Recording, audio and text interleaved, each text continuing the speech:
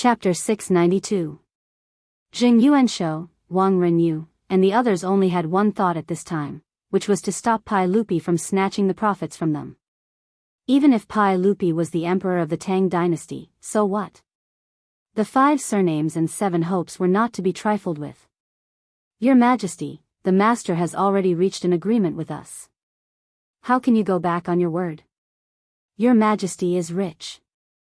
How can you compete with the people? Jing Yuanshou, Wang Renyu, Cui Xian, and the others spoke one after another. What they meant was that they didn't want Pai Lupi to get involved. Pai Lupi frowned slightly and snorted discontentedly. You didn't sign the agreement with the master. Why can't I participate? What's the reason? Jing Yuanshou and the others were speechless, but Li Wangyu persuaded him, Uncle, it's true that the masters have made an agreement first. Why don't we all take a step back? Uncle, you also have a share in it. How about lending some gold to the master? Jing Yuanshou and the others looked at each other. Although they were unwilling, they could only nod helplessly. Everyone knew that if Pai Lupi contributed another share, they would be able to get less gold from the gold mine in the future. Li Er nodded slightly and then said, Since that is the case, we will not force you. We will only take a share of this matter. However, Master Feng and Master Du will naturally each take a share of this matter. Well, let's count it as 12 shares. Each of you will take out 80,000 taels of gold. What do you think, my dear ministers? Although Jing Yuanshou and the others were unwilling to accept Pai Lupi's golden words, they could only nod helplessly and agree. They could take out 80,000 taels of gold and didn't need to raise money everywhere. However, the profit of the gold mine in the future would be much less, which made Jing Yuanshou and the others feel the most uncomfortable. However, it was useless to say more since it had come to this. Jing Yuanshou and the others were afraid of causing more trouble. If the officials and nobles knew about it later, they would really be caught unprepared. Therefore, in the great Buddha's hall of Xingwa Temple, Pai Lupi and the others wrote down the document of lending the gold with the county magistrate of Duke County as the witness. They stamped the document and officially confirmed the matter. Everyone, including Pai Lupi, was led by the monk to the tunnel behind the temple to witness it with their own eyes. Just like what Zhong Chu had reported, the nearly 100-meter-long tunnel, under the illumination of the torches, the 4 walls were filled with all kinds of dazzling golden light. Obviously, these were all gold ores. After seeing the mine with their own eyes, they no longer had any doubts. Master, we will send the gold to Xingwa Temple in 3 days.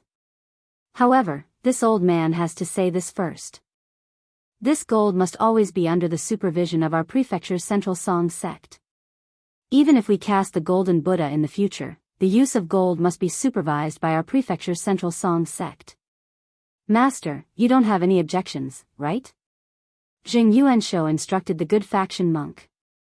The monk bowed and replied, Amitabha. Poor monk naturally has no objections. This is the safest way.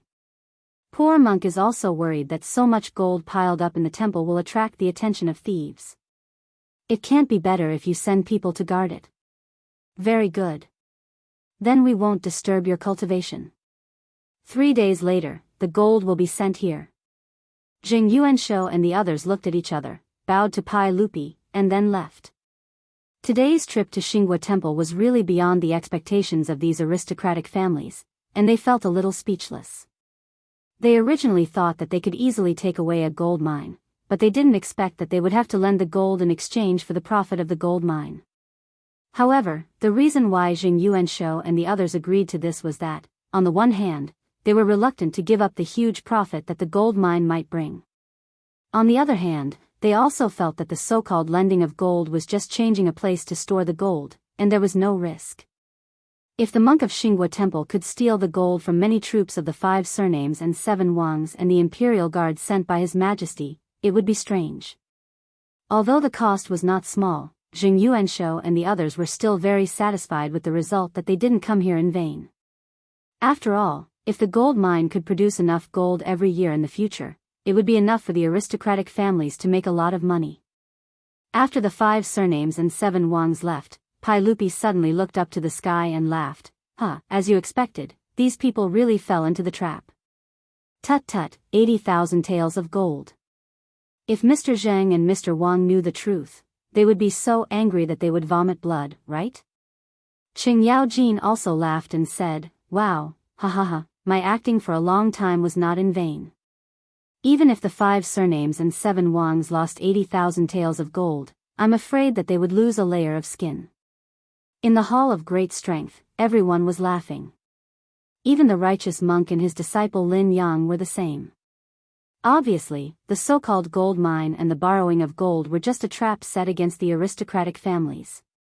Of course, the gold mine was not real. It was just a scam that Li Wangyu and his beautiful boss figured out together that day in order to revenge the aristocratic families. The orthodox monk was obviously Monk Wenzai, who Li Wangyu found in the Jianfu temple that day, and Lin Yang was naturally Lin Dainyu. When Monk Wenzai cheated the Li clan of 200 taels of gold in Hu County, he disguised himself as an orthodox monk. Xinghua Temple was indeed the place where Monk Wenzai used to cultivate. It was also Monk Wenzai's suggestion to create all kinds of illusions in Xinghua Temple. Naturally, there was no gold mine in the stone mountain behind Xinghua Temple.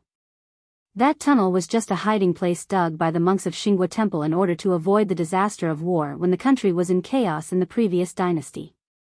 The reason why the stone wall sparkled under the light of the torches and looked like gold ores when they entered just now was that Li Wangyu and others smeared gold powder on the stone wall. As for the mining tools and the scattered ores in the cave, they were all deliberately placed there to trick the aristocratic families into taking the bait. The gold ores were naturally real gold ores. However, Li Er had ordered people to carefully select them from the gold mines of the imperial court. They were the best ores. As for the nugget gold and gold sand that were sold in the gold and silver shops, they were produced by other gold mines for the same reason. Pai Lupi ordered people to secretly send them to Monk Wenzai and his disciples as bait to attract the aristocratic families. Their purpose was to cheat the so-called loaned gold from the aristocratic families. This was the plan that Li Wangyu, Pai Lupi, Qing Yaojin, Fang Xianling, and Du Ruhui discussed in the bathroom of Lai Hot that day. Pai Lupi did not hesitate to agree to this kind of thing that could make the aristocratic families suffer a big loss and make a lot of gold at the same time. Qing Yaojin and Fang Xianling followed Pai Lupi's lead. Anyway, even if the plan failed and the aristocratic families saw through the trick, they would not lose anything. Why not? When everyone was laughing, Li Wangyu said with a smile, "Uncle, don't be happy too early. It is unknown whether the aristocratic families will really send the gold 3 days later." Pai Lupi waved his hand and said, "Zio, don't worry. As long as Jijia and I send the gold, these aristocratic families will definitely be fooled. Humph, don't I know them well? They are just a group of idiots. How can they let go of such an opportunity? I can't wait to see how those aristocratic families will behave when the gold disappears in the future." When everyone heard this, they burst into laughter again. Chapter 693. The scheme that Li Wangyu set up for the aristocratic families was, in fact, borrowed the concept of the most famous Ponzi scheme of the later generations. Ponzi scheme was the name of investment fraud in the financial field. In short, it was to use the money of new investors to pay interest and short-term returns to the old investors to create the illusion of making money and then cheat more investment. In the end, it was just using people's greed. Of course, because Li Wangyu only wanted to target the 5 surnames and 7 Wangs, the long-term method of cheating money like the Ponzi scheme was not feasible. First of all, this scam was to arrange for Monk Wenzai and Lin Dainyu to continuously go to the gold and silver shops of the 5 surnames and 7 Wangs to sell dog-head gold and gold sand. If it was a scammer from the Tang dynasty, after the 5 surnames and 7 Wangs were hooked, most of them would use the gold mine as an excuse to cheat money. But how could this trick the old foxes of the aristocratic families? After Monk Wenzai said the huge number of 100,000 jin of gold, Zheng Yuanshou and others, who were originally blinded by greed, immediately became alert. But the wonderful thing was that Li Wangyu borrowed Lin Dainyu's mouth to say those words. Turning the business relationship into a loan. Turning the gold mine into an investment product. This made the aristocratic families waver. And the gold was under the supervision of the aristocratic families. Naturally, there was no risk to speak of. Compared with the possible benefits, the aristocratic families would naturally be tempted. And Pai Lupi's intervention was the last straw that pressed the aristocratic families. Everyone has a blind heart. No matter how smart the aristocratic families were, how could they think that Pai Lupi, the emperor of the Tang dynasty, Qing Yao Jin, Fang Xianling, Du Ruhui, these dukes and dukes would personally come to support them? Therefore, it was normal for them to be fooled. Pai Lupi and his ministers would follow Li Wanyo's nonsense, naturally, not because they coveted the aristocratic family's gold. Even Li Wanyo's annual income was almost 70,000 to 80,000 taels of gold. Of course, it was not to cheat some gold from the aristocratic families. Whether it was Pai Lupi, Fang Xianling, or Du Ruhui, none of them were that bored. The gold was just an addition to the plan of Li Wangyu and Pai Lupi. 3 days later, just as Pai Lupi had expected. When the carriages of Shun Feng Carriage Company began to transport the gold from Taiji Palace, Marquis Lu's mansion, Marquis Zheng's mansion, and Marquis Lai's mansion, the doors of these aristocratic families also opened and began to transport the gold to Xinghua Temple. In the Tang dynasty, 1 tael was equivalent to 37 grams in modern times. 80,000 taels of gold weighed almost 3 tons. Today's 4-wheeled carriages could easily carry a ton each. Therefore, the transportation of 3 tons of gold was only a matter of 3 carriages, which was not very eye-catching. However, regardless of whether it was Pai Lupi transporting the gold from the palace or the noble families of the 5 surnames and 7 watches, they all sent out large numbers of palace guards or palace guards to be responsible for escorting the gold. With the consent of Pai Lupi, Qing Yao Jin also released a large number of imperial guards of the Jianghu guards to escort the carriages to Duke County. The gold from Li Wangyo's mansion was transported from Hu County, and it was also escorted by Niu Yong and Niu Wu, who led a large group of troops. With the protection of such a powerful force, the gold was naturally sent to the Xinghua Temple without any trouble along the way. Monk Wenzai had already been waiting in front of a side hall beside the Grand Hall. Seeing the carriages escorting the gold arrive, Wenzai hurriedly bowed to Pai Lupi and the officials who came with the gold carriages. Amitba. Poor monk greets your majesty and all the noble people. Pai Lupi got off the horse and motioned the monk to dispense with the formalities. Master, please dispense with the formalities. Is the warehouse for storing the gold ready? Yes, your majesty, please have a look. It's this side hall. Do you think it's suitable? Wenzai said. Everyone entered the side hall together and checked it out. They felt it was suitable. The original Buddha statue in the side hall had been removed. There was no other way out except for a door and a round window on the high gable wall. The round window was more than 3 meters high from the ground and less than 1 foot in diameter. Normal adults couldn't get through it. Li Wangyu suddenly said, "Uncle, this place is suitable. It's easy to guard the gold stored here. I suggest that after the gold is stored in this side hall, the door of the side hall should be completely closed. Without the consent of all of us, it can't be opened. However, the window of the side hall shouldn't be closed. Instead, a wooden platform should be built outside the gable wall. In this way, it'll be convenient for everyone to climb up the wooden platform at any time and check the condition of the gold in the side hall through the window to prevent the gold from being lost." Hearing this, everyone nodded and agreed.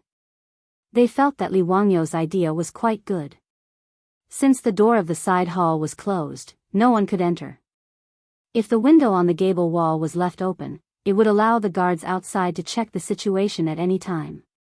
It would also prevent them from coming into contact with the gold, so it was naturally very safe. After Pai Lupi and the other big shots all nodded in agreement, they began to arrange for the guards to move the gold into the side hall. More than 30 carriages of gold were transported for 4 to 6 hours before they were all transported into the side hall and placed neatly. After all the gold was transported into the side hall, the door of the side hall closed with a creak and a large bronze lock was hung on it. Li Wangyu smiled and said to everyone, "Uncle, everyone, we have so many guards, so we don't need to guard here at the same time, right? There are too many people and it's inconvenient to give orders. how about we split up the guards? With 10 days as the boundary, Uncle's Imperial Guards, Uncle Cheng, Duke Feng, Duke Du, and my estate's troops will guard the palace for 10 days first. Then, I'll hand it over to Jinggong, Wang Gong, and your estate's troops to guard the palace for 10 days. Pai Lupi and the others naturally nodded in agreement. Jing Yuanshou and the others discussed with each other and also felt that this was the best way. Anyway, they couldn't share the same pot with Qing Yaojin and the others. If they all gathered together, it would be easy to cause trouble. Jing Yuanshou nodded in agreement. What Count Hu said is reasonable. However, when the two sides hand over the gold, they need to go in and check the amount of gold, in case the amount doesn't match. It will be hard to explain. Of course. Then check the amount of gold every 10 days. Li Wangyu nodded. After arranging the storage of the gold, Jing Yuanshou bowed to Pai Lupi and said, Your Majesty, since the gold has been transported to Xinghua Temple, should we start mining the gold mine? Your Majesty, please give a decree to the supervisor and the Ministry of Works to dispatch craftsmen here. Hearing this, Pai Lupi gently shook his head and said, This is my private property. How can I let the Ministry of Works dispatch craftsmen here? If the goat-nosed Duke knows about it, won't I be spat to death by his saliva? It's not appropriate. Mr. Zheng, Mr. Wang, it's better for you to recruit craftsmen. Hearing this, Jing Yuanshou couldn't help but be stunned. He knew that Pai Lupi was right. The gold mine in Xinghua Temple was not owned by the imperial court. If the craftsmen of the Ministry of Works were mobilized, Wei Zheng, the censor, would probably lose his temper again. If you mobilize craftsmen from my family, the mining of the gold mine will have to wait for a few days. After all, it will take a long time to mobilize craftsmen from Xinjiang or Taiyuan. Jing Yuanshou was a little helpless. He naturally hoped that the gold mine could be started immediately. Pai Lupi casually waved his hand and said, It doesn't matter. The gold mine can't grow legs and run away. It doesn't matter if it's delayed for a month or so. There was nothing in the stone mountain of Xinghua Temple. Once the gold mine was officially mined, everything would be exposed. If they wanted to continue this scam, they naturally had to find an excuse to delay time. This was also the plan of Li Wangyu and Pai Lupi. Seeing this, the big shots of the 5 surnames and 7 looks had no choice but to nod in agreement.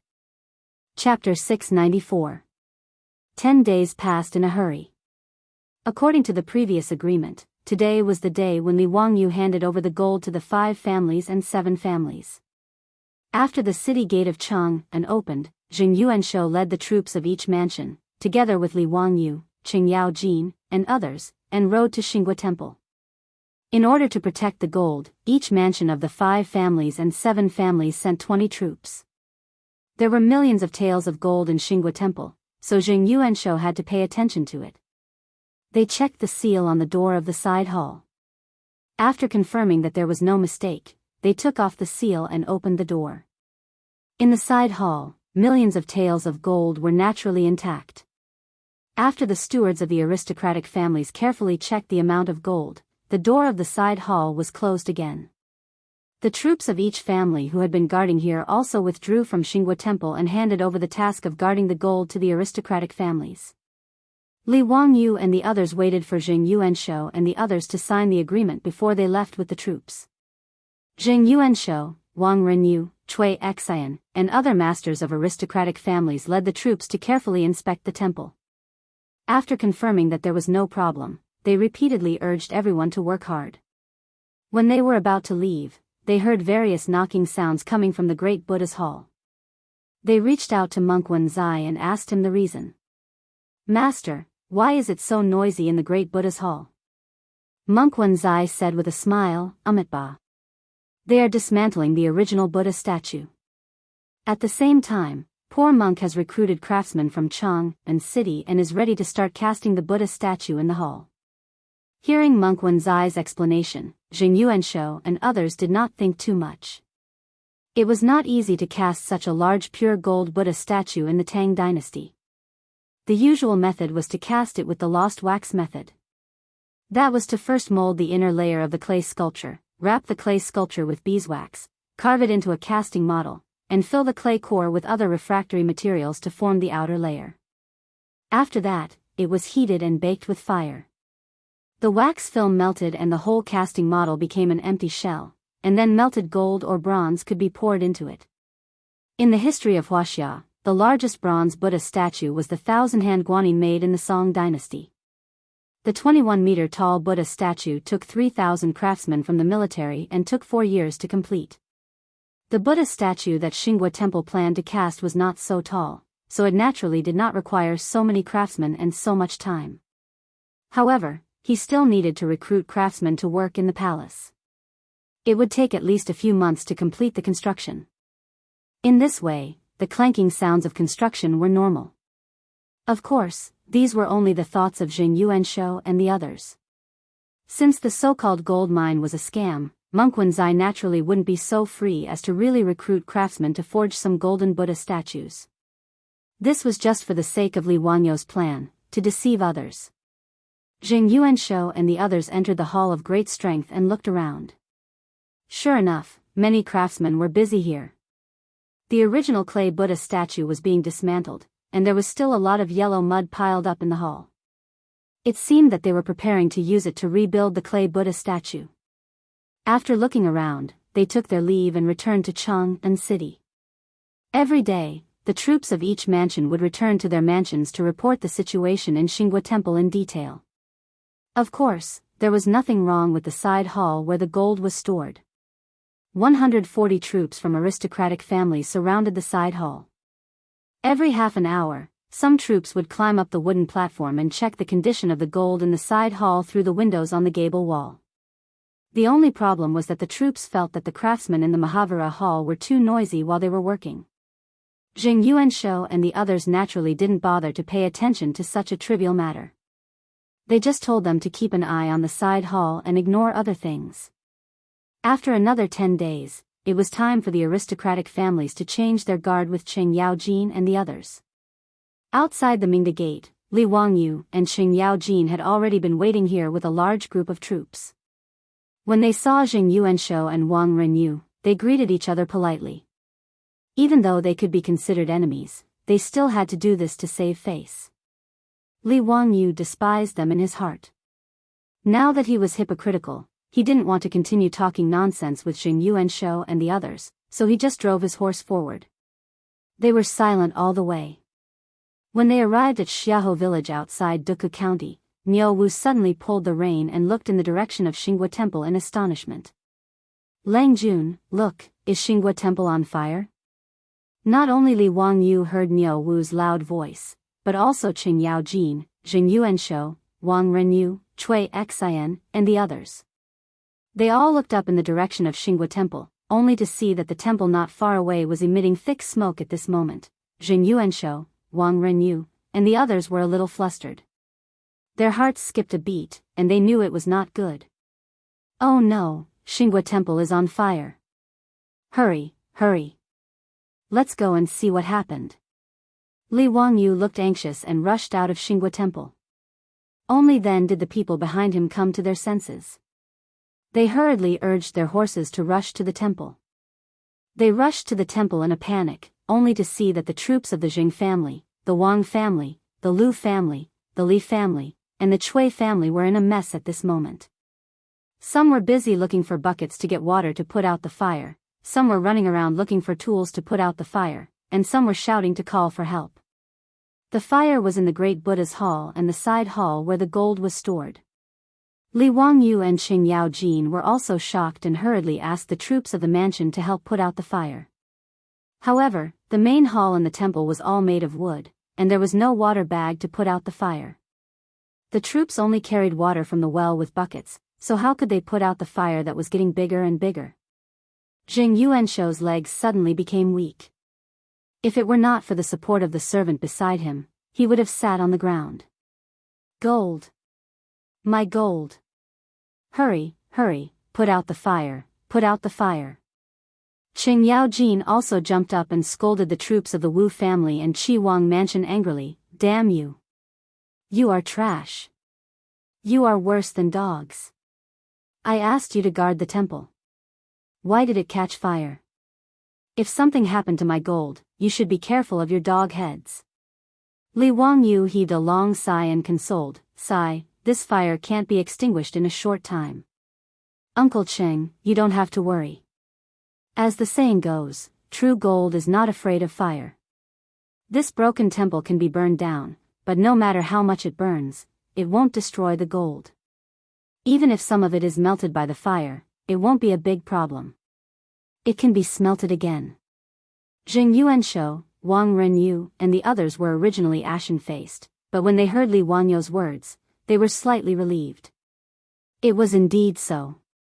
Gold was not wood, so it didn't matter if it was burned. Once the fire was put out, the gold would not grow legs and run away.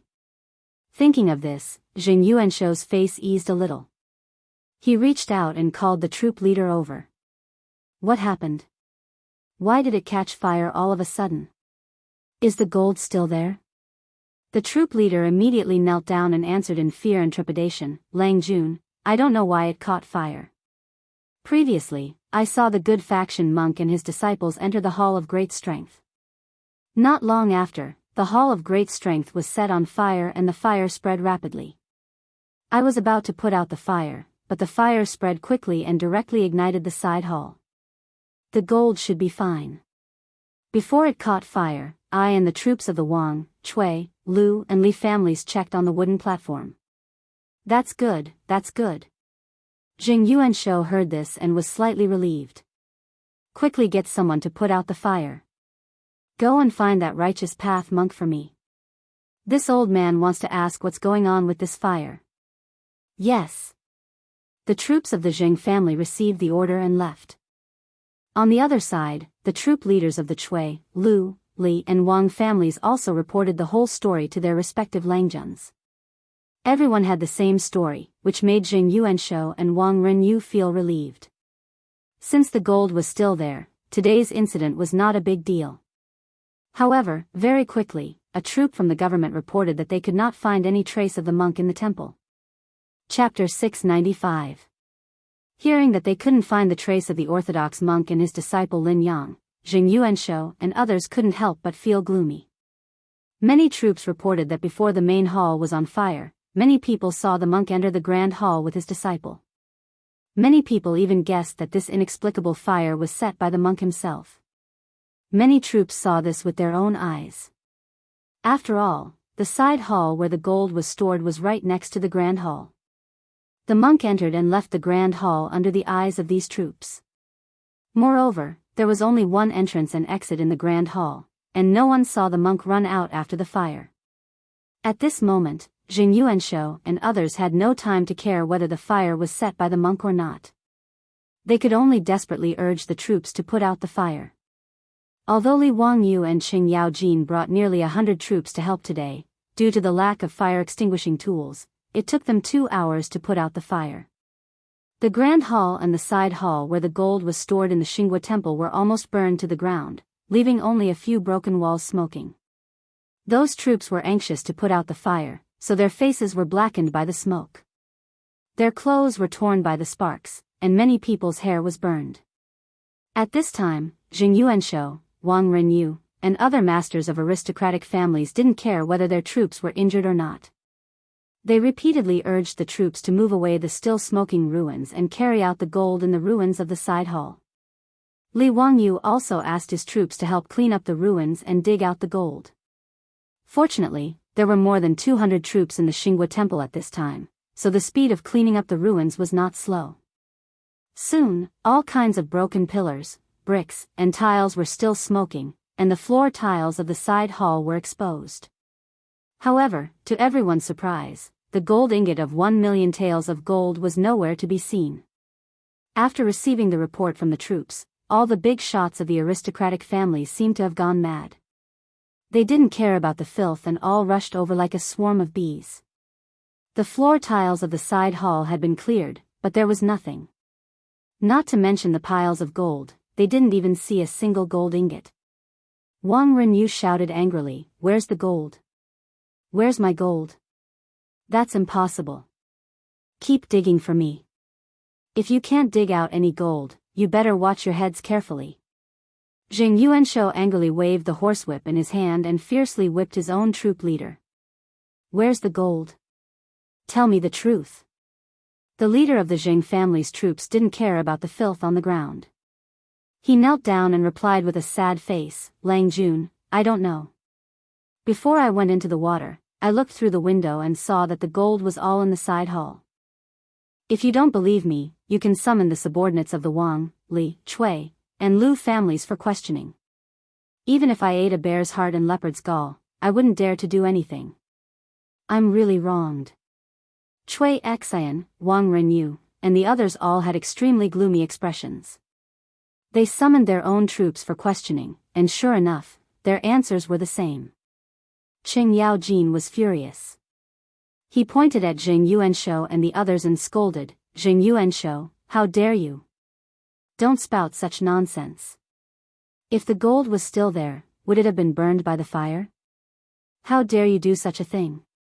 I'd like to see how you dare to lose the sage's gold. How can you explain it to me? Jing Yuanshou realized that the gold that had disappeared was not only from their aristocratic families, but also 400,000 taels of gold from Pai Lupi, Qing Yaojin, Fang Xianling, Du Ruhui, and Li Wangyu. Now the gold had disappeared under the protection of the troops of aristocratic families.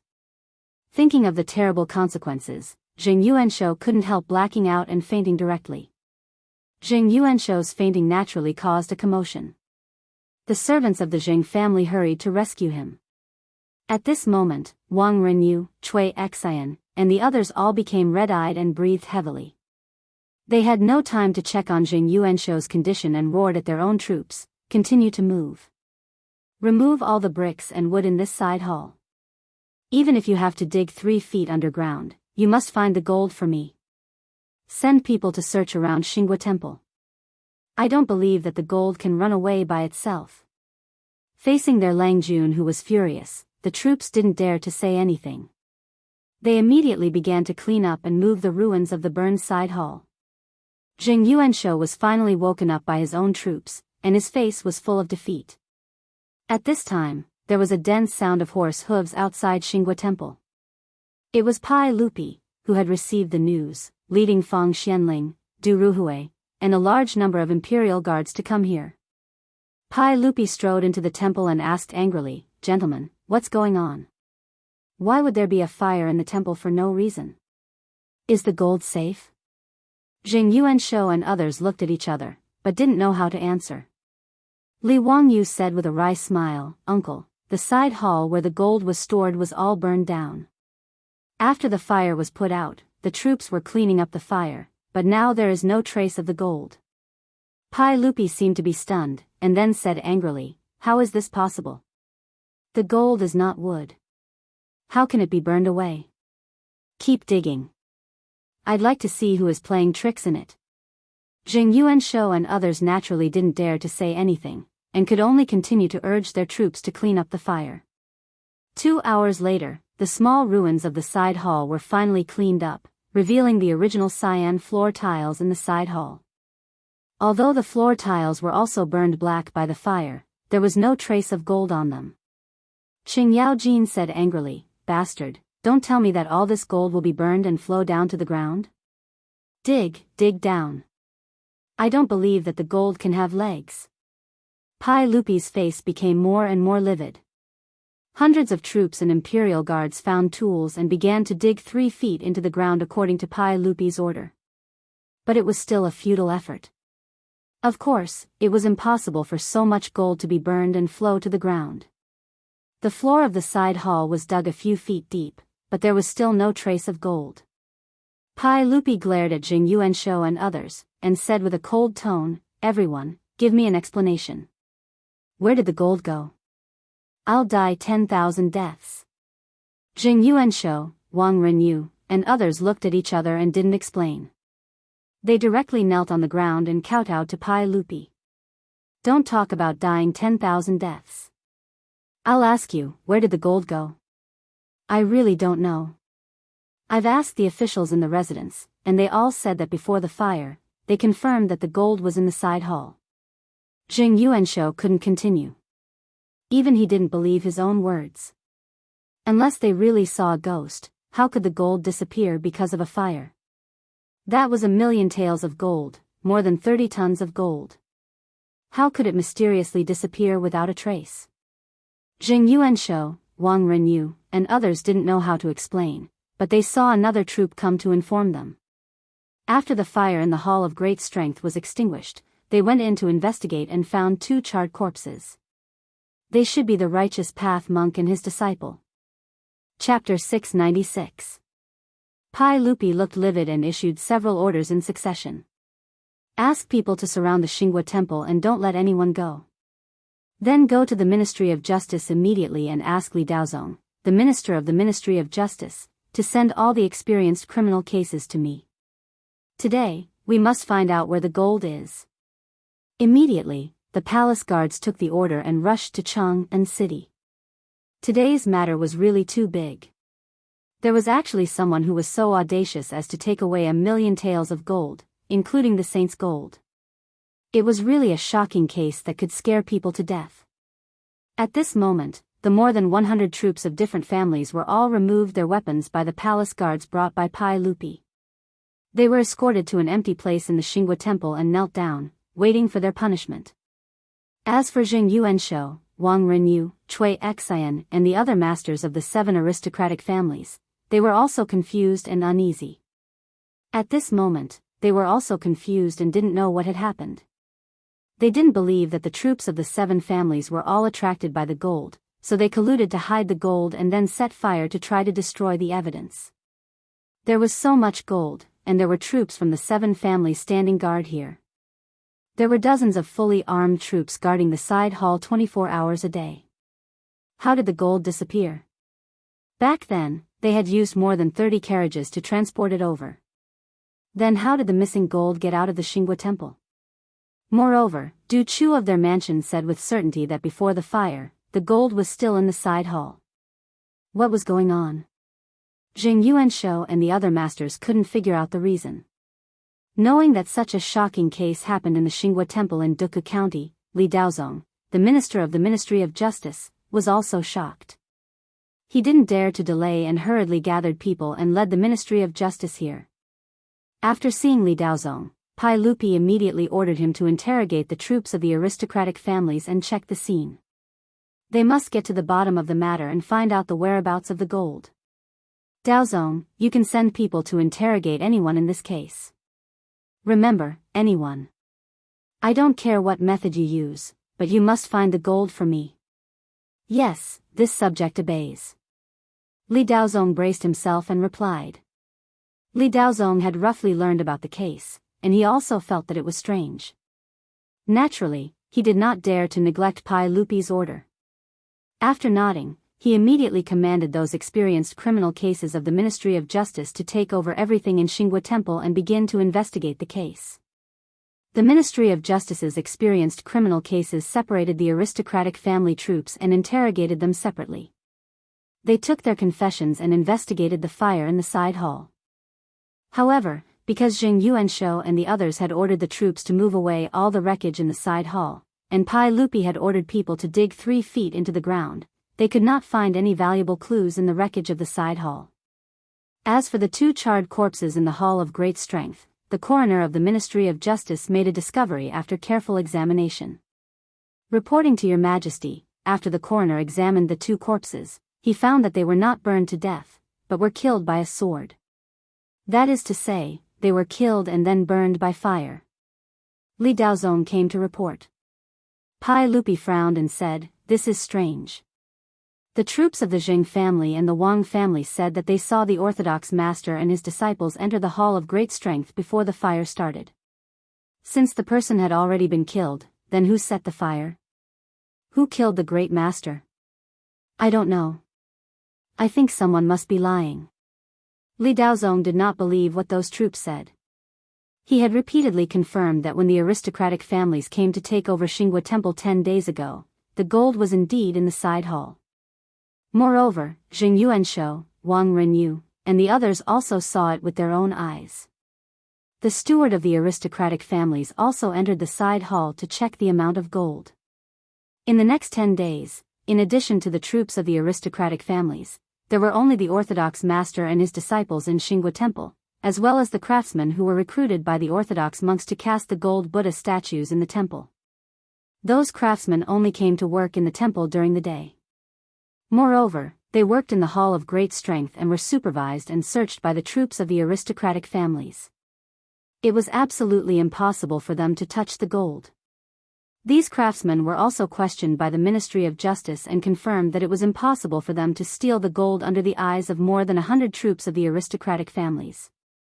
What was more bizarre was that no matter how the experienced criminal officers of the Ministry of Justice interrogated them, the troops of the aristocratic families insisted that before the fire in the side hall, they had confirmed with their own eyes that the gold was in the hall through the window on the gable wall.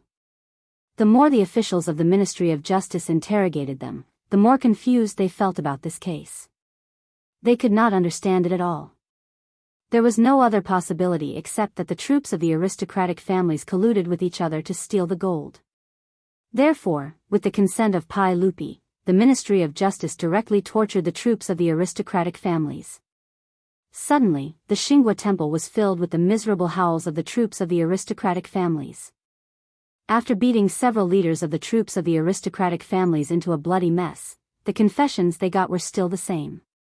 Those troops insisted that they knew nothing about it. Even if some people could not stand the torture and admitted that they had stolen the gold, they could not tell where the gold was. Obviously, they were just talking nonsense.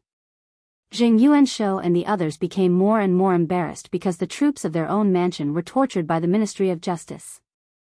However, Jing Yuanshou, Wang Renyu, and Cui Xian all remained silent at this moment. Now, not only the gold of the aristocratic families disappeared, but also the gold of Pai Lupi, Qing Yao Jin, and others had disappeared. How could they say anything at this moment? The sun was very good today, but in the warm sunshine of March, the faces of the masters of the aristocratic families became paler and paler. They were silent, and no one knew what they were thinking. Pai Lupi turned to look at Li Wangyu and asked, "Zio, what do you think? This case is really strange." Li Wangyu just shook his head silently, but the uncle and nephew secretly exchanged a look when others were not paying attention. Even though Pai Lupi looked solemn, the corners of his eyes were full of excitement. Obviously, today's situation was another trap set by him, Li Wangyu, Qing Yao Jin, and others. However, Jing Yuanshou and the other masters of the aristocratic families jumped into the trap without noticing it, like the beasts in the forest. How could Pai Lupi not feel happy about this? Summoning the Ministry of Justice to inspect the scene, investigate the suspects, and trace the gold was just a show for the aristocratic families. In short, as long as the gold could not be found, the aristocratic families would have to take the blame for the loss of the gold. Whether they were willing or not, there was no excuse for it. In fact, the million taels of gold were still in the Xinghua Temple at this time. Chapter 697. The Ministry of Justice had investigated the gold theft case in Xinghua Temple for more than half a month, but they still had no clue. The case soon became known to almost everyone in Chang'an City. This incredible case immediately became the hottest topic in Chang'an City, a huge city with a population of millions. Both the officials and the people on the street were extremely excited and gossipy after hearing this shocking case. After all, it involved millions of taels of gold, which made people yearn for it. However, just like the opinion of those experienced criminal cases of the Ministry of Justice, no one could find any other suspects except for the more than 100 aristocratic families' troops who were responsible for guarding the Xinghua Temple at that time. Unless there was really a ghost, how could millions of taels of gold disappear into thin air? And the monk and his disciple, who were killed by swords and knives after entering the great Buddha's hall, were their bodies burned? Did they become ghosts and set the fire? Under the guidance of various evidence, even Jing Yuanshou, Wang Renyu, and others believed that the gold was really hidden by the 7 aristocratic family troops who colluded with each other. Even all kinds of rumors in the street directly pointed to the aristocratic families, like the 5 surnames and 7 watches. Without the instructions of the masters of aristocratic families, how could so many aristocratic family troops dare to do such a horrible thing? But no matter how the Ministry of Justice tortured them, and even beat several aristocratic family troops to death, they did not get any useful confessions. The 140 aristocratic family troops who were arrested and sent to the prison of the Ministry of Justice either talked nonsense or insisted that they did not know anything. Li Daozong, the minister of the Ministry of Justice, was at his wits' end. If these troops were the ones who had hidden the gold, how was it possible that no one had revealed the truth after half a month of torture? And it was obvious that many tortured troops had broken down mentally and confessed all the ugly things they had done, but they could not tell the whereabouts of the gold. Fortunately, Pai Lupi did not limit the time for the Ministry of Justice to solve the case, which made Li Daozong secretly relieved. Now he really had no confidence to solve this case. Even many times, Li Daozong was guessing whether there was really a powerful person who transported the gold away with the supreme magic. However, something that shocked all of the officials happened during the court session. An imperial censor stepped out and impeached the 7 aristocratic family heads, but the accusation was very unreasonable. He accused the 7 aristocratic family heads of being greedy. He did not mention how much he had embezzled or where he had embezzled from. On the other hand, Zheng Yuanshou, Wang Renyu, and the other heads of aristocratic families did not make a single sound to defend themselves. It could be said that they had tacitly agreed to the censor's accusation. All the civil and military officials in Taiji Palace immediately understood that there was no such thing as greed. After all, everyone knew the extent of the aristocratic family's wealth. Even if they wanted to be greedy, it wouldn't be up to the 7 aristocratic families' patriarchs to personally stretch out their hands. Obviously, there was only one reason why Zheng Yuanshou and others were impeached. That was, the gold theft that happened in Xinghua Temple half a month ago. 1 million taels of gold had disappeared without a trace, and there were still 400,000 taels of gold, including the saint's gold. Since they couldn't find the real culprit in such a big case, someone had to take the blame. The gold was stolen under the watch of the 5 aristocratic families and 7 aristocratic families. Whether Zheng Yuanshou and others were willing to take the blame or not, they could only take it silently. They naturally knew this in their hearts. Pai Lupi stood up from the throne and looked around at the officials in the hall. Finally, he looked at Wei Zheng, the imperial censor, and said, "What do you think of this matter, Mr. Wei?" Wei Zheng stepped out and said, "Although Mr. Zheng, Mr. Wang, and other officials are noble, the law of the Tang Empire cannot be abolished. Since they are involved in corruption, they should naturally be handed over to the imperial censor for a strict investigation and the law of the country shall be enforced." Hearing this, Pai Lupi sighed deeply and said, "Alas, you have worked hard for the court for many years. How can I be so heartless? Don't look into this matter further. Mr. Zheng, Mr. Wang, Mr. Cui, Mr. Liu, and Mr. Li, you may resign.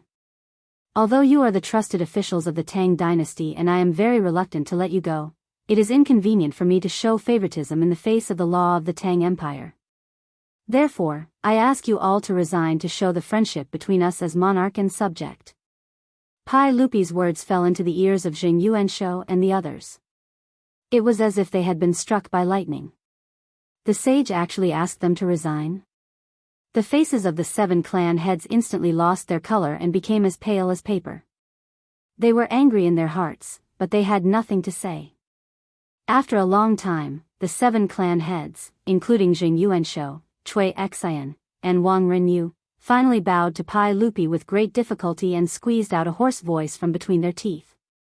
"This official thanks your majesty for your grace. This official is too old and begs for bones." Of course, the clan heads could afford to pay for the 400,000 taels of gold that they lost. Although they also suffered heavy losses, it was not a big problem for them to gather another 400,000 taels of gold. But now, Pai Lupi did not mention the gold at all and instructed the imperial censor to impeach them for corruption. Obviously, he meant to use 400,000 taels of gold to buy the 7 of them to resign. Even if Wang Renyu, Zheng Yuanshou, and the others were unwilling, what could they do? Even if the 5 families and 7 hopes were the clan heads, whose poems and books had been passed down for thousands of years, and had unparalleled influence in the scholarly circles, what could they do? Even if Zheng Yuanshou and the others had faintly realized that they had been cheated, and the culprit behind the scenes might be a sage above the imperial level, what could they do? As long as the clan heads could not find the missing gold, they could not wash away the suspicion on them. Was it wrong to use 400,000 taels of gold to buy the 7 of them to resign? In the Taiji Palace, all the civil and military officials, including more than 100 officials from the clan heads, could not say a word at this moment. All of this was naturally planned by Li Wangyu and Su Chongqing. They wanted to take this opportunity to sweep Jing Yuanshou, Wang Renyu, Cui Xian, and the other clan heads of the clan heads out of the imperial court. In fact, the case of the mysterious disappearance of gold in Xinghua Temple was worthless. It was just a simple camouflage. During the 10 days when Li Wangyu and the others guarded the gold, they had already dug out an underground secret chamber under the Grand Buddha's Hall, and there was a passage connected to the side hall not far away. The soil that Jing Yuanshou and the others saw in the Grand Buddha's Hall that day was not the soil used to mold clay figurines, but the soil dug out from the ground. Those so-called craftsmen were not real craftsmen, but the trusted subordinates of Pai Lupi transferred from the 100 Cavalry Department to disguise themselves. After Xinghua Temple was handed over to the troops of the clan heads to guard, the men of the 100 Cavalry Department disguised themselves as craftsmen and went to the Grand Buddha's Hall to work every day during the day. Under the cover of the noisy construction sounds, they dug through the ground under the side hall and secretly transported all the gold to the secret chamber under the Grand Buddha's Hall. After the gold was removed, they filled the bottom of the side hall with the soil piled up in the main hall. Therefore, after the fire that day, Pai Lupi ordered people to dig down, but they found nothing except soil. The only difficulty of this plan was how to hide from the eyes of the troops of the clan heads. However, since it was Li Wangyu who proposed to keep the window on the gable wall for observation, it was naturally a flaw deliberately left by Li Wangyu in order to confuse the eyes of the troops of the clan heads. Chapter 698.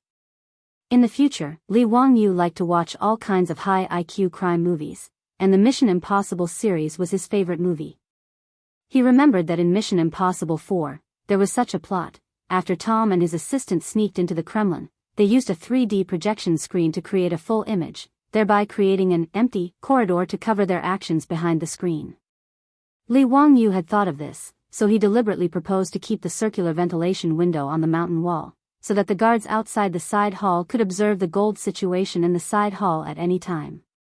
Pai Lupi, Qing Yaojin, Feng Xianling, and Du Ruhui were all puzzled by Li Wangyu's idea. In their minds, if those aristocratic families could observe the gold situation through the window at any time, how could the cavalry department secretly transport the gold away without being discovered? However, Li Wangyu merely smiled and did not reply. He merely said that he would take care of this matter. While everyone was still in doubt, Li Wangyu secretly took a picture of the scene at the window with his mobile phone. Then, he returned to Dingzhou village and used the 3D imaging mode to draw on the black curtain with gold powder. He drew a curtain that was enough to deceive the eyes. After all, there was no glass in the Tang dynasty, so when the door was closed, the side hall was naturally dark. Even during the day, through the window on the gable wall, only the faint gold could be seen. When Li Wangyu taught the cavalry department how to use the curtain to block the view in front of the window, Pai Lupi and the other bosses were shocked by such a strange visual deception. Qing Yaojin opened his eyes wide and looked carefully for a long time, but he couldn't see any flaws. He couldn't help but laugh and scold, "Son of a bitch, you are really amazing. How did you come up with such a method? I have looked at this canvas for a long time, and I can't see that it is fake." Pai Lupi shook his head, as the saying goes, seeing is believing. "I didn't expect that my eyes could deceive me." Feng Xianling and Du Ruhui were equally shocked. Who would have thought that the pile of gold in front of them was just a piece of canvas? But since Pai Lupi and the others couldn't see through it, the other troops naturally couldn't see through it either. After the men of the 100 Cavalry Department entered the side hall through the tunnel, they immediately used a wooden frame to place the curtain that Li Wangyu had drawn in front of the window on the mountain wall, blocking the view of the aristocratic family troops. Due to the narrow window and the darkness in the side chamber, the curtain Li Wangyu painted perfectly fooled everyone's eyes. Even though the gold stored in the side hall had been emptied, the aristocratic family troops guarding outside the main hall still believed that the gold was still in the side hall and did not suspect anything. The leaders of the troops from the aristocratic families could not figure out until they died. Before the fire, they had clearly seen with their own eyes how the gold that filled the side hall had disappeared without a trace after the fire. As for the two burnt corpses in the Great Strength Hall, of course, they were not Monk Wenzai and Lin Dainyu, but the two corpses that the 100 Cavalry Department had found. On that day, Monk Wenzai and Lin Dainyu, in front of the aristocratic family troops, entered the Great Strength Hall and poured the prepared kerosene on the two corpses. Then, they lit the match and started the fire. As for the two of them, they naturally hid in the secret room under the Great Strength Hall where the gold was stored. In the era where there was no DNA testing, no one would suspect that the righteous monk and his disciple, Lin Yang, were still alive. The Great Strength Hall and the side hall had already been arranged by the 100 Cavalry Department to ignite the fire. As the fire started, it naturally ignited the side hall. The fire burned all the traces in the side hall, as well as the curtain that was placed by the window, leaving no trace of evidence. 1,000,000 taels of gold mysteriously disappeared in front of everyone's eyes. As the saying goes, it's dark under the lamp. Even if Zheng Yuanshou, Wang Renyu, and the other masters of aristocratic families racked their brains, they could not imagine that the gold had already been moved to the Great Strength Hall that was also burned in front of them. What was more, they could not imagine that the monk and his disciple, who were already dead in their eyes, were still alive now.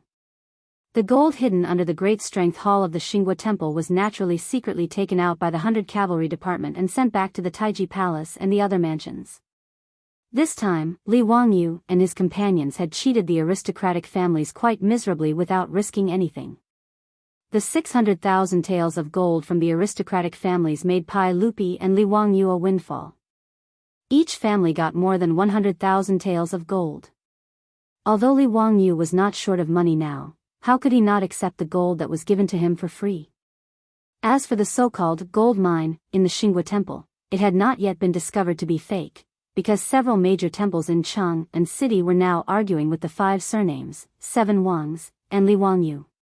Monk Wenzai's claim that he had sent letters to the major temples in Cheng and city to inform them of the gold mine was naturally false. It was just an excuse to fool Zheng Yuanshou and his companions. However, after the fire in the Xinghua Temple, the letters signed by the Orthodox were sent to the major temples in Cheng and city and to the abbots. They learned that the Xinghua Temple had a gold mine, and now the temple was burned down and the original Orthodox abbot had died. How could the abbots of these major temples sit still?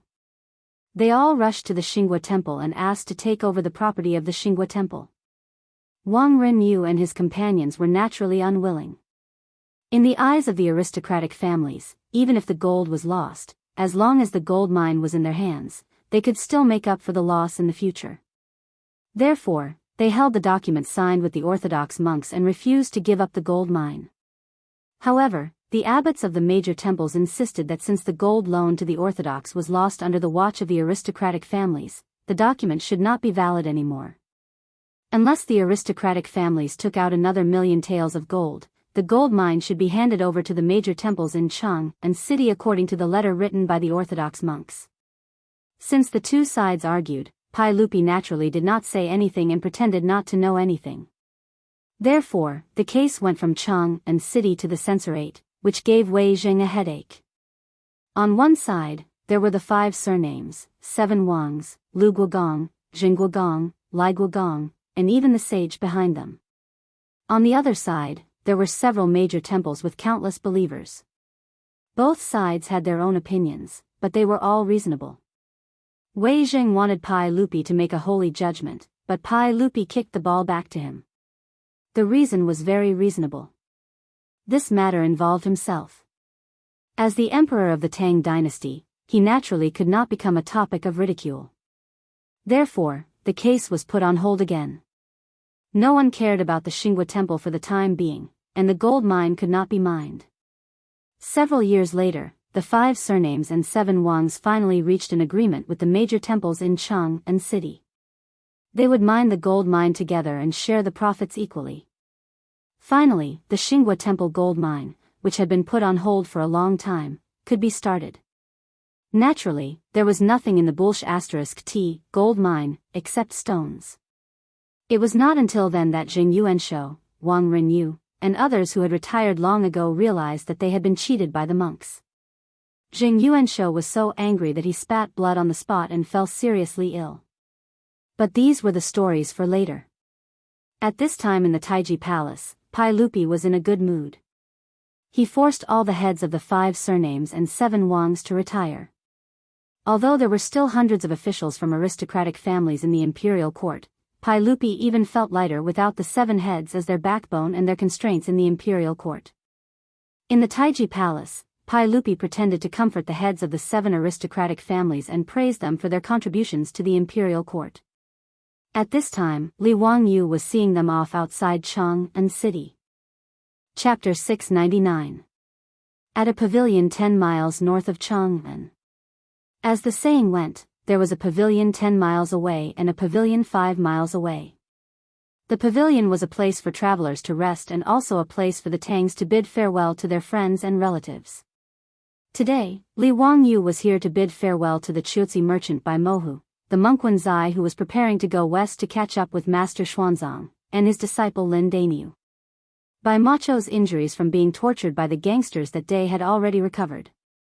His throat that had been burnt by the medicine, after Sun Simiao's treatment, although he could now speak, he could only speak in a low and hoarse voice. Li Wangyu bowed to Bai Mohu and said, "Lao Bai, you were almost imprisoned because of me and suffered such a serious injury. It's all my fault. Please accept my bow as an apology." Bai Mohu quickly bowed back and replied with a hoarse voice, "Please don't say that again, I don't deserve it. How can I blame you? It's all because of those bad guys. On the contrary, I should thank you for your help. Otherwise, I wouldn't be able to see the light of day again." Li Wangyu smiled and said, "Let's stop bowing here and there.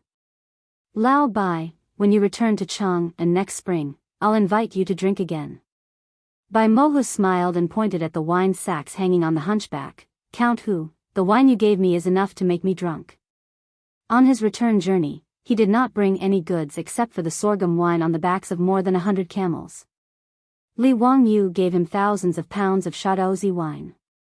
Bai Mohu would be able to earn a lot when he returned to Chiuzi this time. It was comparable to his business income from several trips to Chang'an. "Huh, it's nothing." Li Wangyu laughed. After the two chatted for a while, Li Wangyu looked at the monk Wenzai and said, "Master, this journey to the west to seek scriptures will be difficult. Please be careful." Monk Wenzai and his disciple Lin Dainu were going west to India. Li Wangyu wanted to persuade them to give up, but he could not say it. He didn't have a good impression of Buddhism. The temples of the Tang dynasty didn't produce anything and only relied on worshippers. The monks did not pay taxes, nor did they submit to the corvée. Instead, they owned countless temple properties and drove a large number of good people to work for the temple. They even set up a fragrant kitchen with a high interest rate. Buddhist temples were as beautiful as palaces and extremely luxurious. From Li Wangyu's point of view, it was no wonder that Emperor Wuzong of Tang would order the annihilation of Buddhism 100 years later. These monks were too greedy and naturally had a way to die.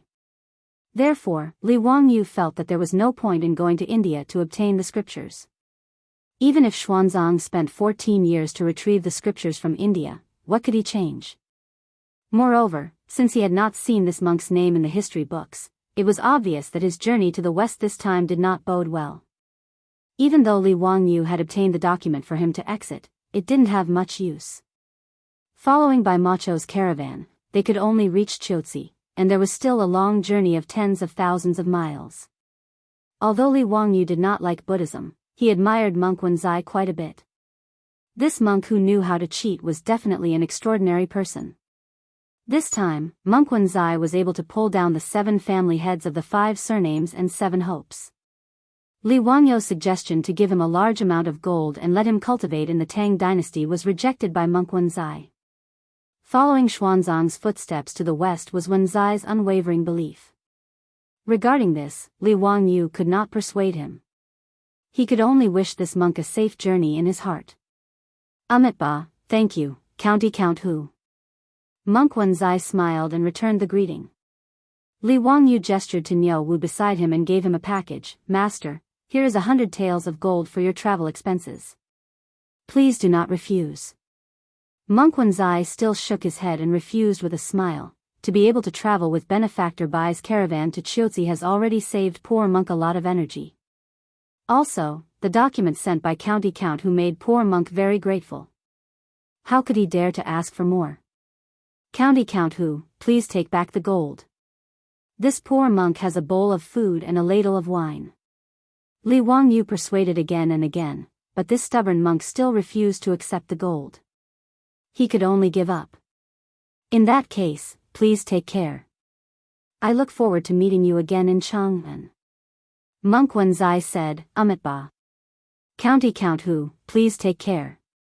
Poor monk is leaving. Everyone stepped onto the hunchback lying on the ground. Bai Mohu whistled and the camel stood up. It slowly moved along the official road to the west. In the sound of the camel bell, Bai Mohu waved goodbye to Li Wangyu. Looking at the figures of the people slowly disappearing, a melancholy feeling came to his heart without any reason. Li Wangyu suddenly thought of a song and opened his mouth to sing loudly. Outside the pavilion, by the ancient road, the fragrant grass reaches the sky. This was Li Shudong's farewell. It was sad and feminine. All banquets must come to an end. After parting here, no one knew when they would meet again. Although the tune of Li Wangyu's farewell was very strange in the ears of the Tangs, the meaning of farewell and yearning in the song was obvious. The horizon of the sky, the corner of the earth, half of my friends are gone. In the song, Monk Wanzai turned around slightly. On the hunchback, he bowed to Li Wangyu with one hand. After the farewell was sung, the camel team gradually disappeared on the official road. Li Wangyu sighed deeply and calmed down. He called Niu Wu and the team behind him to return to Chang'an. Monk Wanzai's insistence on going west made Li Wangyu sigh with emotion. Limited time and endless dust. Let fate take its course. When they passed by the East Market, Li Wangyu remembered that Kong Yingda's restaurant was not far from here. He happened to want to drink, so he led Niu Wu and the others directly to the Kong family's restaurant. After getting off the horse in front of the restaurant, the doctor recognized Li Wangyu at a glance. He hurried to greet him and led him to the VIP room on the third floor to take a seat. Li Wangyu asked the doctor to prepare food and wine for him. In the VIP room, except for Niu Wu who stayed to accompany him, Li Wangyu sent the rest of the team to drink and eat by themselves. He did not need to care about him. He planned to get drunk today. He did not know where his melancholy came from. Speaking of which, whether it was by Mohu or Monk Wanzai, he did not have a deep relationship with them.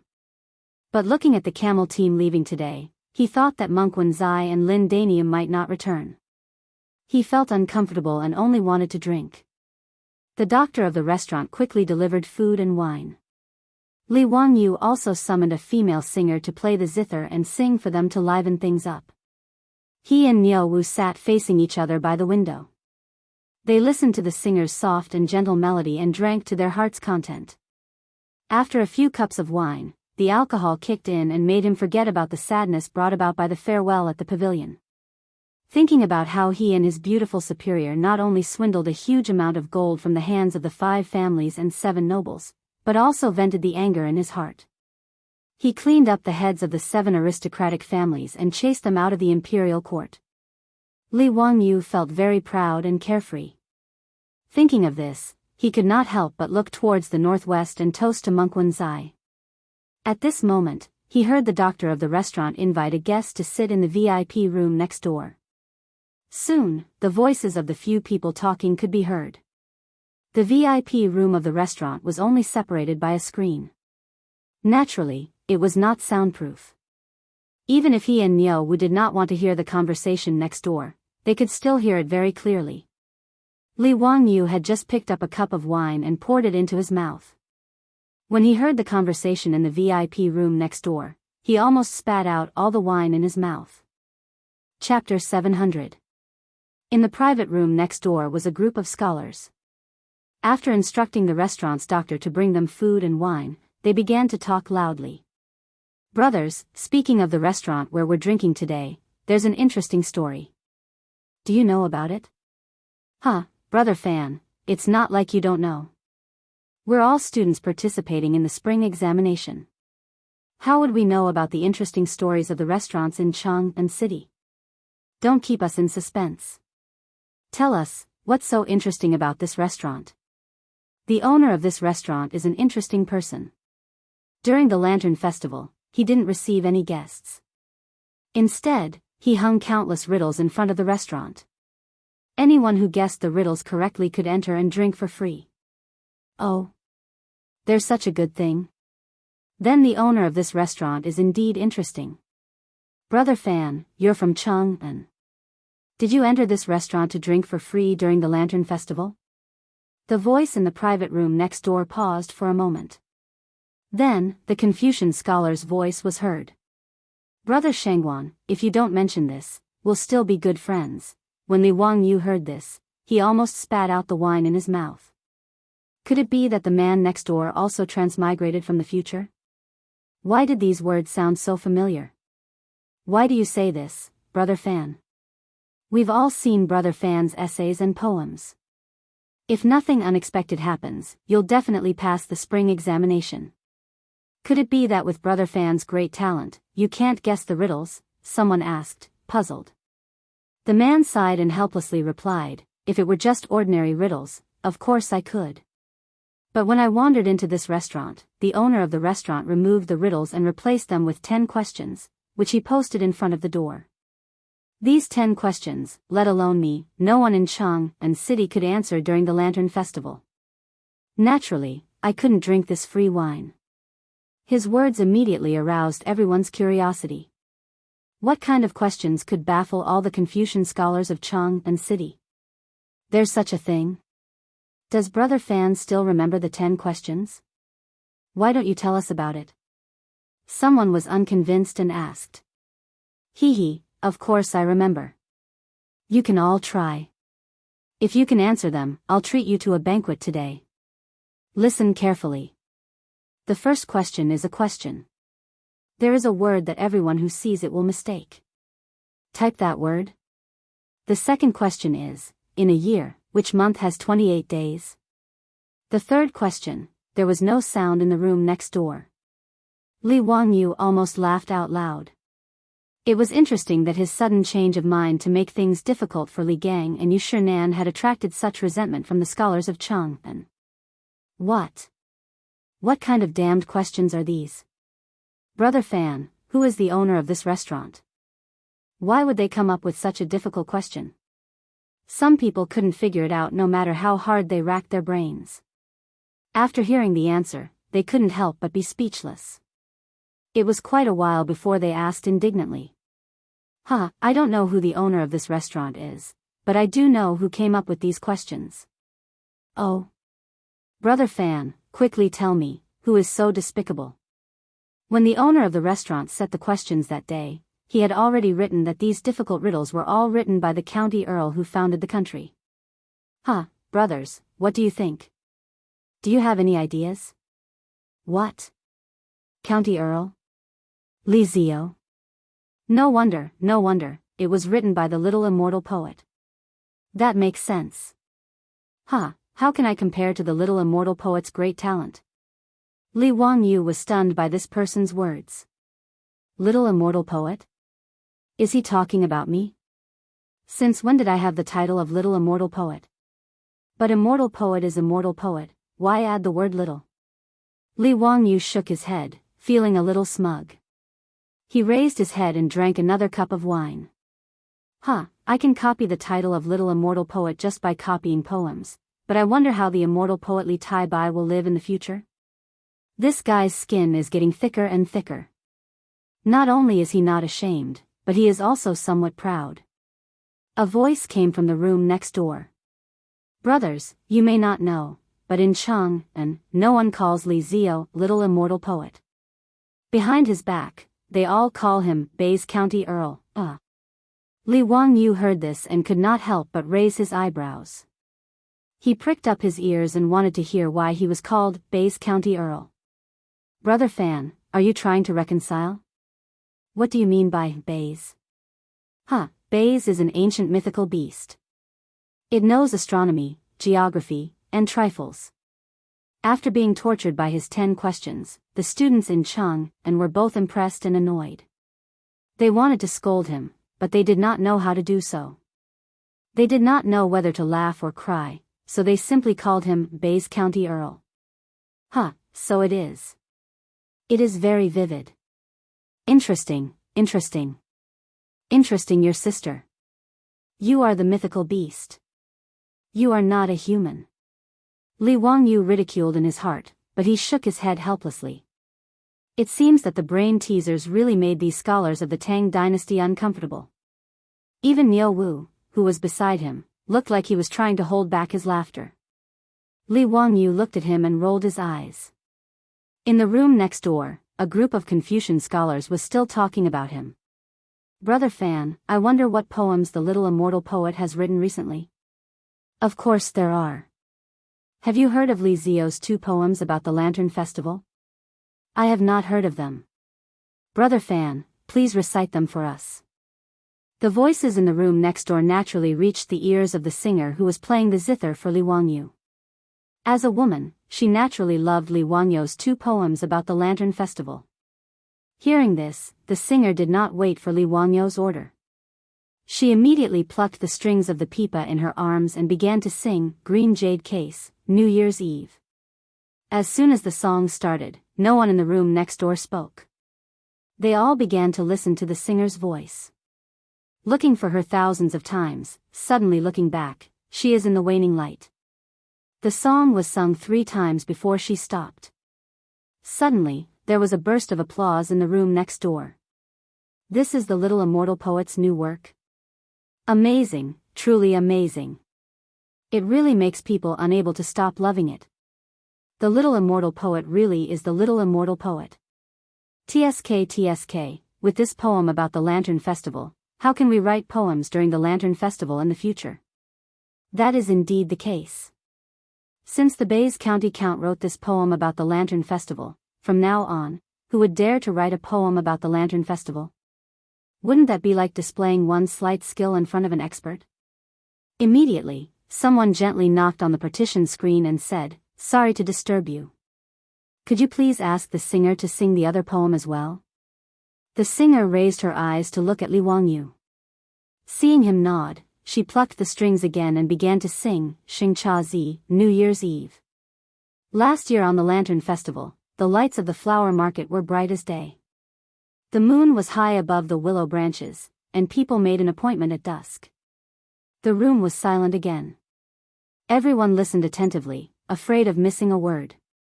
Since they were all students participating in the spring examination, their knowledge was naturally quite good. After listening to the 2 poems about the Lantern Festival, the room was abnormally quiet. It was so quiet that one could hear a pin drop. After a long time, Li Wangyu heard a sigh coming from the other room. The Lantern Festival's poetry will be finished from now on. The sentence, "The moon was high above the willow branches, and people made an appointment at dusk," made people's hearts yearn. The little immortal poet really lives up to her name. In the field of poetry, Li Zio should be called teacher. Since ancient times, the word teacher was extraordinary. It meant that the one who reached the top was the teacher. The scholar was the elder, so he was called teacher. Li Wangyu was 17 years old. For these scholars to be willing to call him teacher, one could see his current position in their hearts. Chapter 701. When Niu Wu heard the words from the room next door, he could not help but wink at Li Wangyu. Li Wangyu pretended to be calm, putting on a straight face and coughing lightly. He looked like he did not care, but he was actually feeling really good inside. Naturally, he felt really good hearing someone praise him in secret, but he still put on an act. Niu Wu knew his Langjuan's temperament, so he just grinned and did not expose him. On the other hand, the songstress looked at the master and servant pair weirdly. The Confucians next door were praising County Earl Hu, so what was the meaning of their expressions? Another voice came from the room next door. "I heard that the imperial court is preparing to attack the Turks again. Do you know about this?" When Li Wangyu heard this, he frowned. He did know about this matter.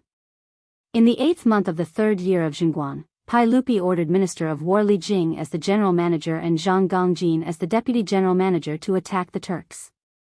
It was also in this battle that Pai Lupi finally took revenge for the humiliation of being forced by Jelly Khan to sign the Wei River Alliance, destroying the Turks in one fell swoop.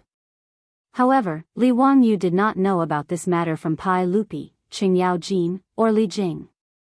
He only knew about it from history books. How did these Confucians know about such a secret of the imperial court? It had only been 3 months, and the matter of attacking the Turks had already caused such an uproar. We do not know about this matter, so how did Brother Shengguan know? Brother Zhu, have you forgotten that Brother Lu and I are both from Hunan? When the two of us left for Chang'an, the Zhitsong House of Hunan had already started to recruit soldiers and was preparing to move to Longyu. As such, I believe that they are going to attack the grassland.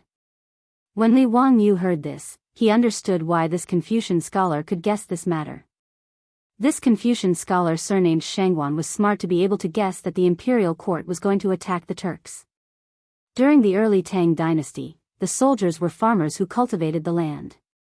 They trained during the farm breaks and joined the army during wartime. Since they were going to use soldiers against the Turks, the imperial army in Chang, and was clearly not enough, so they had to recruit soldiers from the various prefectures. Due to the current traffic situation in the Tang dynasty, it would take up to a year to prepare for the deployment of troops. Therefore, it was normal for Hebei province to begin recruiting troops after receiving the order. Naturally, such a large-scale conscription of prefectural soldiers could not be hidden from the world. In ancient times, it was a joke to try to keep it a secret before a large-scale war. Li Wangyu knew that he had thought wrongly before, so he was too lazy to pay attention to it and continued to drink his wine with Niu Wu. The few Confucian scholars next door were discussing the matter of the imperial court dispatching troops to the grasslands, and the topic of conversation eventually came back to Li Wangyu. Speaking of the imperial court sending troops to the grasslands, I think of the poem, Leaving the Fortress by the little immortal poet. Speaking of which, it is quite strange. As far as I know, the little immortal poet is only 17 years old this year. He has never been to the border and has no experience in the army. How could he write such a vigorous poem? Could it be that there are people in this world who are born with knowledge? Brother Lu, you're getting carried away. What kind of person is the little immortal poem? How can he be mentioned in the same breath as others? He is the imperial tutor.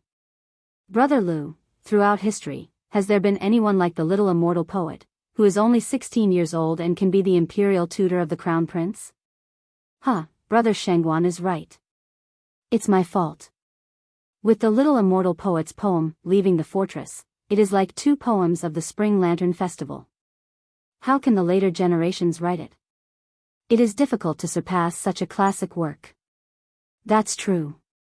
The little immortal poet is not giving the later generations a chance to write poems. Come, everyone, let's drink to the little immortal poet's Leaving the Fortress and to this masterpiece of a frontier poem. Frontier poems were the favorite subject of the Tang dynasty poets. Before the Tang dynasty, there were no more than 200 frontier poems collected. In the Tang dynasty, there were more than 2,000 frontier poems collected in the Complete Tang Dynasty Poems alone. It could be seen that the Tang dynasty people loved frontier poems.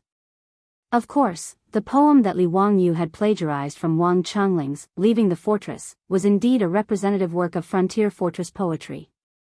It could be said to be one of the 7 masterpieces of the Tang dynasty. It was normal for the Confucian scholars to give it such a high evaluation.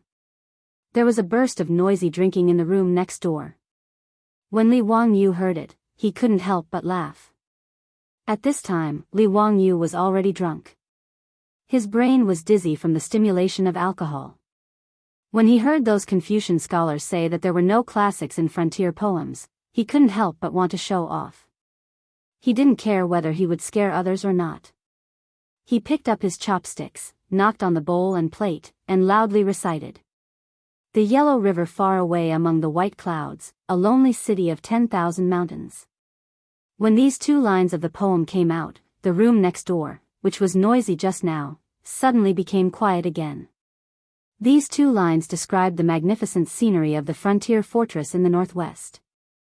From the rolling waves of the Yellow River to the lonely city on the frontier, it created a sense of desolation and loneliness. The several Confucian scholars looked at each other, the hands holding the wine cups stiffening. A lonely city connected the frontier fortress with the sorrow of separation. This poem was very wonderful. They couldn't help but all perk up their ears, ready to listen to the next line. Why should the Chang flute blame the willows? The spring breeze does not cross the jade gate. The nostalgia of the frontier soldiers seemed to spread out. The magnificence and desolation of the frontier fortress, the sorrow and heroism of the soldiers who couldn't return home. Wang Zhihuan's masterpiece, another classic frontier fortress poem of the Tang dynasty, had been plagiarized by the shameless Li Wangyu.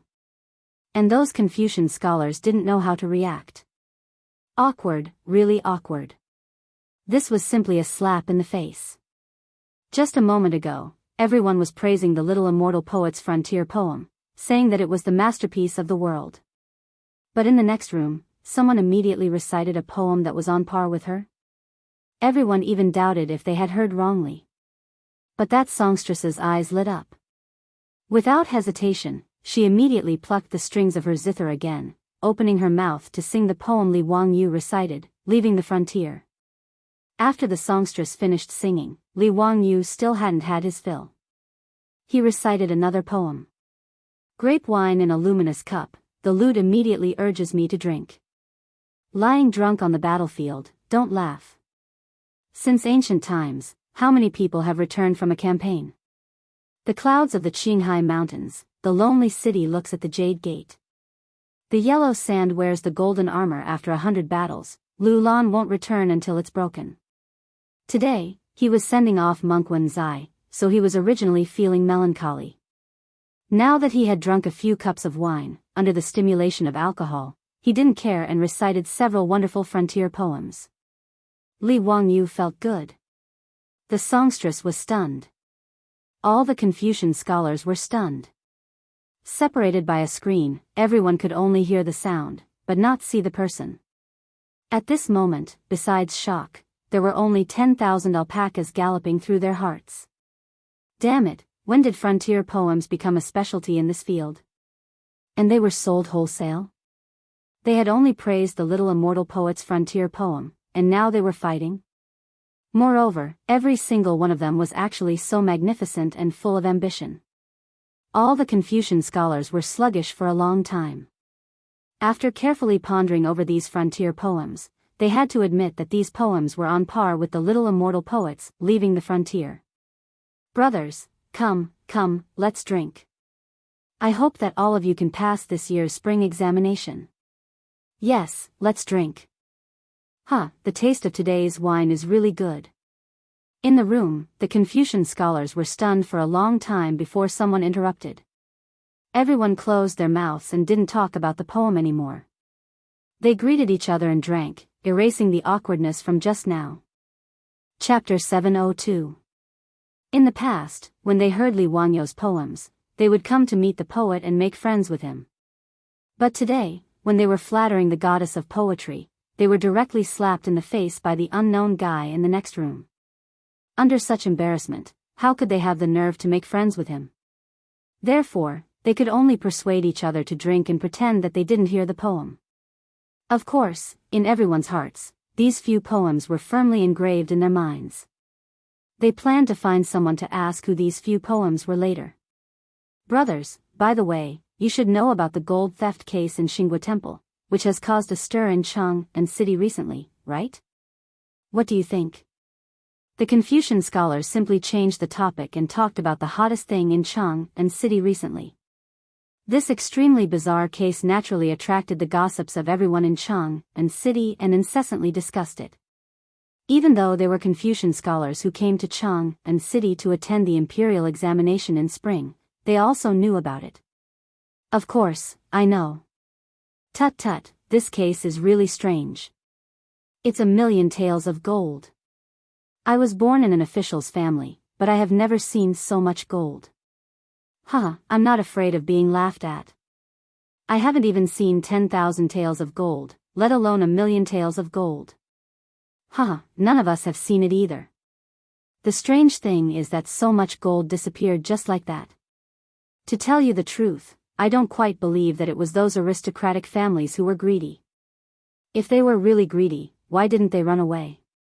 Why did they stay in Xinghua Temple? Brother Shangguan, you're right, but it's also strange. I heard from the people in the Ministry of Justice that those troops were very sure that before the side hall where the gold was stored caught fire, they saw with their own eyes that the gold was in the side hall. If so, I'm afraid that only immortals could transport the gold away. Huh, Brother Lu, don't joke. Do immortals need to steal gold?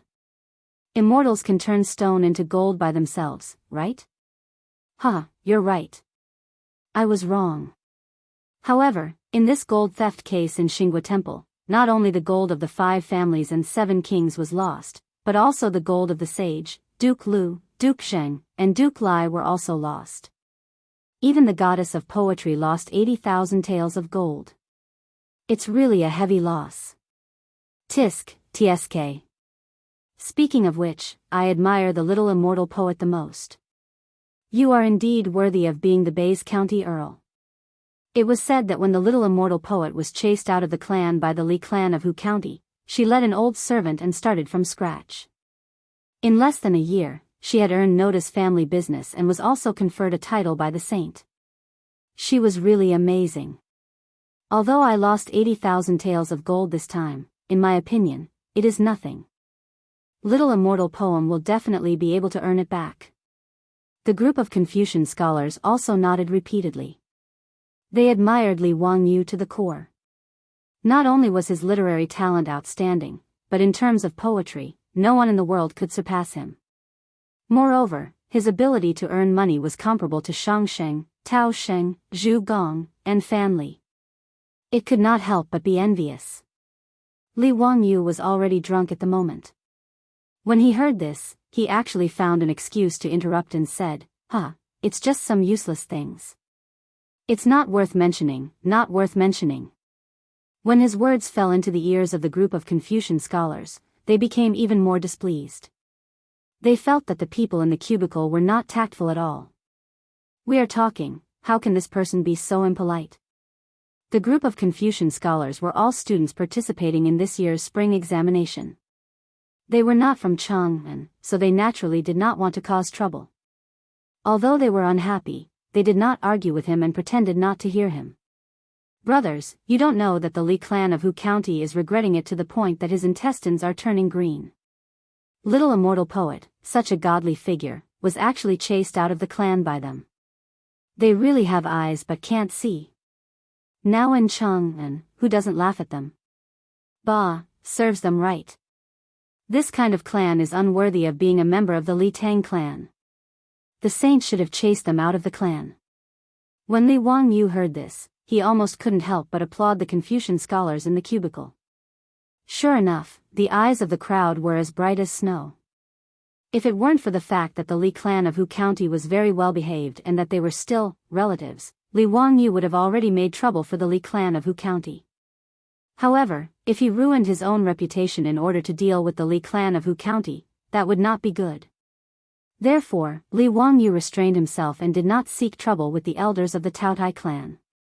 At this time, when he heard the Confucian scholars curse the Li clan of Hu County, he naturally felt happy. He interjected, "Well said.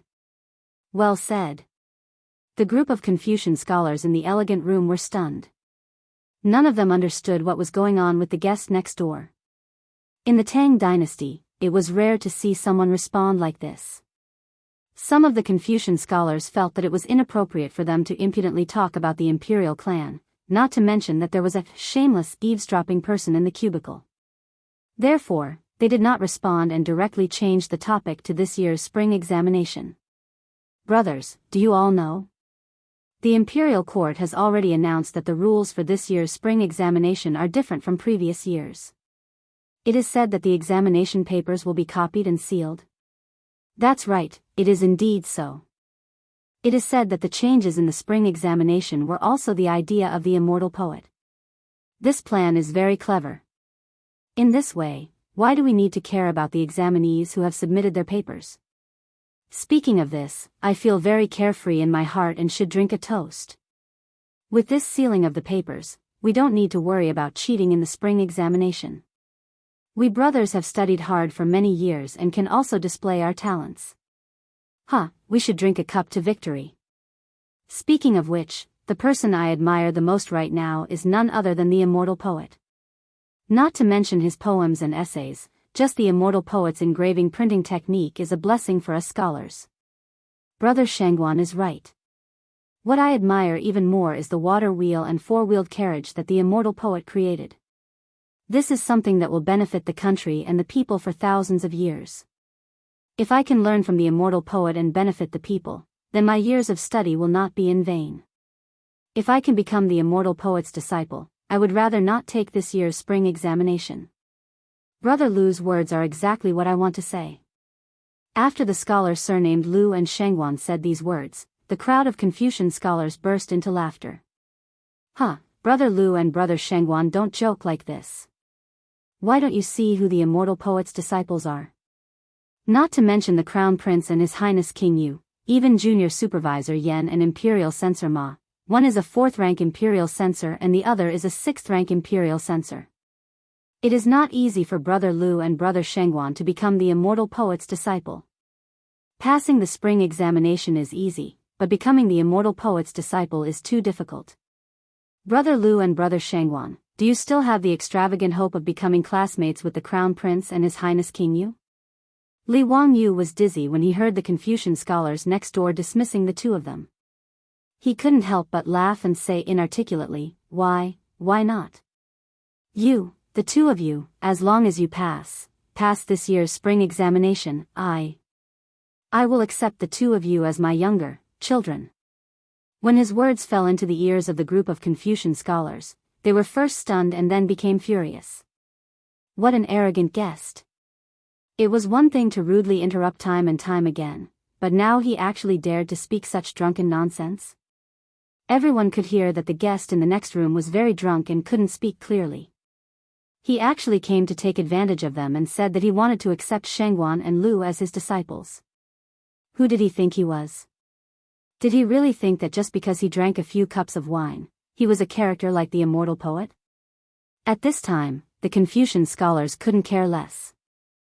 In a moment of anger, they directly pushed open the partition screen in the room, wanting to see what kind of crazy person was so rude.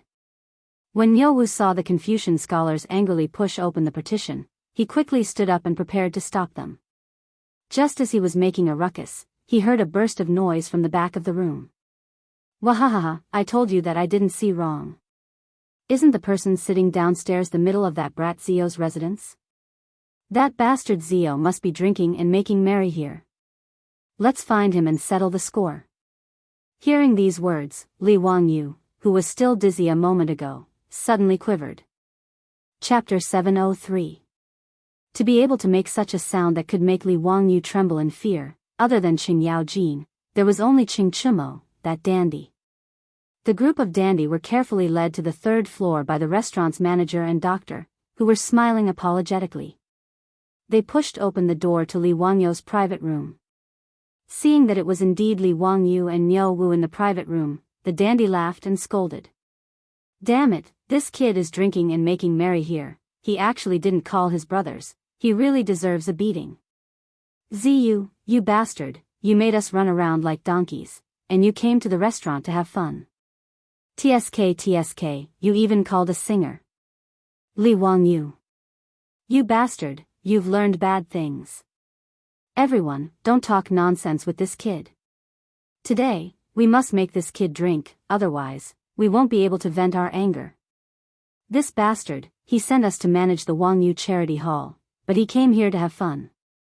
Brothers, today, we must not let this kid off. As soon as the dandy saw Li Wangyu, they shouted to beat him up. Li Wangyu, who was already drunk, looked at the situation and suddenly broke out in a cold sweat. Even his drunkenness sobered up a lot. He naturally knew why the dandy were like this and knew that he was in the wrong. He quickly stood up and bowed to the dandy. Hee, brothers, good day. Ziyu greets all my brothers. It's been a few days since we last met, and I've missed all of you. I didn't expect to meet all of you here in this restaurant. Come, come, brothers, please take a seat. Today, this little brother will be treating, and we won't leave until we're drunk. The Wangyu charity hall that Li Wangyu set up on a whim was not short of money, but there were many things that needed people to do. March was the time for spring sowing, but last year, a large area of Guangzhong Road was hit by a disaster. Even though Pai Lupi issued a decree to waive last year's rent, it was still a drop in the bucket, and the people were now crying for food. Although the government also provided disaster relief, it could only ensure that the people of Guangzhong Road did not starve to death. At this time, Wangyu Charity Hall, which was not short of money, could play a role. With the support of Empress Zhongsun and a group of top playboys in Chang'an, the Wangyu Charity Hall did not encounter any resistance in the Guangzhong circuit. But even if he had the money, it wasn't easy to run a charity hall. Whether it was counting the number of farmers affected by the disaster or distributing food, it was a very complicated matter. The debauches didn't understand this either. Although they had their own stewards to help them, they were still very busy. He sent someone to ask Li Wangyu for help, but at that time, Li Wangyu was busy digging a hole for the 5 surnames and 7 factions. How could he care about these things? He repeatedly said that he was not free and refused. Moreover, with his temperament, he didn't have the patience to do these things. He had always been the one who only cared about setting fires and not cleaning up. Li Wangyu did not expect that he would be caught red-handed by these foppish playboys when he came to this restaurant to relax after seeing Monk Wenzai off outside Chang'an City and wanted to have a drink on the way back. Cheng Chumo ignored Li Wangyu and went forward to grab him by the collar and scolded jokingly, "Don't talk nonsense, Zio, you scoundrel. You left so many things to us. You tell us what to do." Niao Wu knew that the debauches were joking with his Lang Jun and did not stop them. He just laughed and watched the fun. Li Wangyu saw that the debauches were coming at him aggressively and decided to play rogue. He spread his hands and said, "Brothers, this little brother's 50 kilograms is here. If you are not satisfied, then you can deal with me however you want." His shameless appearance made the debauches laugh. Fang Yai simply shouted, "Beat him." Then the group of debauches rushed forward and pressed Li Wangyu to the floor and ravaged him for a while. The scene in the elegant room shocked the group of Confucian scholars. They had originally planned to denounce the person in the room and see who was constantly interrupting them. They didn't expect that before they could open their mouths, they would encounter such a scene. Although the Confucian scholars didn't know who the debauches were, they could see from their clothes and the precious jade ornaments on their waists that they were nobles that they couldn't afford to offend. The Confucian scholars were just about to return to their own elegant rooms when they heard the conversation between the debauches and Li Wangyu. They couldn't help but be surprised. Li Wangyu? Zio? The Confucian scholars looked at each other in disbelief. They were so excited that their bodies were trembling. Could this be the famous county Count of Hu County that they had been discussing all this time, Li Wangyu, Li Zio? They thought back to the poem that the person in the room had recited. If it was said by the immortal poet herself, wouldn't it all make sense? No wonder. In this world, besides the immortal poet, who else could compose such a poem? The Confucian scholars suddenly felt that today was truly the blessing of the Tao ancestor. They had run over to this restaurant and were actually able to see the immortal poet herself. They were truly too happy. The Confucian scholars were all scholars. Although their eyes were constantly emitting a scorching light, they didn't scream like the fans of later generations would when they saw their idol. They could be considered to have excellent self-restraint. It wouldn't be an exaggeration to say that in the eyes of these Confucian scholars, Li Wangyu was no different from the superstars of later generations. The debauches ravaged Li Wangyu for a while before pulling Li Wangyu up from the floor. His hair was messy like a chicken's nest and his clothes were as dirty as rags. Only after the crowd had finished laughing did they notice the group of Confucian scholars standing uneasily in the elegant room. Cheng Chumo couldn't help but curiously ask, "Zio, who are these people?" Li Wangyu looked over and couldn't help but smile. He naturally knew that these Confucian scholars were his fans in the elegant room just now. Li Wangyu said, "They are all students participating in this year's spring imperial examination." "Oh, that's right, I just chatted with you for a long time." I still don't know your names? His last sentence was naturally directed at the group of Confucian scholars. Since this group of Confucian scholars had flattered him for a long time today, Li Wangyu was naturally willing to chat with them. Greetings, sir. I am from Shanzhou of Hunan province. My surname is Shangguan and my given name is Yi. Greetings, sir. I am from Biyao of Hunan province. My surname is Lu and my given name is Rengui. Greetings, sir. The group of Confucian scholars immediately respectfully bowed to Li Wangyu and then reported their names one by one. The others didn't matter, but two of them made Li Wangyu feel slightly surprised. Shangguan Yi? Lu Rengui? Li Wangyu felt that it was really interesting. He came to the Kong family restaurant to drink today, and he could also meet two famous people in the history of the early Tang dynasty, the future prime minister of the Tang dynasty. Shangguan Yi himself was needless to say, but the key point was that he also had a granddaughter, the talented woman Shangguan Wan. Lu Rengui was a famous prime minister in the early Tang dynasty. During the period when he was guarding Beach, he rescued Xinlua and defeated the allied forces of Japan and Beach at the Battle of Jianghu. Li Wangyu remembered that Shangguan Yi had become a monk in his early years, and later became an official as a jinshi. Was he the jinshi who participated in the spring imperial examination in the third year of Zhengguan? After hearing the introduction of the Confucian scholars, Qing Chumo and the others just nodded slightly, then turned their heads and ordered the manager of the restaurant to remove the previous wine and dishes and prepare a table of dishes. This group of foppish rich people didn't have the patience to know any Confucian scholars, and they had no interest in these candidates who were preparing to participate in the spring imperial examination. Li Wangyu didn't say anything. After all, he had been in the Tang dynasty for a long time. Speaking of his current status, he was much higher than Shangguan Yi and Lu Rengui. Qing Yaojin, Fang Xianling, Du Ruhui, and other famous people in the Tang dynasty, he didn't have the excitement of meeting Ma Zhou for the first time when he first came to the Tang dynasty. Therefore, when Li Wangyu heard the names of Shangguan Yi and Lu Rengui, he was just a little surprised, and didn't have any other thoughts. However, Shangguan Yi and Lu Rengui knelt down in front of Li Wangyu. Chapter 704. Shangguan Yi and Lu Rengui's actions scared the wastrels. They couldn't figure out what the two were doing. The group of Confucian scholars immediately understood the two's actions and couldn't help but reveal looks of envy. Li Wangyu was also somewhat baffled by the two's actions. Brother Shangguan, Brother Lu, what is the meaning of this? He had drunk so much that he had forgotten what he had said before. Now that he had made a fuss with the wastrels, he had sobered up a lot. However, he didn't remember that he had said that he would accept the two as his disciples. Teacher said earlier that if the two of us were lucky enough to pass this year's spring imperial examination, teacher would accept us as his disciples. I don't know if teacher's words still count. Li Wangyu was stunned. Did he say that? How come he didn't have any impression of it? He looked at Niu Wu and asked if this was true. Niu Wu was also speechless. He could only nod silently, indicating that this was indeed what Li Wangyu had said earlier.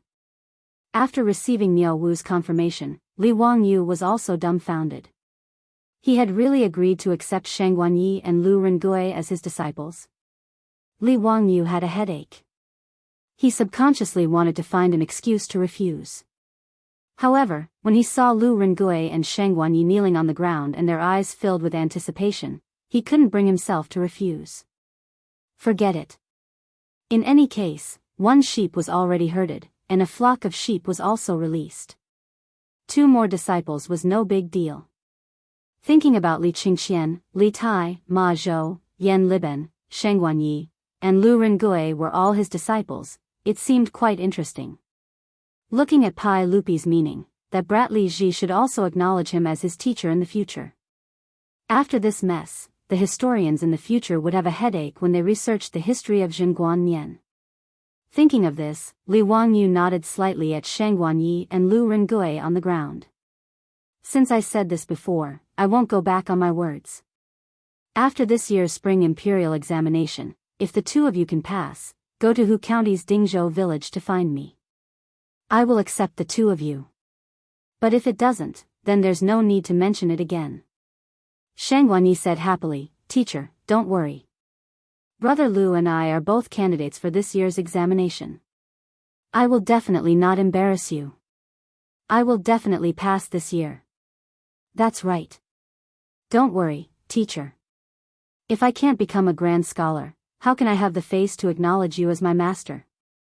Brother Shangguan and I are confident that we can pass this year's spring quarter examination," Lu Rengui said without hesitation. Li Wangyu didn't doubt that the two of them could pass the imperial examinations. What a joke. If the two future prime ministers of the Tang dynasty couldn't even pass the spring imperial examination, who else could? After receiving Li Wangyu's confirmation, Shang Guanyi and Lu Rengui were overjoyed. As for the other Confucian scholars, they were all filled with envy. They hated themselves for not saying that they wanted to take the little immortal poem as their master. Anyone would understand how great the benefits of being Li Wangyu's disciple were. Even though Li Wangyu looked like he was 17 this year, and they were much older than him, so what? The young man in front of them was not only famous in Chang'an, but he was also the imperial preceptor of the crown prince. If they took him as their master, wouldn't it mean that they would also be close to the crown prince? If the crown prince inherited the throne in the future, would Li Wangyu's disciples not have a good future? These Confucian scholars naturally didn't think that Shang Guanyi and Lu Rengui, who they called brothers, would be able to become the prime ministers of the Tang dynasty in the future even if they didn't rely on Li Wangyu's influence. Li Wangyu said, "Well, since the spring quarter examination is around the corner, you two should review your homework well. Don't be careless. You also know that this year's imperial examination requires you to copy the exam papers. If you don't have real talent, it won't be easy for you to pass. If you can't pass the imperial examinations, don't blame me for not opening the door for you too." "Yes, teacher, you're right. Brother Lu and I will definitely not let you down." Li Wangyu said a few more words to them and then indicated that they could go back. This group of Confucian scholars knew that Li Wangyu was here, so they didn't dare to continue drinking in the private room. After they respectfully saluted Li Wangyu, they hurriedly left. After Shang Guanyi and Lu Rengui left, Fang Yai asked curiously, "Zio, can the two students who want to take you as their master really pass the spring quarter examination this year?" "It's not easy to pass the spring quarter examination." Li Wangyu said, I believe in them. Brother Yai, just wait and see. I'm sure they will pass." The foppish young masters didn't quite believe his words, but they didn't care. After all, whether the two students passed or not had nothing to do with them. "Don't talk about that. Come on, everyone, let's drink. Today, we must make that bastard Zio drunk." Cheng Chimo raised his glass and shouted, which attracted the response of the foppish young masters. The private room suddenly became noisy. Needless to say, Li Wangyu was drunk again. The next day, he rubbed his temples and got up from the bed. He took the hangover soup from his beautiful boss and drank it in one gulp. Then he said painfully, "I will never drink with Cheng Chimo and his group of bastards again." His beautiful boss rolled her eyes at him and said, "Humph, you say that every time, but when have you ever done it? Wangyu, don't forget that you are not 26 years old now. Your body is only 17 years old. Getting drunk like this is not good for your body."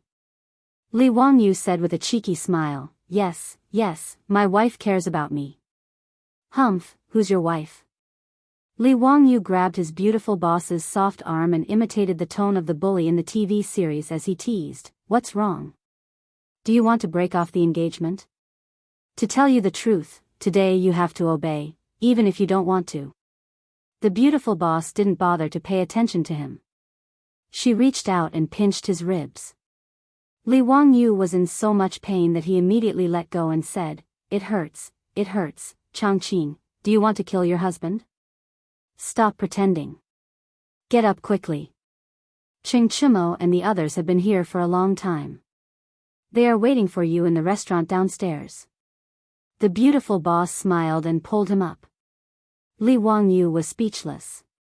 He put his hand to his forehead and said, "My God, what are they doing here again? Are they going to ask me to drink again?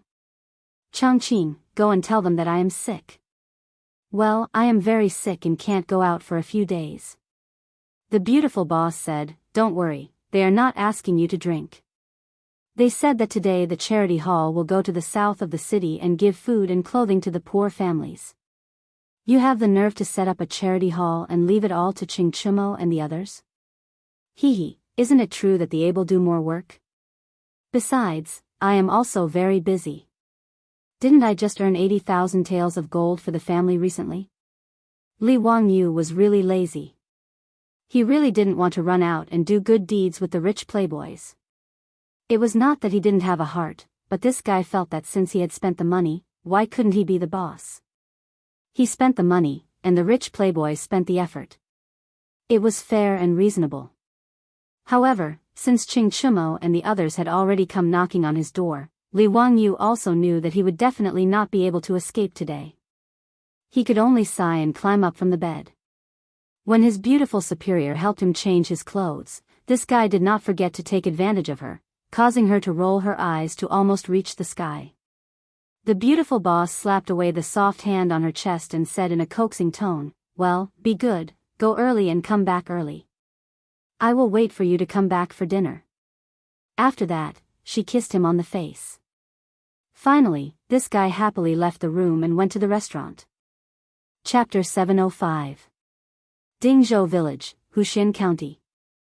In the dining hall of the Lai Hot Manor, a group of playboys were eating all kinds of exquisite food served by Lai Hot's maidservants. They were complaining about Li Wangyu's dawdling. Li Wangyu, who had just walked into the hall, was almost angered to death. This group of animals, yesterday he was drunk until he was unconscious and had not woken up since noon. They, on the other hand, were fine. Each of them looked lively and lively. Just looking at them made him angry. Moreover, before he passed out yesterday, he vaguely remembered that he had ordered Niu Wu to return to Dingzhou village. He did not dare to stay in Chang'an city because he was afraid that the playboys would drag him to do something about the charity. But this morning, not only did this group of playboys ride to Dingzhou village, but they also came to his residence to eat breakfast. How hateful. Li Heng, there is no extra food in the residence. In the future, if there are any bad guests, don't give them any food. It's a waste of food. He purposely spoke in a loud voice so that the silk pants could hear him. What he got in response was 10 middle fingers in unison to show his disdain. The old housekeeper Li Heng naturally just laughed and did not take it seriously. He knew that his Lang Jun was just joking with the playboys. Li Wangyu snatched the soup dumplings in front of Fang Yai and put them into his mouth. He complained, brothers, do you have to be like this? Early in the morning, you came to my residence to block me. Those who know will say that we are doing good deeds. Those who don't know will think that I owe you a lot of money. Ching Chumo glared at him fiercely, Ziyu, you bastard, if we did not block you today, would you have obediently followed us to do things? Let me ask you, since the establishment of this Wangyu charity hall, have you ever been to it? Do you know where the door of the hall is? That's right, this brat actually threw the matter to us. It's really hateful. The playboys echoed. Li Wangyu knew that he was in the wrong, so he didn't try to defend himself. Instead, he raised his hands in surrender. I was wrong. Elder brothers, you are right. Today, I will follow your arrangements without any objections. Speaking of which, Li Wangyu also felt that it was strange. He originally thought that the hedonists were just a name for the charity hall. After all, the hedonists had their eyes on the good reputation that doing good deeds could bring. In Chang'an, it was easy to talk about caring for the young, supporting the old, helping the poor, and alleviating the sick. However, this group of silk pants actually seemed to be addicted to it. Not only did they do it themselves, but they also enjoyed it. This attitude made Li Wangyu very confused. Were these still the same foppish young masters who had nothing better to do and would either go to Peace Square or the Hu People's taverns to drink and have fun? Could it be that, like him, her soul had been replaced by someone else? Li Wangyu was a little confused. Could it be that doing good deeds could also be addictive? Okay, let's hurry up and finish eating. Today, We are going to Peace Square and Yongyang Square to give cold clothes and food to the widows, and the disabled. Don't waste any more time. Ching Chimo clapped his hands and called out. Peace Square and Yongyang Square were west of the Dazhao Baseball Stadium, in the southwest corner of Chang'an City. In the huge Chang'an City, high officials and nobles had always lived in the north of the city. The west of the city was mostly inhabited by merchants and rich merchants. Most of the Hu people also lived there. There were also many merchants in the east of the city, plus the ordinary officials of the imperial court and the more affluent people. In Chang'an City, the further south it was, the poorer it was. Many of the squares in the south of the city were more like villages outside the city. Not only were the walls of the square only made of yellow mud, but there were also large areas of farmland within the walls. The houses of the people were mostly made of yellow mud and thatch, just like Dingzhou village. They were dilapidated and could be called the slums of Chang'an City. Peace Square and Yongyang Square were located in the most remote southwest corner. They were also surrounded by the walls of Weiguo City, so they were the most barren places in the south of the city. Li Wangyu demolished Da'an Square and Zhaoxing Square to build the baseball stadium. They were originally in the same situation, but they were relatively more convenient for transportation, so they were chosen by Li Wangyu. The people who took the money and sold the land to Li Wangyu were quite happy. The people of Da'an Square and Zhaoxing Square could definitely be considered the first group of people in Wuxia who got rich by demolishing. It was a bit of an exaggeration to say that they got rich, but Li Wangyu did not mistreat the people of these two squares. The money he gave them was enough for them to find other squares to settle down and buy property, and they still had some money left over. After knowing the plans of the playboys today, Li Wangyu nodded and focused on eating breakfast. However, he heard Chai Lingwu say, "Zio, today we came to Dingzhou village to look for you, not just to get you to do something. We want you to go to Xianwei Square and find a few of old Immortal Sun's disciples and grand disciples to come with us to Peace Square and Yongyang Square to treat the sick people. The charity hall will pay for the medicine." Li Wangyu looked up in shock. No wonder this group of playboys came to Dingzhou village so early in the morning. It turned out that they had other motives. However, Li Wangyu absolutely agreed with the playboys' idea. He raised his eyes to look at the group of silk pants and pondered in his heart. They even thought of treating a patient. It seemed that these silk pants weren't just trying to make a name for themselves, but were actually doing good deeds. This really made him look at these silk pants in a new light. "Okay, no problem. Leave this to me." Li Wangyu patted his chest and promised. He was naturally not boasting. With his relationship with Sun Simiao, it was not a big deal to borrow his disciples and grand disciples to treat illnesses. That day, Li Wangyu made a bet with Zhang Baozong. After Mr. Baozong lost, he really went to Xianwei Square and kowtowed to Sun Simiao to become his disciple. In fact, Zhang Baozong was originally unwilling to do this. However, when he came into contact with the microscope in Xianwei Square and the magical surgery and penicillin, he became willing. Not only did he not hesitate to call Sun Simiao master, but he also took the initiative to send his disciples and grand disciples to Xianwei Square. The Xianwei Square, which was originally not small, actually became a little crowded after dozens of the best doctors of the Tang dynasty gathered there. Li Wangyu also felt that it was a waste for Sun Simiao and the others to gather in Xianwei Square.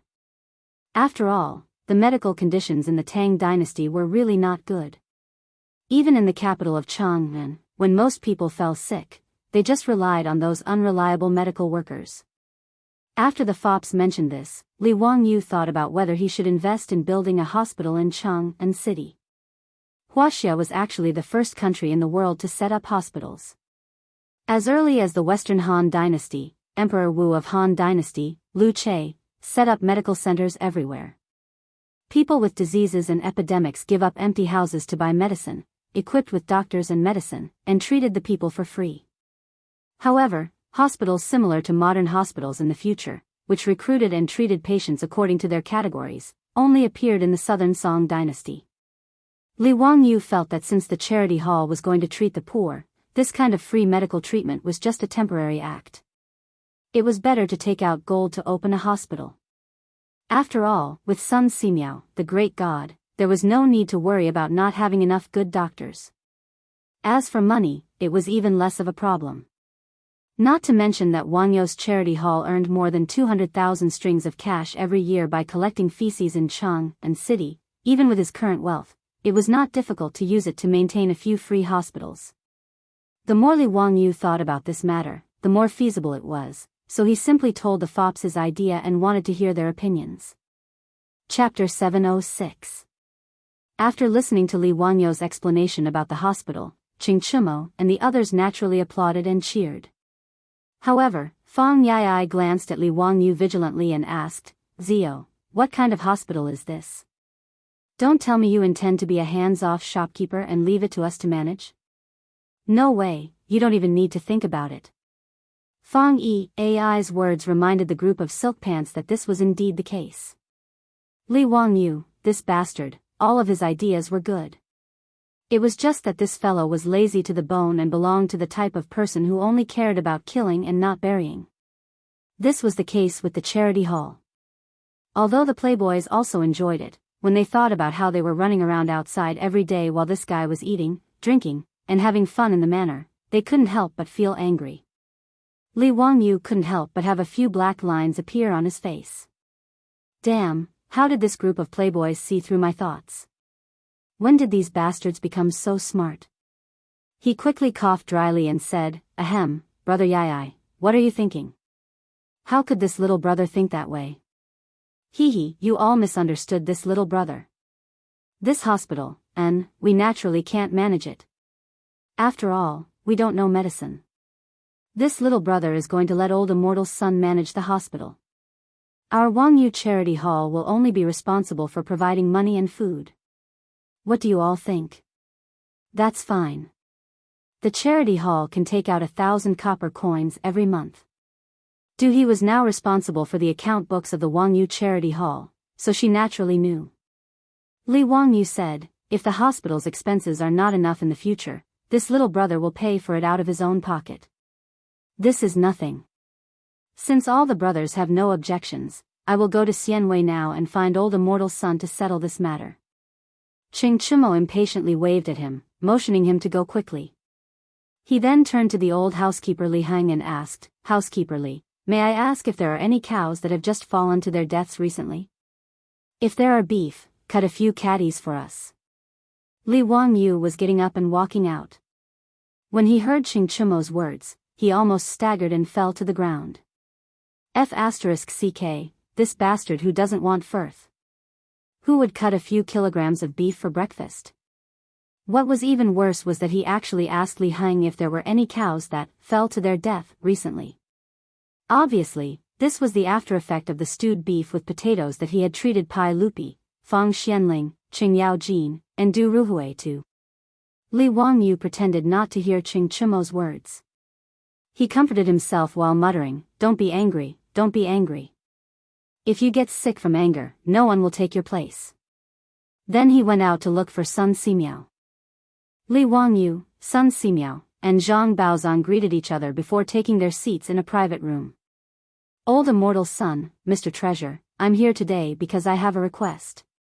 After seeing Sun Simiao, Li Wangyu came straight to the point and said, "I see that in Chang and city, when ordinary people fall ill, they lack doctors and medicines.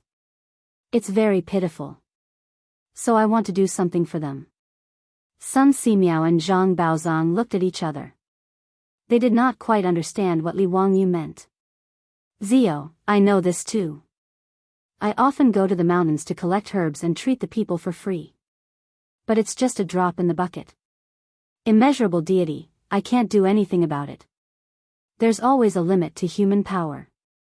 Sun Simiao sighed. "Old immortal son, because of this, I plan to open a hospital in Chang and city. There will be outpatient clinics and inpatient clinics to treat the patients." "Oh, outpatient clinics are where the patients come to see the doctor and get medicine. Inpatient clinics are where the patients who have difficulty moving and are easy to infect will be opened. I'll pay for all the medical expenses and medical expenses of the ordinary people's families. Although I don't charge any money, I'll treat the patients and the medicine will be good. What do you think, old immortal son and Mr. Treasure? Oh. Free consultation fees and medicine. Zio, you'll pay for it? That's not a small sum. Zio, are you really willing? Sun Simiao and Zhang Baozong did not expect Li Wangyu to be so generous. They could not help but be surprised. This was not something that could be done with a few thousand strings of cash or even tens of thousands of strings of cash. They estimated that the hospital would have to spend hundreds of thousands of strings of cash or even more every year. Li Wangyu smiled and said, I won't hide it from you, old immortal son and Mr. Treasure. Do you know about the Wangyu Charity Hall in Chang'an City? I'll donate all the earnings from the toilets in Chang'an City. It's a charity hall led by Empress Zhongsun. Now, the charity hall earns up to 200,000 strings of cash every year. It won't be a problem to use part of it to set up this hospital. Sun Simiao and Zhang Baozong were impressed by Li Wangyu's generosity. They looked at each other and nodded in approval. Zhang Baozong stroked his beard and said, County Count who is indeed extraordinary. I've wronged you. Since County Count who is willing to set up this hospital, I don't have any other abilities, but my medical skills are not bad. If you need my help, County Count who only has to ask. Sun Simiao said, Zio, if you're really willing to pay for the medicine for the people of Chang'an City, I'm naturally willing to help. However, I haven't been in the secular world for a long time and am unable to manage a hospital. Why don't I let Baozong manage it? If you have any difficult or complicated illnesses, you can come find me. Li Wangyu hurriedly looked at Zhang Baozong and said, if Mr. Treasure doesn't mind, why don't you take the position of director of the hospital? Zhang Baozong smiled and said, if County Count who trusts me, I'll cooperate. Li Wangyu said, with Mr. Treasure taking charge, there naturally won't be any problems. However, the scale of the hospital I plan to set up is not small. When the time comes, I'll have to ask old immortal son and Mr. Treasure to send some of your disciples to the hospital. Of course, no problem. Sun Simiao and Zhang Baozong both nodded in agreement. After the three of them discussed the details of setting up the hospital, Li Wangyu proposed that Sun Simiao send a few of his disciples with good medical skills to help out with the charity's preparations to go to Chang'an City's Ping'an City and Yongyang City's Fangyi City. Of course, Sun Simiao would not refuse. He immediately had the little Daoist boy in the temple call for a few disciples and had them follow Li Wangyu to Chang'an City. Li Wangyu led Sun Simiao's disciples and grand-disciples to meet up with the foppish young masters. Then, they rode towards Chang'an City. Since Ching Chumo and the foppish young masters wanted to do good deeds, Chang'an City naturally had to cooperate. When they arrived at Yongyang City's Fangyi City, the bailiffs of Chang'an City who came to maintain order were already waiting there. The Lizheng of Yongyang City was also waiting there respectfully. What made Li Wangyu speechless was that Cui Zhua, the county magistrate of Chang'an City, was also waiting at the entrance of Yongyang City's Fangyi City. Li Wangyu did not know that in this period of time, Wangyu's charity hall had become famous in Chang'an City. Empress Zhongsun personally took the lead. Duke Zheng, Duke Lai, Duke Lu, and the other young masters of the Duke's manors were personally in charge. Chang'an City and Wanyan City naturally had to cooperate fully with Wangyu's charity hall. Cui Zhua and Lu Deheng were not fools. As the two county magistrates of Chang'an City, how could they let go of this opportunity to improve their reputation and flatter Chang'an City's Fangyi City? Knowing that a group of young masters were coming to Yongyang City and Ping'an City to give food and clothing, Cui Zhua did not even care about his official duties. He personally came to Yongyang City to wait. He was prepared to accompany the playboys to help the poor. Today, the clothes and food used to help the people of the two cities would naturally be delivered by the charity hall's steward. These things did not need the playboys to personally take care of. When Cui Zhua saw that Li Wangyu had also come today, he quickly went forward to greet him. Greetings to the county magistrate. Today, the county magistrate has actually come to Yongyang City to help the poor. I am very impressed. Thank you for your trouble, Ming House. Li Wangyu politely returned the greeting. Looking at the young man smiling at him, Cui Zhuo could not help but feel a little absent-minded. The scene when he first met Li Wangyu outside Dingzhou village was still vivid in his mind. Who would have thought that this young man, who was chased out of the clan by the Li clan of Hu County, would become the county magistrate of the founding dynasty within a year, a level 4 official. And he was still the level 6 county magistrate of Chang'an City. Cui Zhuo could not help but feel that he had lived for so long in vain. Chapter 707. Let's not talk about Cui Zhuo, the county magistrate of Chang'an County.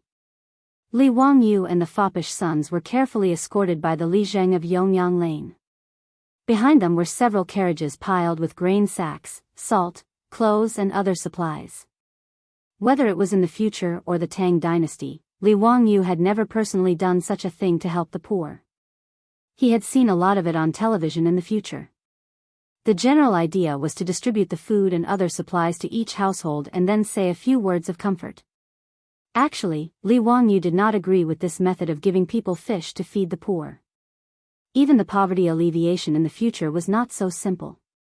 Simply giving the poor people some money and food could only relieve them of their poverty for a while. It could not change their poor lives. Continuously giving them money and food would only raise lazy people. It would not help at all. The poverty alleviation in the future of Wuxia was more about helping the poor find jobs, providing them with vocational training and jobs. This was the reason why it was better to teach a man to fish than to give him fish. But now, Wangyou's charity was only blood transfusion. It did not have the effect of creating blood.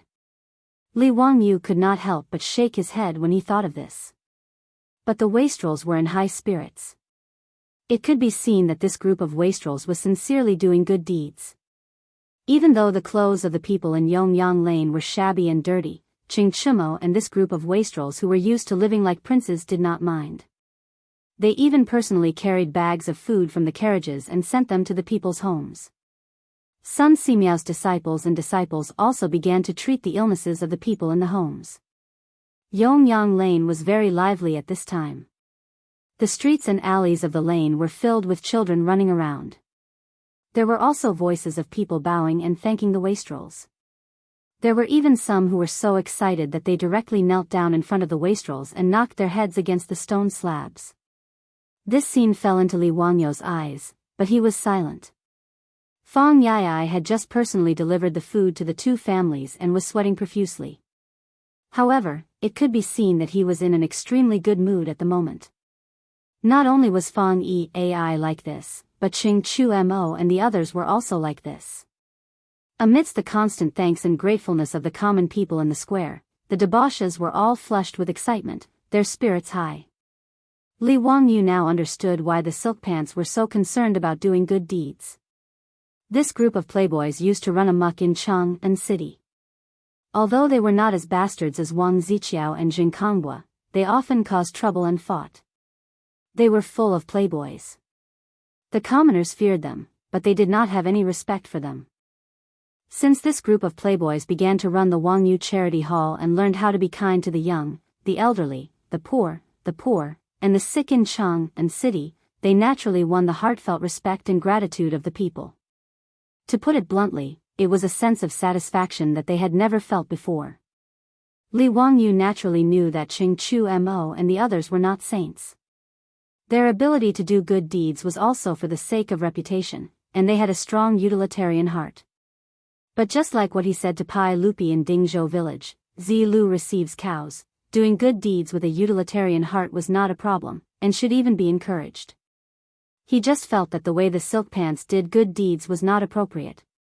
Fang Yai strode back to the carriage, picked up the water bag, and gulped down a few mouthfuls of water. He wiped the water stains on his lower lip and the sweat on his forehead, and then slapped Li Wangyou's shoulder heavily. "Ha, Zio, your decision to run the charity hall that day was indeed very correct. Doing good deeds and helping the poor really makes one feel happy." The silk pants at this time also leaned against the carriage and took water to drink. It was obvious that everyone had put in a lot of effort. Qing Chu Mo pointed at Li Wangyu and scolded with a smile, "That rascal, Zio really knows how to be lazy. We are all sweating, but this rascal is actually hiding on the side to watch the fun. That's true, this rascal really is very tired. It was he who was more careful and saw that Li Wangyu did not seem to be in a good mood. She could not help but say, Zio, why don't I see a smile? Could it be that you are distressed about the copper coins that you spent? He's words were naturally a joke, but she just wanted to tease Li Wangyu to make him happy. Li Wangyu looked at the silk pants and then looked at the smiling people in the square, but did not know how to answer. However, on second thought, he remembered a joke he had seen in the future. He said to the silk pants, brothers, I thought of a joke. Are you interested? Oh. What joke? Let's hear it. It was said that in a certain place, there was a man who was famous for being charitable. Every day, when he went out, he would meet a beggar, and he would give the beggar 10 copper coins. It was like this every day. A year later, one day, the man went out and met a beggar. He only gave 1 copper coin. So the beggar asked him why he only gave 1 copper coin today. The man replied that he was married, and needed to support his wife and children. Who knew that the beggar would fly into a rage, and actually slapped the man, and angrily scolded, how can you use my money to support your wife and children? After Li Wangyu finished his joke, the silk pants did not laugh, and looked at each other suspiciously. Qing Chimo, Yuchi Baolin, and a few others with fiery tempers immediately scolded, what kind of nonsense is this? That beggar is so unreasonable, how did it become his money? This kind of beggar should be arrested and thrown into prison, and the heaviest punishment is 50 strokes. If I meet this kind of beggar, I will definitely beat him. Chai Lingguo, Du He, and the others could hear the hidden meaning in Li Wangyu's joke, and could not help but frown. After a long time, Chai Lingguo asked uncertainly, Zio, do you mean that what we are doing now is the same as that man? It can't be, right? The common people are mostly simple, how can they be as shameless as that beggar? Du He turned her head to look at the smiling common people, and asked with uncertainty. Li Wangyu said, brothers, as the saying goes, if you raise the rice, you'll be grateful, but if you don't, you'll be hated. If one is used to being helped and given, they will openly ask for more from you. His words moved the group of silk pants. After thinking about it carefully, they felt that it made some sense. Qing Chimo muttered unhappily, Zio, it was you who said that you wanted to set up a charity hall. Why are you the one pouring cold water on us now? Are you not going to help the poor anymore?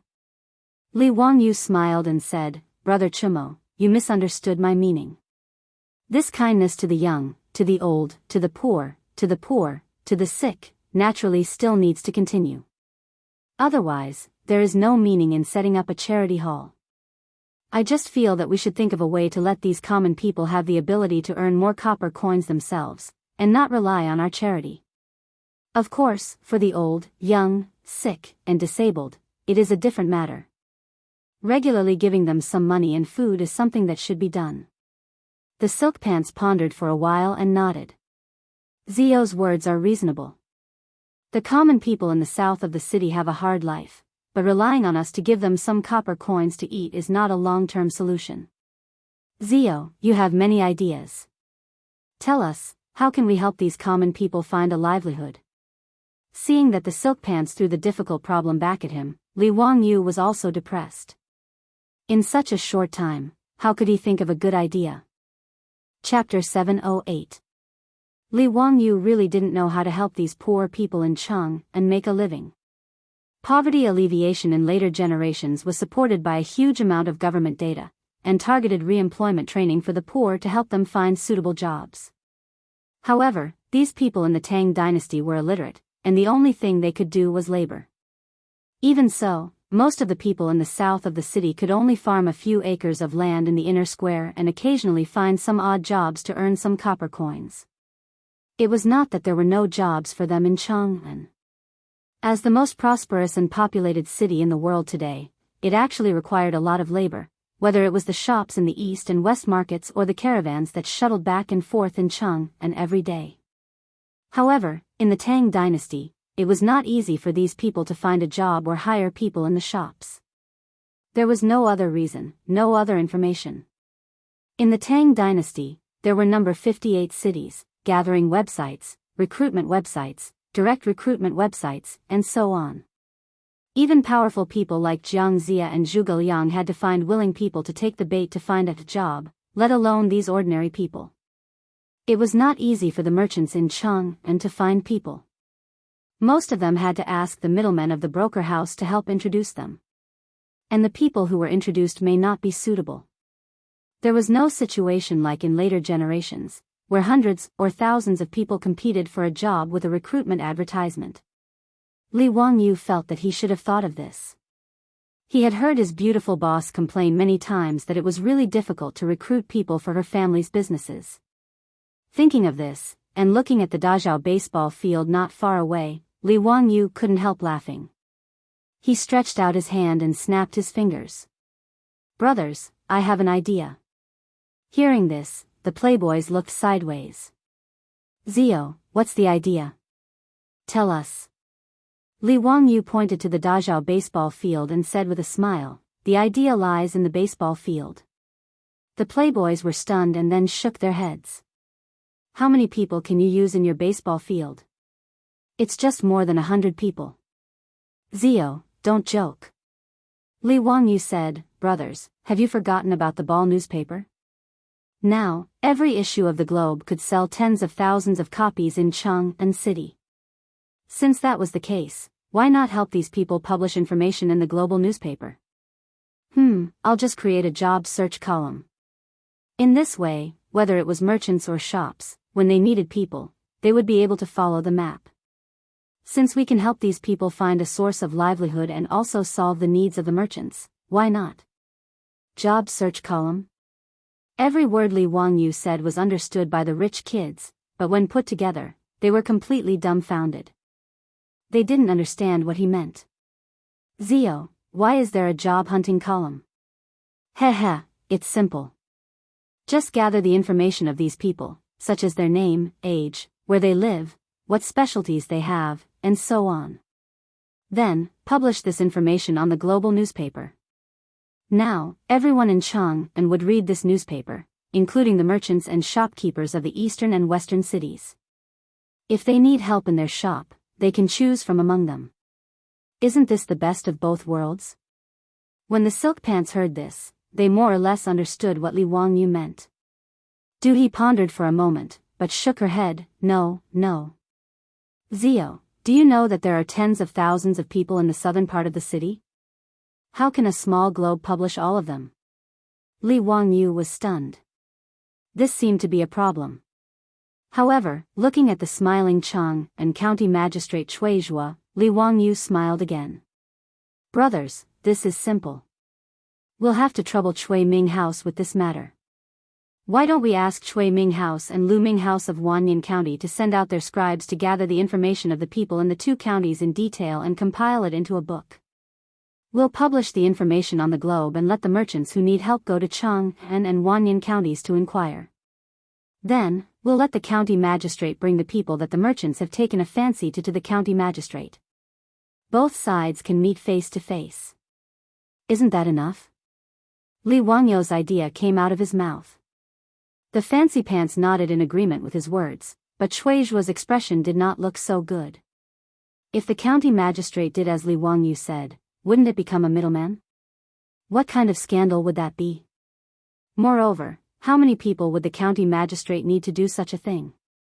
If Cui Zhuo nodded and agreed, wouldn't he be scolded to death by the scribes and bailiffs in the county magistrate? However, Li Wangyu, the county magistrate who founded the country, said these words, and a group of nobles stared at him. Although Cui Zhuo was unwilling, he couldn't say a word for a long time. Li Wangyu saw Cui Zhuo's constipated expression and immediately understood what he was struggling with. He couldn't help but laugh. "Cui Ming House, don't think it's troublesome. This is actually a good thing." Cui Zhuo's expression was bitter. He cupped his hands toward Li Wangyu and said, "Please advise me, county magistrate who?" Li Wangyu said, "The people under the Ming House's rule have a stable livelihood. I think it's also good for the Ming House, right?" Cui Zhuo naturally nodded. These words were not wrong. For a county magistrate like him, the people under his rule could live and work in peace and contentment. Whether it was his political achievements or his reputation, it was a good thing. I naturally understand what County Magistrate Hu is saying. However, if we want to manage this matter, we need a lot of people. I'm afraid that the bailiffs and scribes in the county magistrate will have many complaints. Li Wangyu said, the county magistrate can make a lot of money from this matter. I think it should be enough to dispel the people in the county magistrate's complaints. Cui Zhuo couldn't help but ask curiously, what are the benefits? Please advise me, County Magistrate Hu. Li Wangyu said, simple, collect money. Collect money?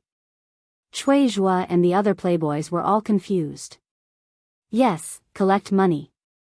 Since the middlemen can collect money, why can't the county magistrate take money? The county magistrate has calculated the data.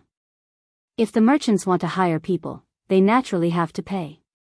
The Cui Ming House can collect copper coins from the merchants based on the number of people they hire. For example, for every person the merchants hire through the county magistrate, they will give the county magistrate 500 copper coins.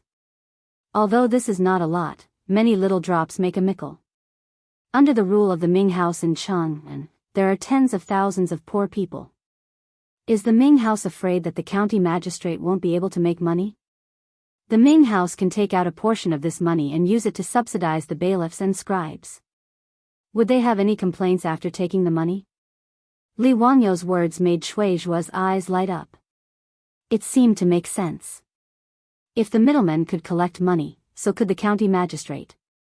However, for the county magistrate of Chang'an and Wanyan to collect money, he didn't know if the imperial court would allow it. Li Wangyu saw Cui Zhuo's concerns and continued, the Ming House doesn't have to worry about the imperial court opposing it. Isn't there still Brother Eai and Brother Du? I think Prime Minister Fang and Prime Minister Du will give us some face. Haha. Cui Zhuo immediately looked at the playboys inquisitively. He wanted to see their opinions.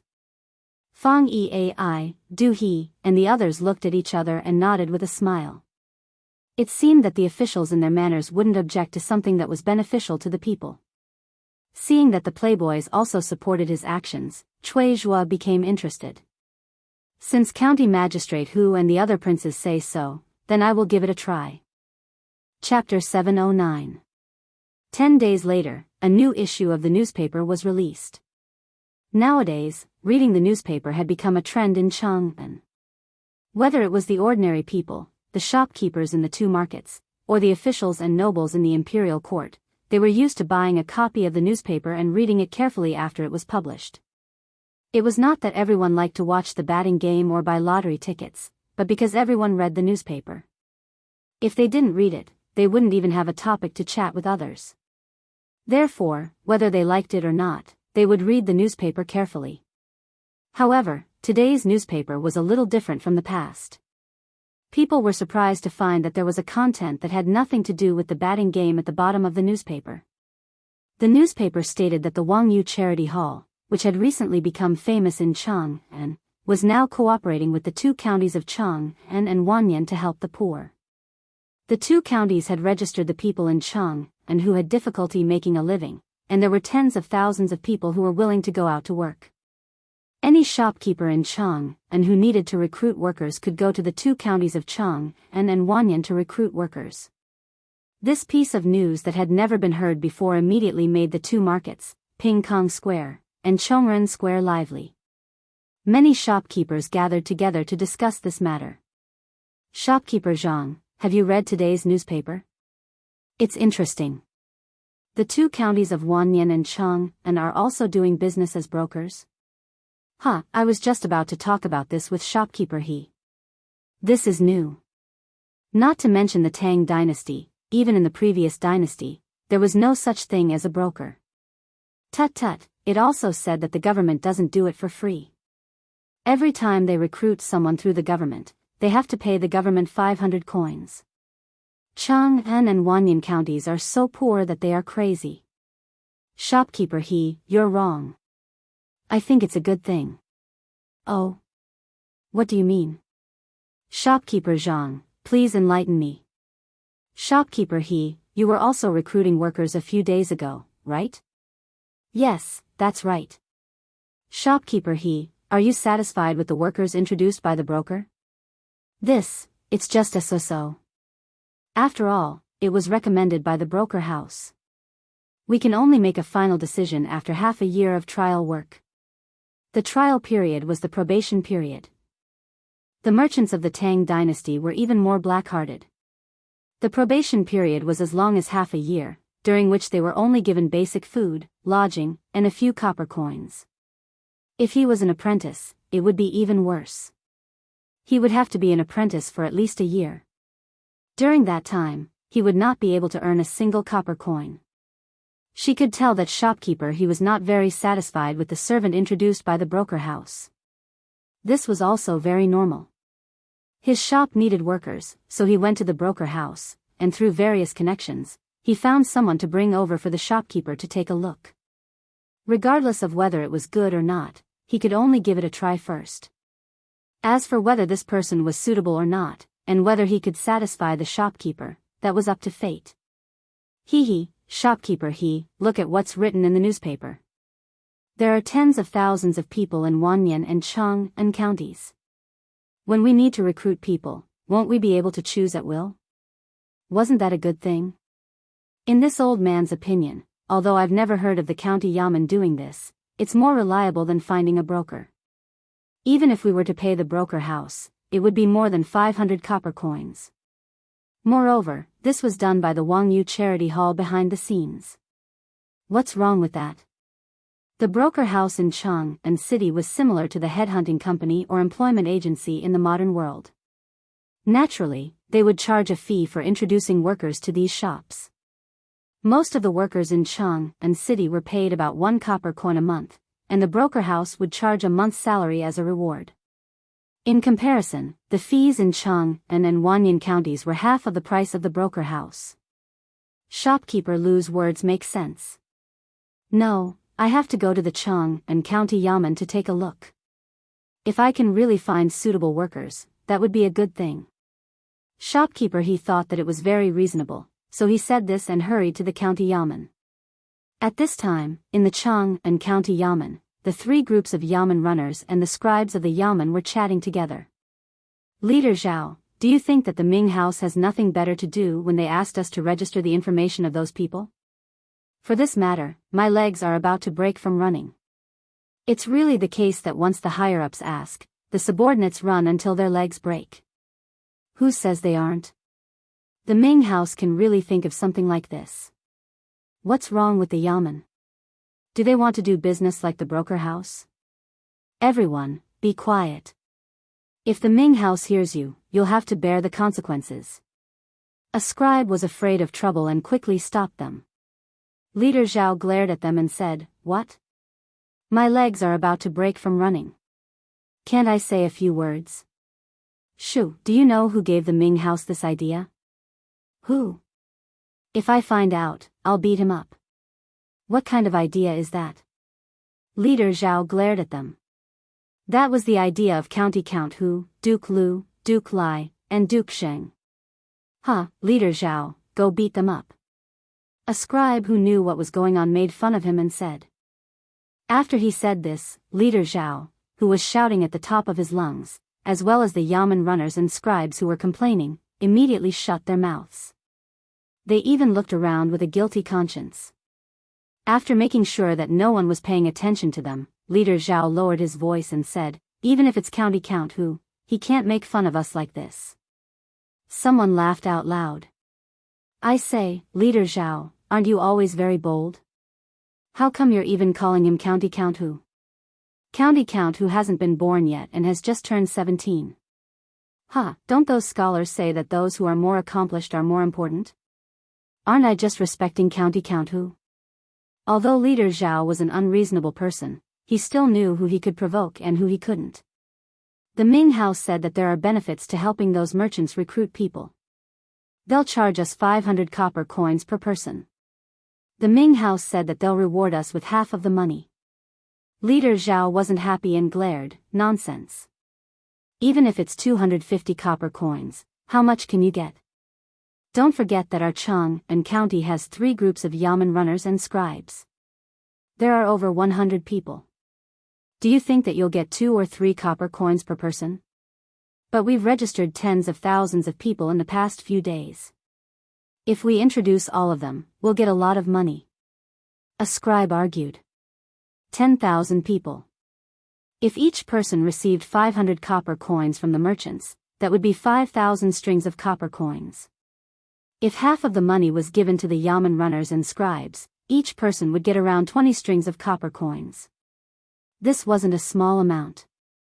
It was equivalent to a year's salary for the yamen runners and scribes.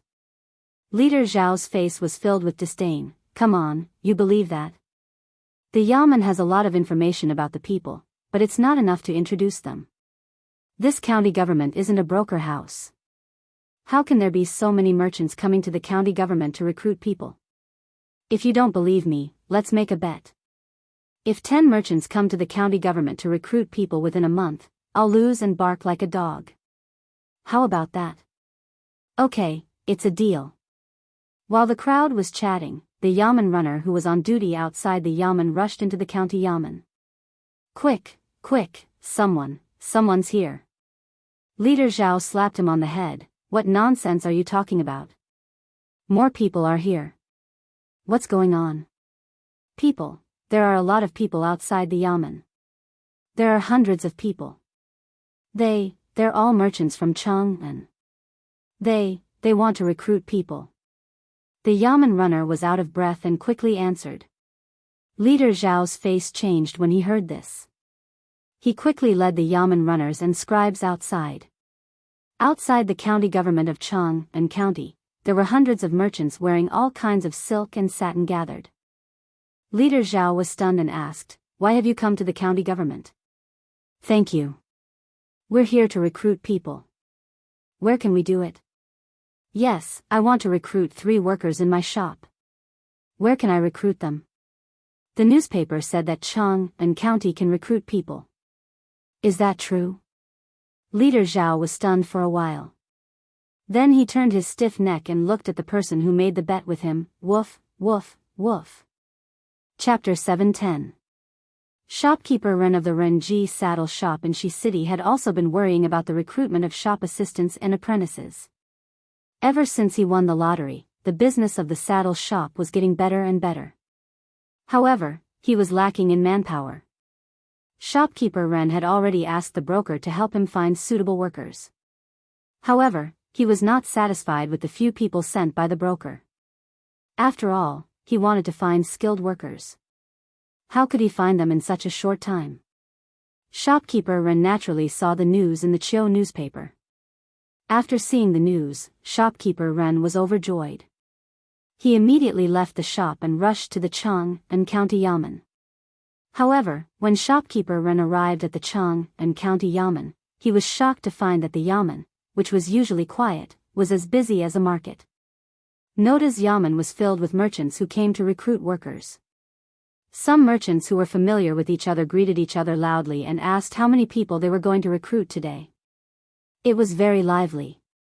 Fortunately, this was the Chang'an County Yamen and there was no shortage of yamen runners to maintain order. Under the urging of the yamen runners, the merchants lined up and went to the yamen runners to register what kind of people they needed and how many people they needed. Shopkeeper Ren saw the situation and did not bother to greet his acquaintances. He quickly went to line up. Cui Zhua, the Chang'an County magistrate, did not expect that the Chiu newspaper would attract so many merchants. He was also shocked when he received the report from the yamen runners. He ordered people to summon all the scribes in the county yamen to greet the merchants, register them, and inquire about them. He also sent yamen runners to ride horses to each lane to inform the commoners who met the needs of the merchants to come to the county yamen to work according to the information given by the scribes. The yamen runners of Chang'an County were like the delivery men in the future. They were constantly going back and forth between the yamen and each square. However, no one complained now. Even a fool could see that Chang'an County was going to make a lot of money. The yamen runners and the yamen runners would also get a share of the rewards. After dealing with the matters in the yamen, Cui Zhuo hurriedly sent someone to deliver a letter to the rich playboys. Cui Zhuo was clear about this matter. Although he and Lu Deheng were the two county magistrates who did the hard work, the Wangyu Charity Hall deserved the credit. However, the benefits that he and Lu Deheng received were real. Not to mention the merits of governing, even if the people had a stable livelihood, it would be of great benefit to him as the county magistrate of Chang and County. Cui Zhuo looked at the bustling scene in the county government office and admired Li Wangyu to the extreme. Cui Zhuo couldn't help but sigh with emotion when a random idea had such an effect. The same thing happened in the county office of Wanyan County. The scene of the two counties in Chang, and that had lasted for 10,000 years, had even spread throughout the city. The Tangs had never seen any job fairs, much less hundreds of merchants running to the county yamen to recruit workers. As a result, countless people who were bored and wanted to watch the fun also rushed to Chang and Wanyan counties to join in the fun. The Changshu Square and Xianyang Square, where Chang and Wanyan counties were located, were crowded. It was even livelier than during the Lantern Festival. Today's job fairs in the two counties were obviously successful. Many merchants, including shopkeeper Ren, had found suitable workers. In just one day, more than 1,000 people in Chang and Wanyan counties had found jobs. In the eyes of the Tangs, this was simply a legend. For this reason, even the big shots like Fang Xianling and Du Ruhui solemnly submitted a memorial to Pai Lupi the next day in the Chang, an imperial court, to commend the two county magistrates, Cui Zhuo and Lu Deheng. Wangyu Charity Hall also became famous in the hearts of the people because of this. In addition to the merchants who were stomping their feet and cursing in the streets, nearly 1 million people in Chang and almost praised Li Wangyu and the rich playboys to the skies. In this regard, the rich playboys naturally became more excited and more diligent in managing the affairs of the charity hall. Li Wangyu didn't feel very happy. Since the day he and the rich playboys went to Yongyang and Heping Square to help the poor, he had been thinking about something and frowning every day. Seeing him like this, the beautiful boss couldn't help but be curious. "Wangyu, why have you been so worried recently? What are you thinking about?" Li Wangyu sighed deeply and pulled the beautiful boss to sit beside him. "Changqing, recently I've been thinking about why God sent us back to the Tang dynasty." The beautiful boss seemed to understand his meaning, but she didn't say anything. She just quietly looked at the little man in front of her and waited for him to continue. "In fact, when I first came to the Tang dynasty, I'm not afraid of being laughed at by you. My idea was very simple. I just wanted to be a small landlord. My family had good land, thousands of beautiful concubines." When he said this, he felt a pain in his waist. Li Wangyu knew that he had said something wrong and hurriedly begged for mercy. "It hurts, it hurts. I was wrong. I was just thinking about it." "Humph, pig trotter, don't even think about it," the beautiful boss said angrily. Li Wangyu quickly grabbed her soft hand and gently stroked it. He continued to say, "Yes, yes, I don't want to. Listen to me and don't interrupt me. I originally just wanted to live a leisurely life in the Tang dynasty. I didn't have to worry about food and clothing. I really didn't have any ideals or ambitions. You see, I can't be like those pig trotters in time travel novels and usurp the throne. I can't deal with that old man Li Shimin." He laughed self-deprecatingly. "Changqing, you also know that I'm not an engineering student. I'm just a bad student. I don't even know how to make steel, let alone make a steam engine in the Tang dynasty. So, I can't start an industrial revolution, right? The Tang dynasty is so powerful. You and I both know the following history. The rule of Zhengguan, the prosperous Tang dynasty. As for the Anlushan rebellion, there's still more than 100 years. I guess no matter how hard I work, I won't be able to live until then. It has nothing to do with us." Li Wangyu stood up and paced back and forth with a slightly irritated mood. "Changqing, you see, we have money and a house now, but I'm confused and don't know what to do next.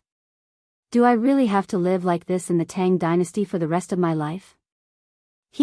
It's ironic. In my previous life, I envied those rich second generations the most. I thought that they didn't have to do anything every day and were happy to indulge in wine and women. But now that my soul has traveled to the Tang dynasty and I've become a rich first generation, I don't seem to be so happy. Originally, I wanted to do something for the Tang dynasty, so I spent money to do good deeds, thinking that at least I could change the fate of some people. But this time, after going to help the poor with Ching Chumo and the others, I felt that even if I gave the people some money and food and helped them find a job, it didn't seem to change anything. So I feel more and more irritated. The beautiful boss naturally understood Li Wangyu's thoughts.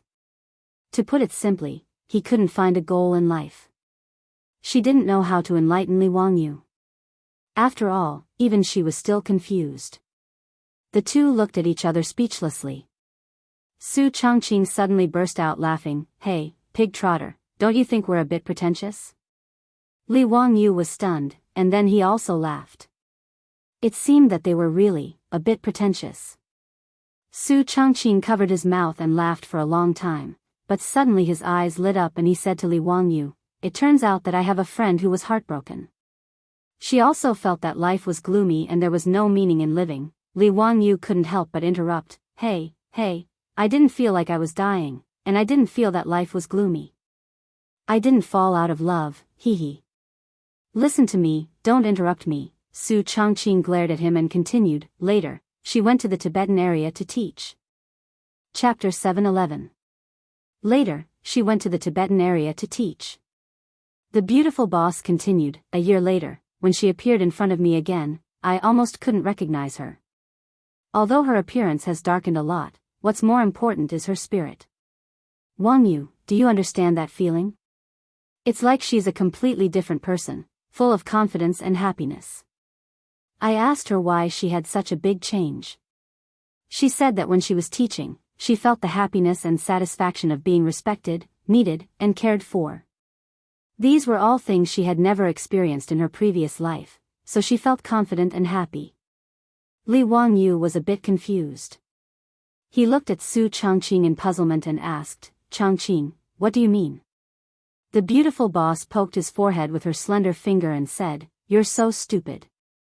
I mean, since you can't think of anything to do for the time being, you might as well teach." "Teach?" "Yes, since you want to do something for the Tang dynasty, you might as well teach and educate people. You can't change this era, but you might as well change a person's fate. Isn't that meaningful? Have you forgotten that sentence? Knowledge can change fate. Hee, although you're a bad student, in the Tang dynasty, well, you can barely be a teacher. Ma Zhou and Yan Liben were fooled by you, weren't they?" The beautiful boss laughed. Li Wangyu said, "Don't you know how to chat?" "What do you mean by fooling?" "They were the ones who begged me to be their teacher." "By the way, do you mean that I should take in a few more disciples?" The beautiful boss was speechless. She directly rolled her eyes and said, "You're so stupid. Why take in disciples? What I mean is that you should run a school. Speaking of which, Dingzhou village doesn't even have a private school now. Aren't you embarrassed to watch those naughty kids run around the village all day long? In the future, at this age, they've already gone to school." Li Wangyu couldn't help but feel embarrassed after hearing the beautiful boss's words. He muttered, "Chongqing, don't joke around. Me? Run a school?" If my primary school's homeroom teacher heard this, he would probably laugh his head off. He didn't think that he could start a school. Wasn't this a joke? A flunky from a second-tier university came to the Tang dynasty to engage in education? The beautiful boss glared at him. Why not? Don't forget that Li Qingxian and Li Tai are all learning from you, as well as Ma Zhou and Yan Liben. Since that's the case, what's wrong with being a teacher for those brats? Li Wangyu was speechless. He raised his head and stared at the ceiling for a long time before finally nodding. "All right, then let's give it a try. It's just misleading the students. Anyway, illiterate people were everywhere in the Tang dynasty. Since he dared to be the emperor's tutor, teaching a bunch of brats shouldn't be a big deal." Li Wangyu also agreed with the beautiful boss's words. Since knowledge could change one's fate, He might as well try and see if he could change the fate of some brats. Since we're going to open a school, why don't we just waive all the fees? I'll take care of the students' food, clothing, housing, and transportation.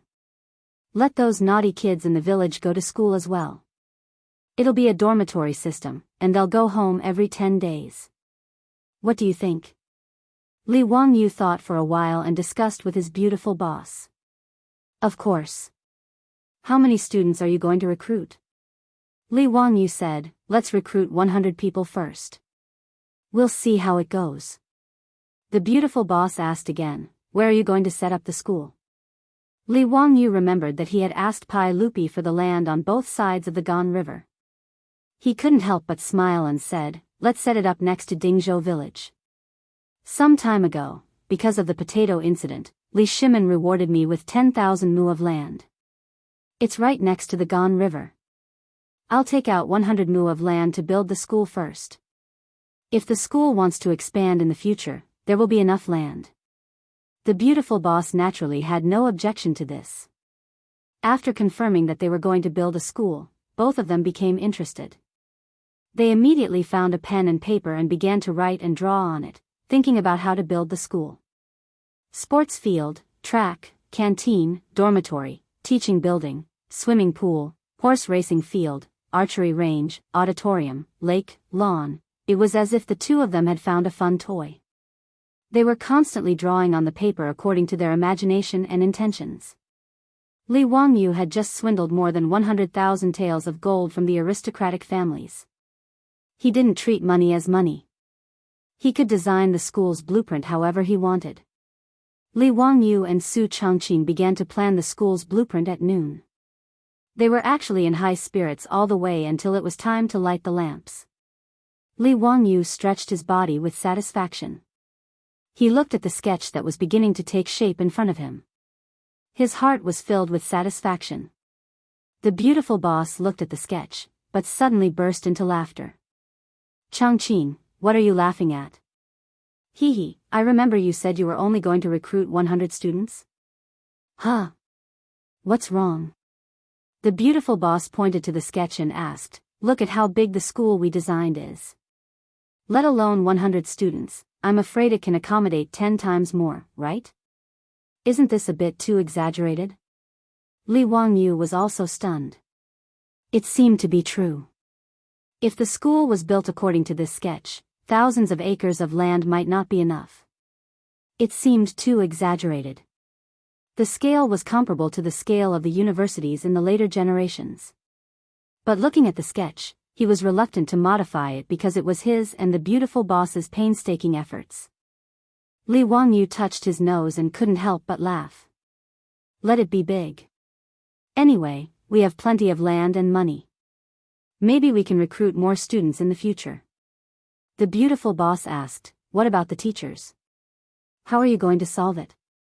Li Wangyu didn't think about the teachers. He was stunned for a while before he replied with uncertainty, recruit from Cheng and city. Pay more. You can recruit some people, right? The beautiful boss glanced at him. Are you going to find some old masters to teach those students? What's the difference between that and a private school? Why spend so much money to build this school? Li Wangyu couldn't help but be speechless. What the beautiful boss said was right.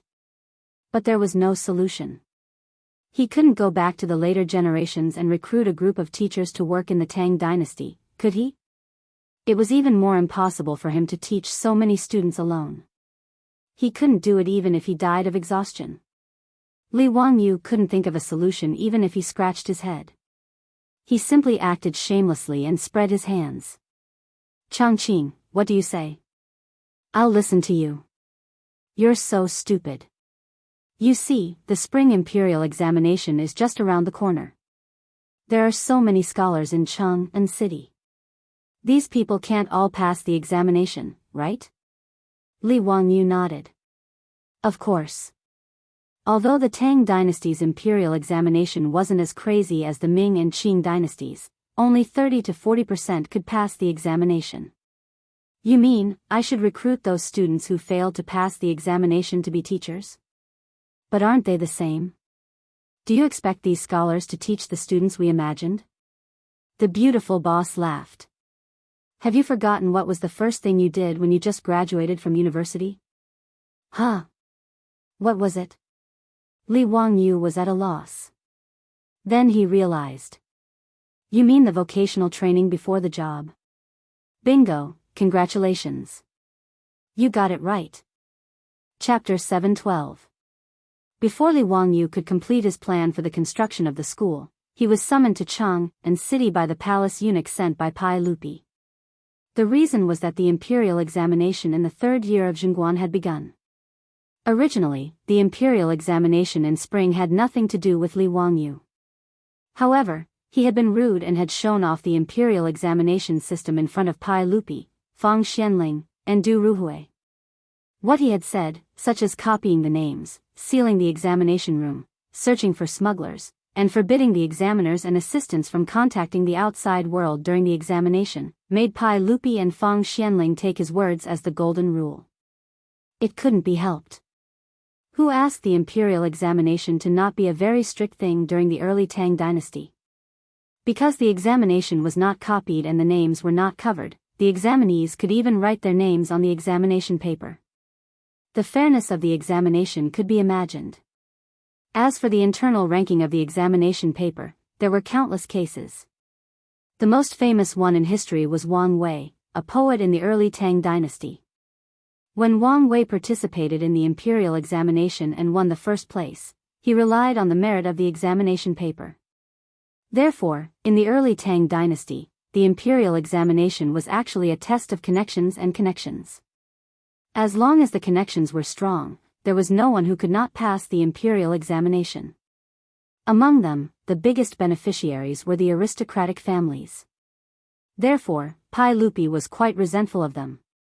Therefore, when Li Wangyu and Pai Lupi talked about the measures to prevent cheating in the imperial examination, Pai Lupi was wild with joy. At that time, he ordered Fang Xianling and Du Ruhui to follow suit and cut off the hands of the aristocratic families and courtiers that stretched out to the imperial examination system. Now that the imperial examination in spring had begun, Pai Lupi was still worried, so he ordered the eunuch to summon Li Wangyu back to Chang and city and let him accompany him to inspect the examination room.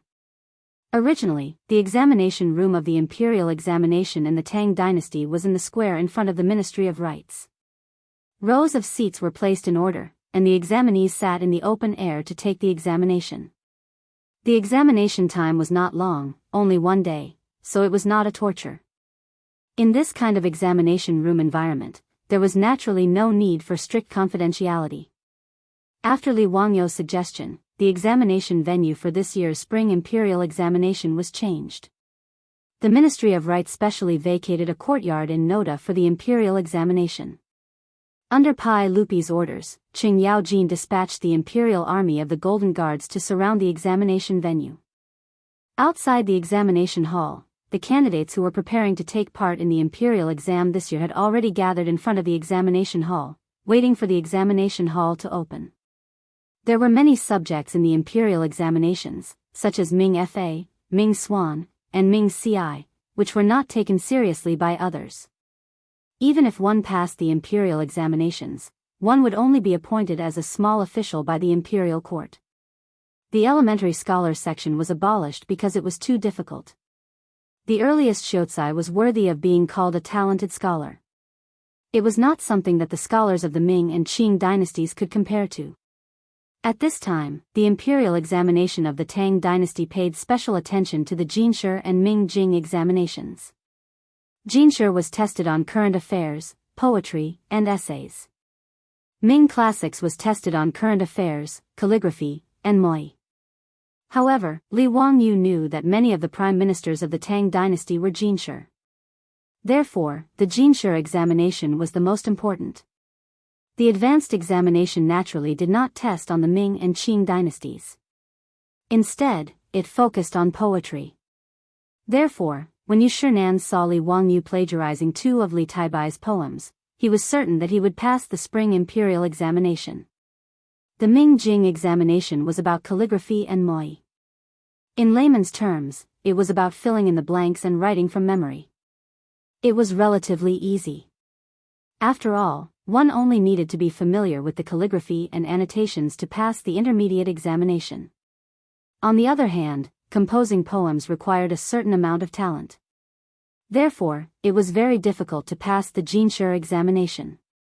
In the Tang dynasty, there was a saying, 30 years old Ming Jing, 50 years old Jinshi. It meant that if one passed the Ming Jing examination at 30 years old, one would be considered old.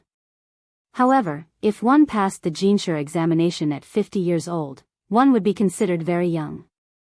The advanced examination had the lowest admission rate. On average, there were only 20 people on each roll.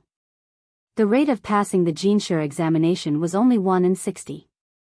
At this time, more than 1,000 examinees had gathered outside the examination hall. It was a spectacular sight. Pai Lupi, in casual clothes, stood outside the crowd with Li Wangyu. Fang Xianling, Du Ruhui, and a few others were also in casual clothes. Pai Lupi looked at the thousands of examinees and was very satisfied. Zio, look at these examinees. They are the foundation of the Tang dynasty. I wonder how many of them will be able to pass the Jinshi examination and serve the imperial court. Li Wangyu was very tactful and flattered. Congratulations, uncle. All the heroes in the world are in your hands. Huh, you bastard. I said this in the beginning, but later I found that it was not completely true. However, with Zio's good plan to improve the imperial examination, I can now say this again. Pai Lupi was very proud. Fang Xianling suddenly smiled at Pai Lupi and said, Your Majesty, speaking of the imperial examination, Zio mentioned something interesting a few days ago. Oh? What is it? Tell me about it, Fang Gonggong. Fang Xianling twirled his beard and said with a smile, I also heard from my son that Zio was drinking in a restaurant and happened to meet several examinees participating in this year's spring imperial examination. 2 of the examinees wanted to be Zio's disciples, but Zio told them to go to your residence to be Zio's disciples after passing the Jinshi examination. Your Majesty, don't you think Zio is deliberately making things difficult for them? Du Ruhui also said, Haha, that's right. I also heard about it. It is said that Zio said with certainty that the 2 examinees will pass the Jinshi examination this year. I don't know why Zio is so confident. I heard that the 2 examinees are not yet 30 years old. If it is the Ming Classics examination, it will be fine. But it is the Jinshi examination, I'm afraid it will not be easy. Pai Lupi was interested and asked Li Wangyu, Oh? Is there really such a thing? Ziyu, you rascal, you're too wicked. If you don't want to accept them as disciples, just say it. Why do you have to make things difficult for them? You only accept them as disciples when they pass the Jinshi examination. It is really difficult for them. Li Wangyu laughed in his heart. What a joke. If the 2 future prime ministers of the Tang dynasty failed to pass the Jinshi examination, wouldn't it be funny? However, the admission rate of the Jinshi examination was too low. Li Wangyu did not dare to guarantee that Lu Rengui and Sheng Guanyu would pass the Jinshi examination this year. After all, he only knew that the 2 of them had passed the Jinshi examination in history.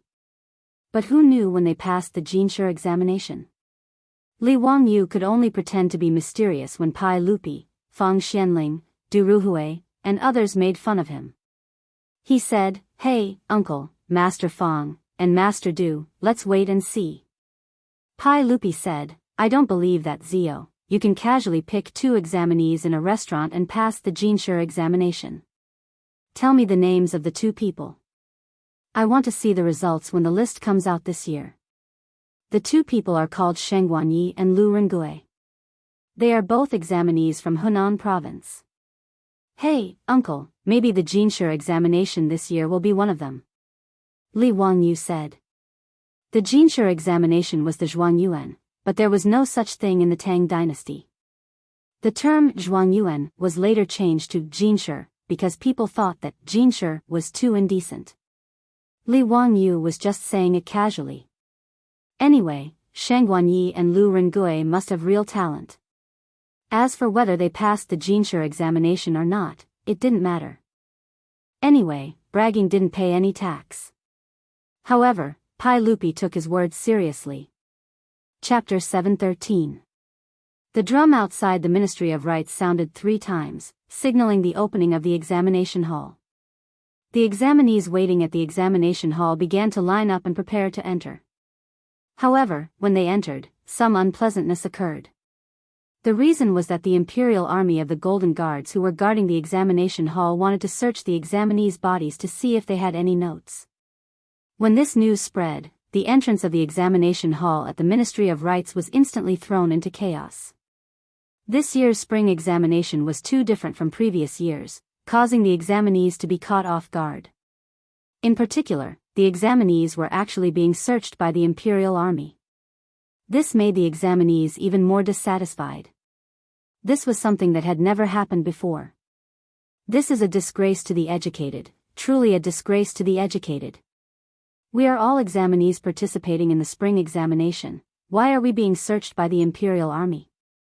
I have also participated in the spring examination a few times, but I have never been searched like this before.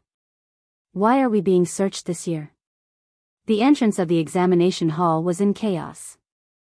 There were even people who shouted to charge in. Such provocative words made the scene even more chaotic. Seeing this situation, Pai Lupi couldn't help but frown. His good mood from before was instantly ruined. Nonsense. How dare these examinees be so impudent? Mitua, pass down my decree. Those who cause trouble will be disqualified from this year's spring examination. Pai Lupi ordered Mitua, who was serving behind him. Yes. Mitua replied. He turned around and prepared to pass down the decree to the Imperial Army, but he was stopped by Li Wangyu. Uncle, let's give them a chance. These rules have just been implemented this year.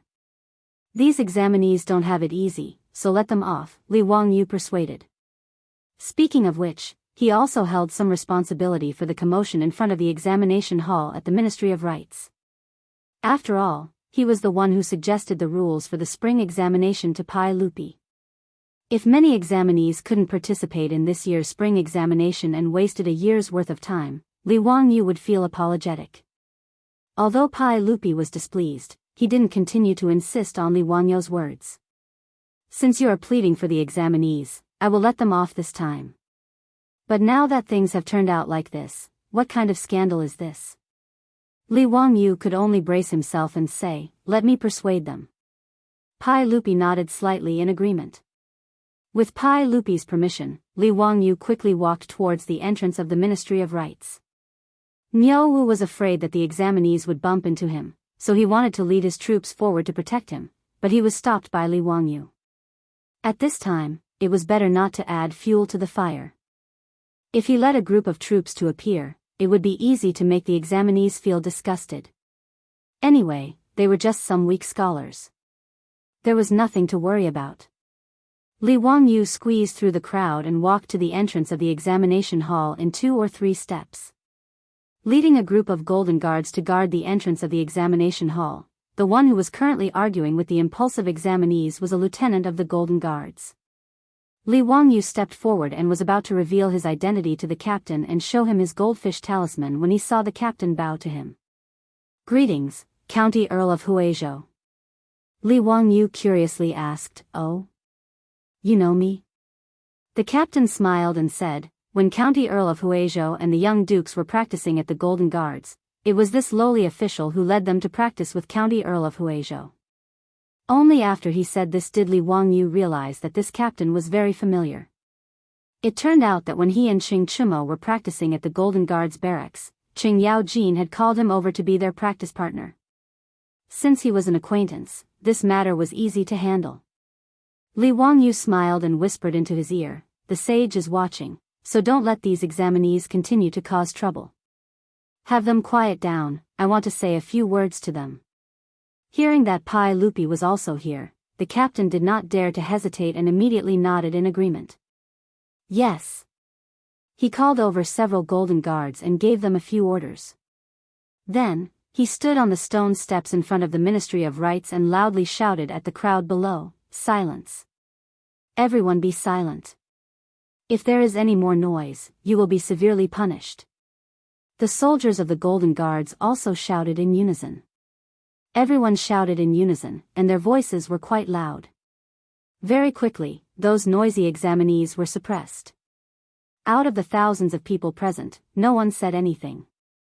Seeing that the crowd had finally quieted down, the captain invited Li Wangyu to the steps and then shouted at the examinees, "This is County Earl of Huizhou.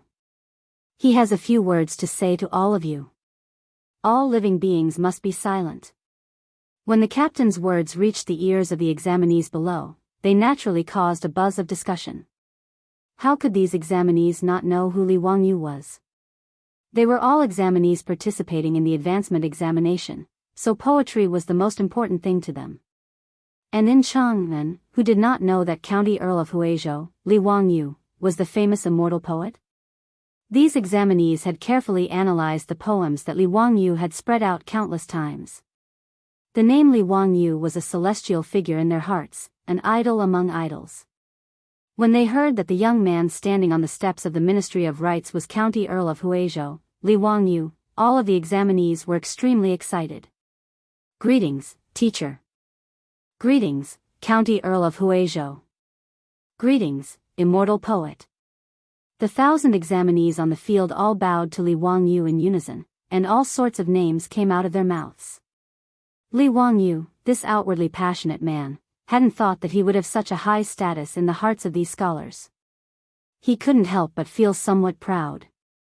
He hurriedly returned the greetings, then stood up straight. Gathering his chi in his dantian, he loudly shouted, "Everyone, I know that many people are dissatisfied with the change in the rules of this year's spring examination. I won't hide it from everyone. In truth, these ideas were suggested by this one to the saint." Li Wangyu's words caused another round of discussion below. The lieutenant could only shout for silence once more before the examinees quieted down. "Everyone, the reason I asked the saint and the imperial court to ban this topic and change the spring examination was for everyone's sake.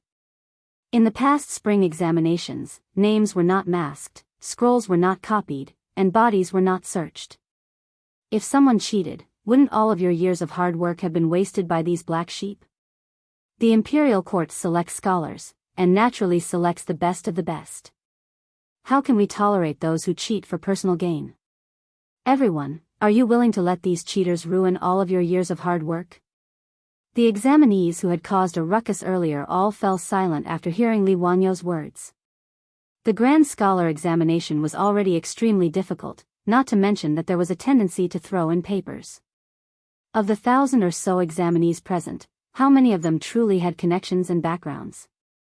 The vast majority of the examinees naturally hoped for a fair chance to compete.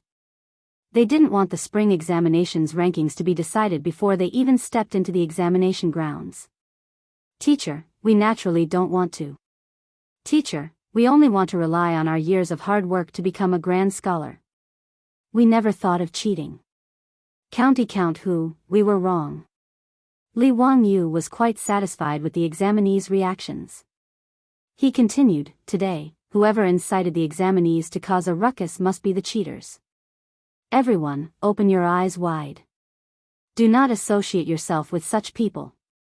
After he finished speaking, the examinees who had been shouting insults all shut their mouths. Regardless of whether they had connections or not, how could they bring this matter to the table? As a result, the entrance of the Board of Rights examination hall became much more orderly. Chapter 714. Pai Lupi, Fang Xianling, Du Ruhui, and the other officials nodded in satisfaction when they saw that Li Wangyu was able to subdue the thousands of troublemakers with just a few words. Fang Xianling smiled at Pai Lupi and said, "Your Majesty, although Zio is young, he is very methodical in his actions. He is so steady that he doesn't seem like a 17-year-old boy. In the future, this boy will definitely be the right-hand man of the Tang dynasty and your Majesty's right-hand man." Pai Lupi was naturally happy when he heard this, but he still pretended to be angry and said with a straight face, "This boy has always liked to cause trouble. He still needs to be taught more." Since ancient times, Wuxia was particular about the country and the world. Li Wangyu and Pai Lupi were uncle and nephew, so they were naturally close. Moreover, someone as excellent as Li Wangyu was, Pai Lupi, as the head of the Li Tang clan, was naturally proud that the Li clan could produce such a talent like Li Wangyu. Fang Xianling and Du Ruhui were both shrewd people. How could they not see the pride in Pai Lupi's heart, but they didn't point it out. They just smiled and didn't say anything. In front of the examination hall of the Ministry of Rites, Li Wangyu ordered the captain of the Jianghu guards to find a black curtain and encircle a passage in front of the examination hall. Everyone was confused and looked at Li Wangyu, wanting to know what he meant. Li Wangyu stood on the stone steps of the examination hall and shouted to the crowd, Everyone will enter the examination hall after passing through this curtain. Before entering the examination hall and being searched, if anyone carries something that they shouldn't have, they can throw it away in this curtain. Everyone has studied hard for many years. Whether or not you can pass the examination depends on today. Everyone, please don't make a mistake. If someone is found to be carrying a cheat sheet, then it is really a self-inflicted evil. You can't blame others. Am I right? The reason why Li Wangyu did this was because he could tell that even though the scholars no longer objected to the golden guards searching their bodies, he could also see that many of the examinees were avoiding his gaze with fear on their faces.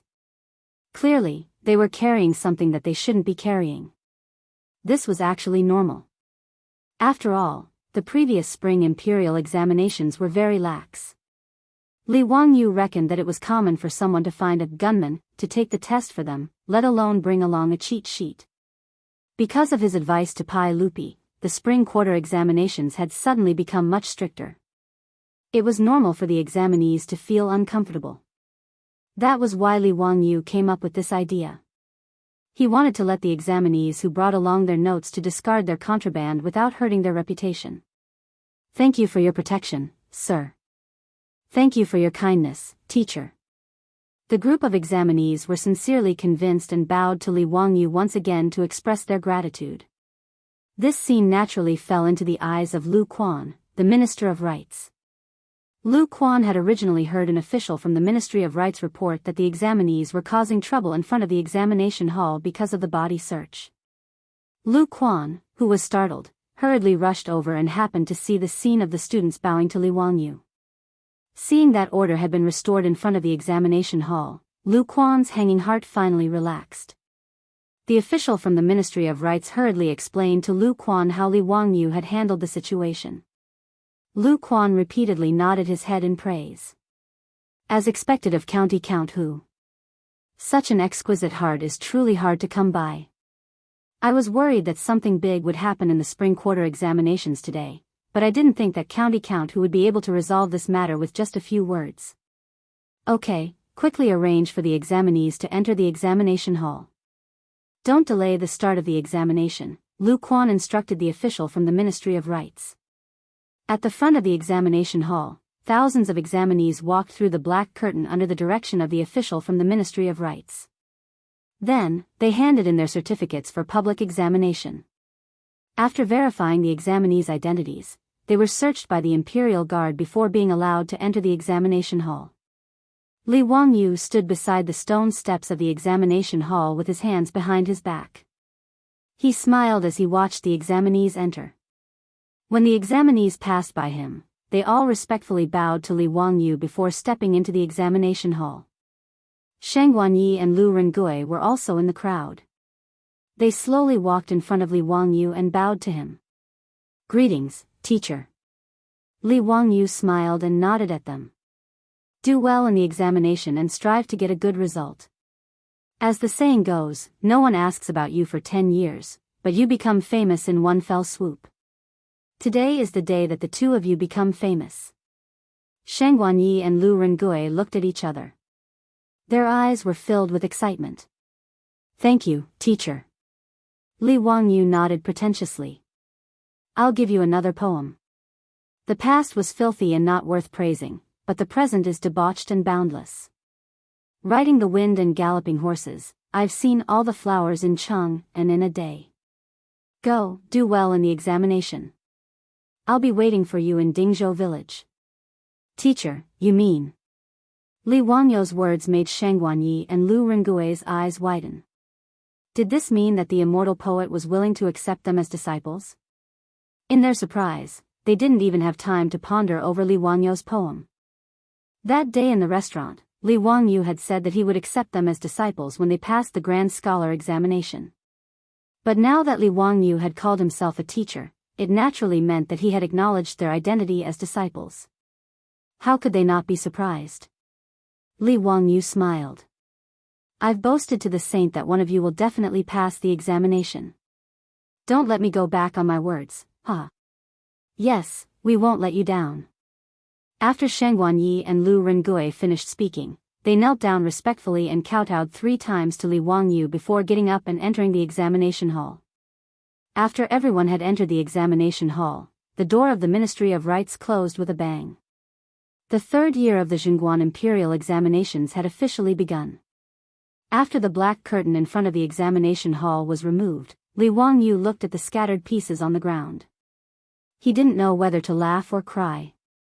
Not only were the pieces of paper full of small words, but there were also dozens of books of the 5 classics on the ground. Li Wangyu was speechless. Damn, did they think that the examiners were blind? The 5 classics on the 5 classics was a book that examined the Book of Changes, Shangshu, Mao Shi, Book of Rites, and Zhuozhuan. It was the official textbook of the Tang dynasty. Could it be that those examinees were still hoping to openly flip through the books and copy the answers during the spring imperial examination? What was even more strange was a robe that was thrown on the ground. Li Wangyu was curious and picked up the robe. He couldn't help but be amused after taking a closer look. The inner lining of the robe was actually filled with small words, which were all the contents of the Moyi scriptures. This guy was really a genius. He could even think of such a way to cheat. Pai Lupi led Fang Xianling, Du Ruhui, and the others over. They couldn't help but be a little unhappy when they saw the mess on the ground.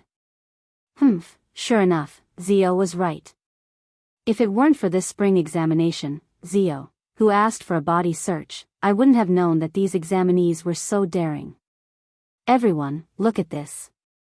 What do you think of this? Fang Xianling and the others looked at the various cheating tools on the ground and couldn't help but shake their heads and smile bitterly. Li Wangyu felt that the examinees couldn't be blamed for this. Speaking of cheating, in fact, he had done it a lot when he was in school. Cheating and anti-cheating had always been the time when the underachievers were most willing to compete with the teachers. So many people were ready to cheat. It could only be said that the spring examination back then was too lenient. The spring examination was like the college entrance examination of the modern era. Naturally, it needed to be restrained by rules. Li Wangyu was an underachiever. He dared to cheat in the school exams on weekdays, but how many people dared to cheat in the college entrance examination? Therefore, to prevent cheating, it should rely on the system, not the self-awareness of the examinees. However, he couldn't refute Pai Lupi's words. He could only change the topic. Speaking of the spring examination, I thought of a joke. Uncle, are you interested in hearing it? Chapter 7:15. Pai Lupi asked, what joke? Tell me about it. Hey, uncle, there are 4 joys and 4 sorrows in life. Do you know what they are? I don't know. Tell me about it. Li Wangyu smiled and said, the 4 joys of life are the sweet dew after a long sweat, meeting an old friend in a foreign land, the wedding night, and the nomination for the imperial examination. These 4 sentences came from the Southern Song Dynasty's poem of joy and disappointment. It was a very appropriate summary. Pai Lupi and Fang Xianling thought about it and nodded with a smile. Yes, these are indeed the 4 joys. What are the 4 sorrows? Du Ruhui said, is it a widow crying with her son, a general being captured by the enemy, losing the face of the Lord, and losing the support of the imperial examination? Li Wangyu shook his head. What Mr. Du said is sad, but it is not the 4 sorrows of life. Pai Lupi asked, then what are the 4 sorrows? Don't keep us in suspense. Li Wangyu coughed softly and said, there are 4 sorrows in life, a drop of sweet dew after a long drought, meeting an old friend in a foreign land, a creditor, on the wedding night, next door, on the imperial examination, the same name. After he finished speaking, Pai Lupi, Fang Xianling, and Du Ruhui were all stunned. Then, everyone burst into laughter. Sure enough, these were the 4 sorrows of life. After a long drought, it finally rained, but it only rained a drop.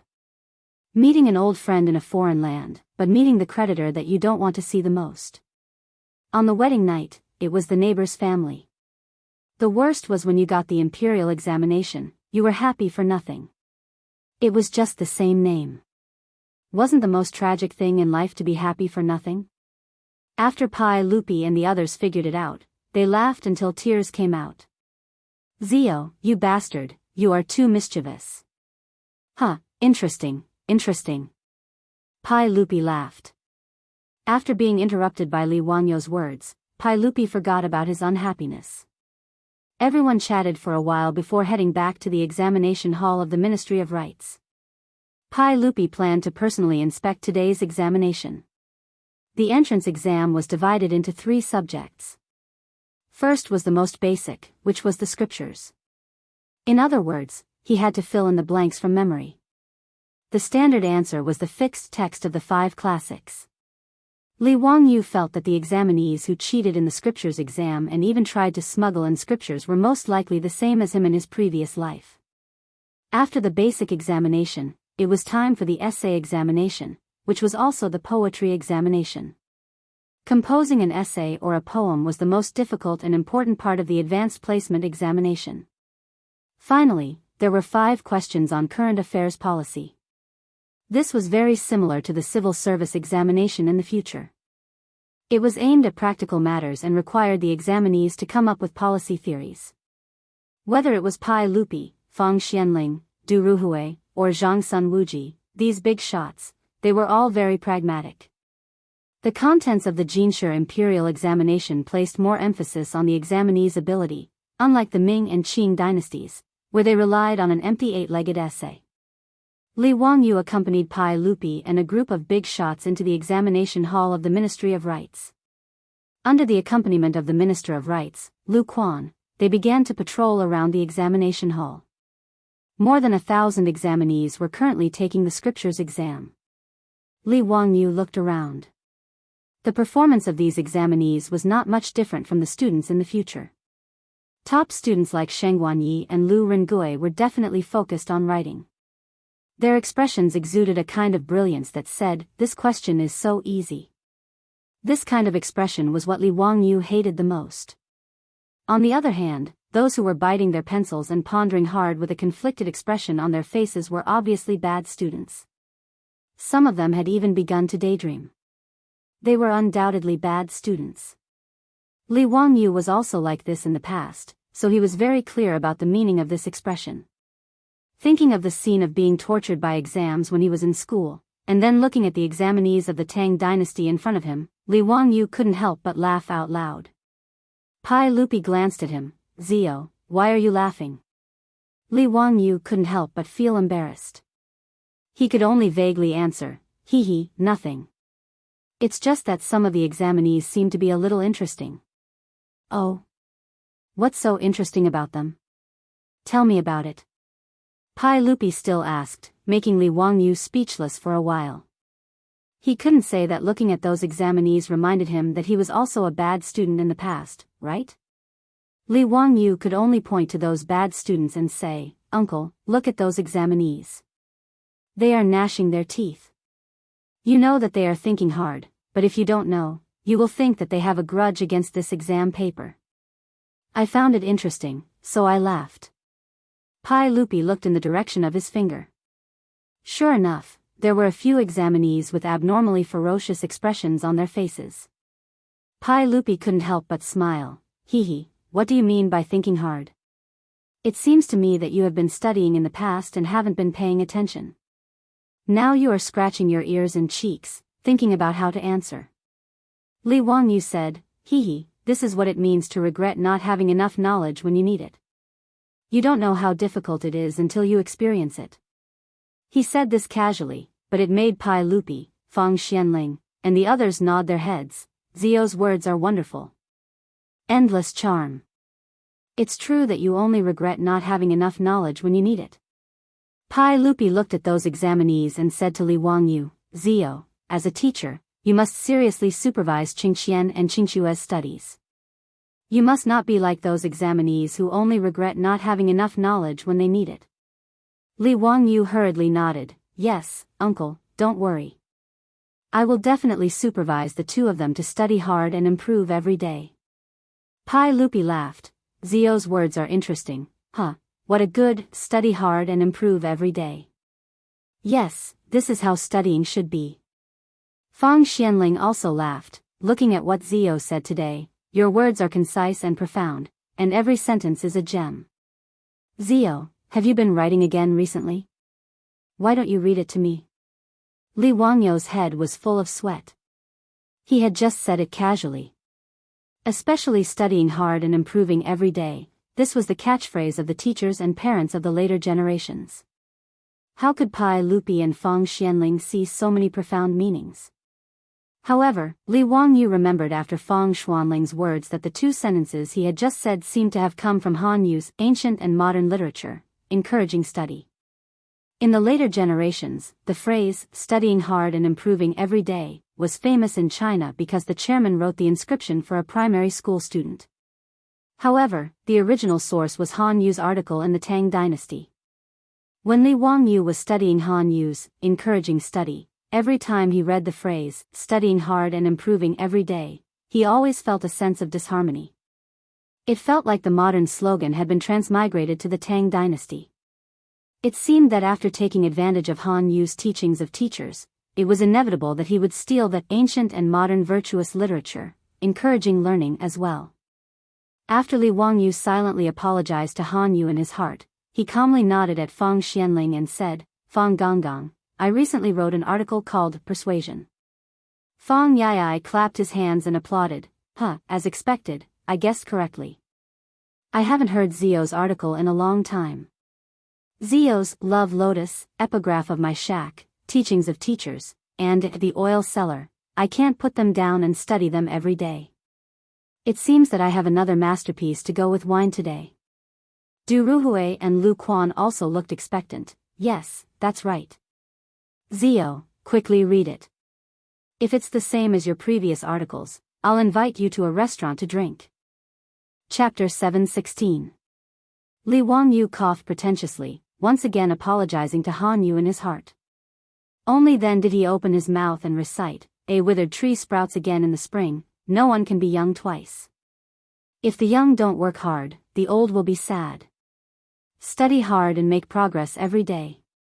There are 360 professions, and every profession has its own master. When it's time to learn, one will regret not having enough knowledge. There's a path to the mountain of books, and a boat to the sea of learning. The teacher leads the way, but one's own cultivation depends on oneself. Practice makes perfect, and hard work makes perfect. Li Er, Fang Xianling, and the others began to ponder the meaning of the 200 words, ancient and modern literature, persuasion to learn. Han Yu's article couldn't be said to be very beautiful, but as Fang Xianling had said before, it was concise and profound, and every sentence was a gem. Li Wangyu only learned many of the famous sayings in the future after learning this article. It turned out that they all came from this 200-word article. Something like, if the young don't work hard, the old will be sad. The new generation excels the old. There's a path to the mountain of books, and a boat to the sea of learning. Almost every sentence was familiar to the later generations. An article that could be passed down for thousands of years was extraordinary. Pai Lupi couldn't help but nod and clap his hands in praise of this article. Fang Xianling and Du Ruhui immediately said, Ziyu's article is really thought-provoking, and every word is a gem. When it comes to persuasion, there's no other article that can compare. Your Majesty, I ask Your Majesty to issue an imperial edict to publish Ziyu's article to the world so that everyone can read and recite it. Lu Quan was even more excited. He bowed to Pai Lupi and said, Your Majesty, I have a presumptuous request. Could Your Majesty please write down this article in your own handwriting?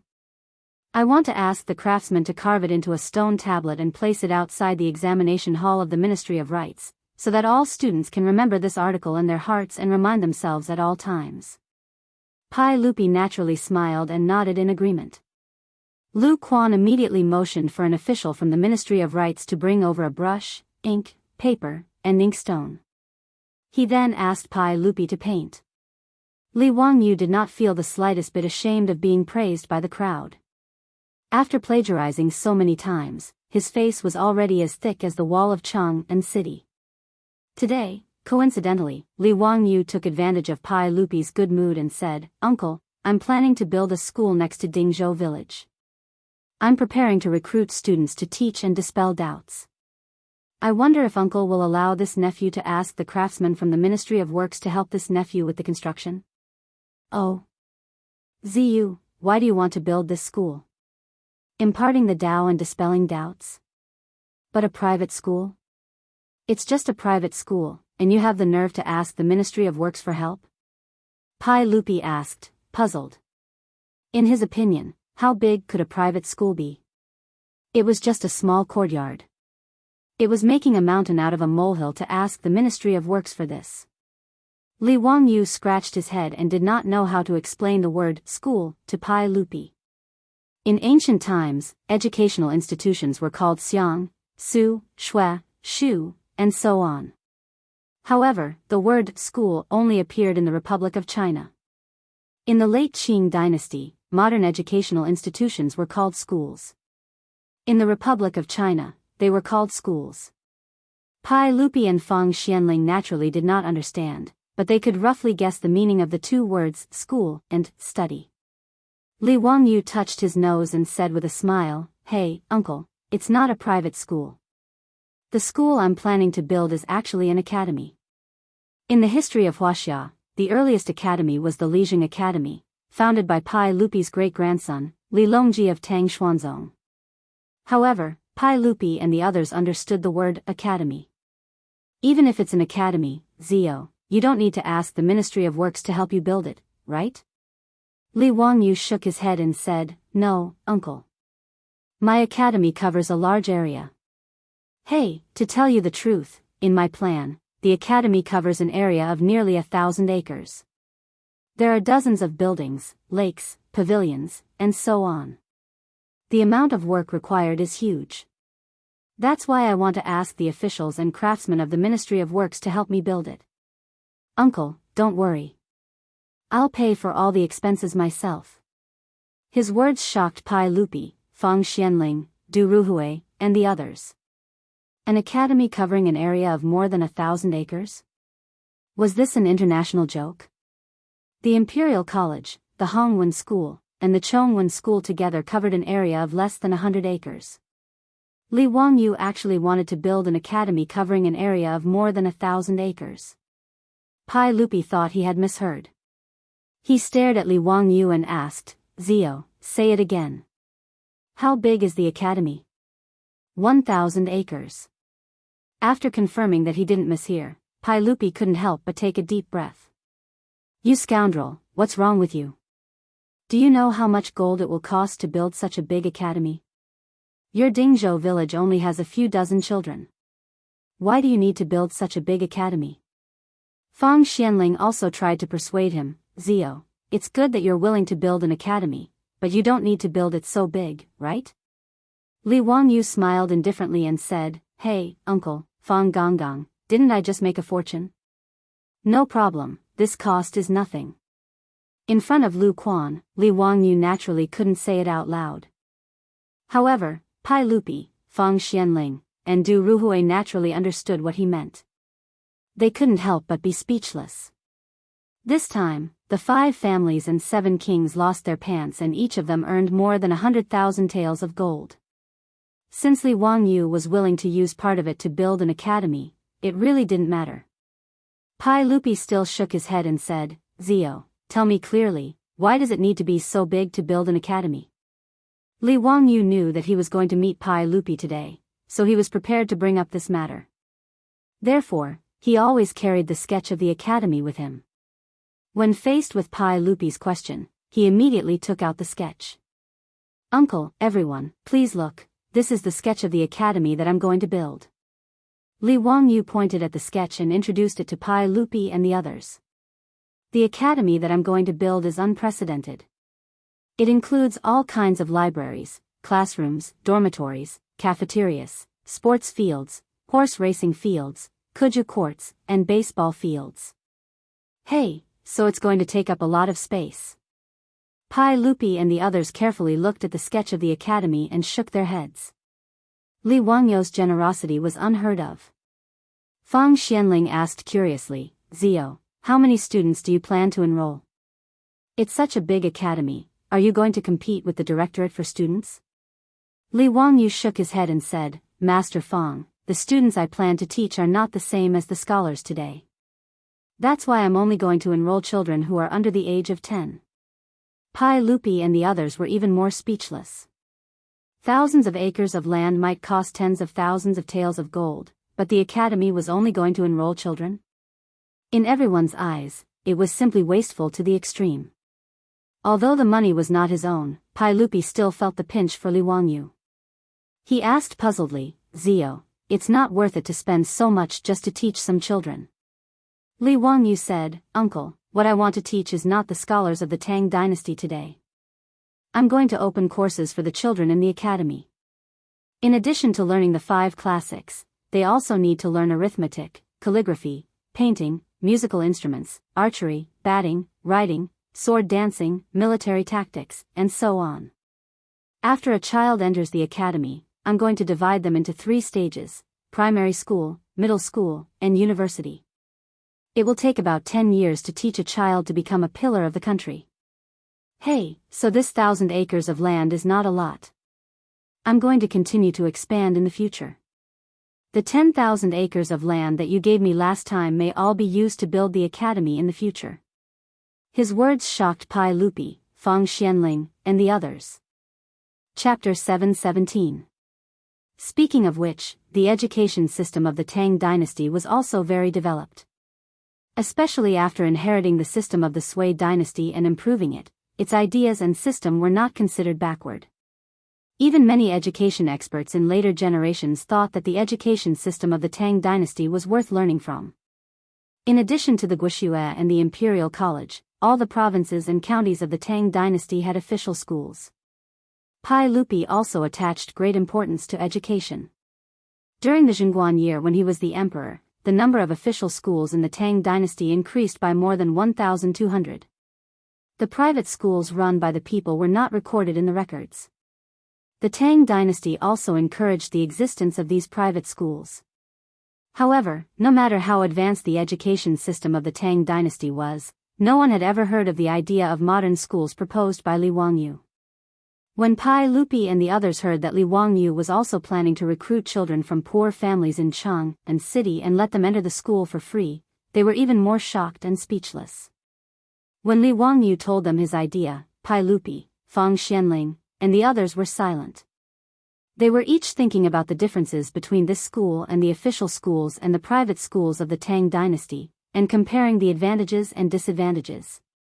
It seemed that spending 10 years to systematically teach a young child like Li Wangyou's idea was an unprecedented initiative.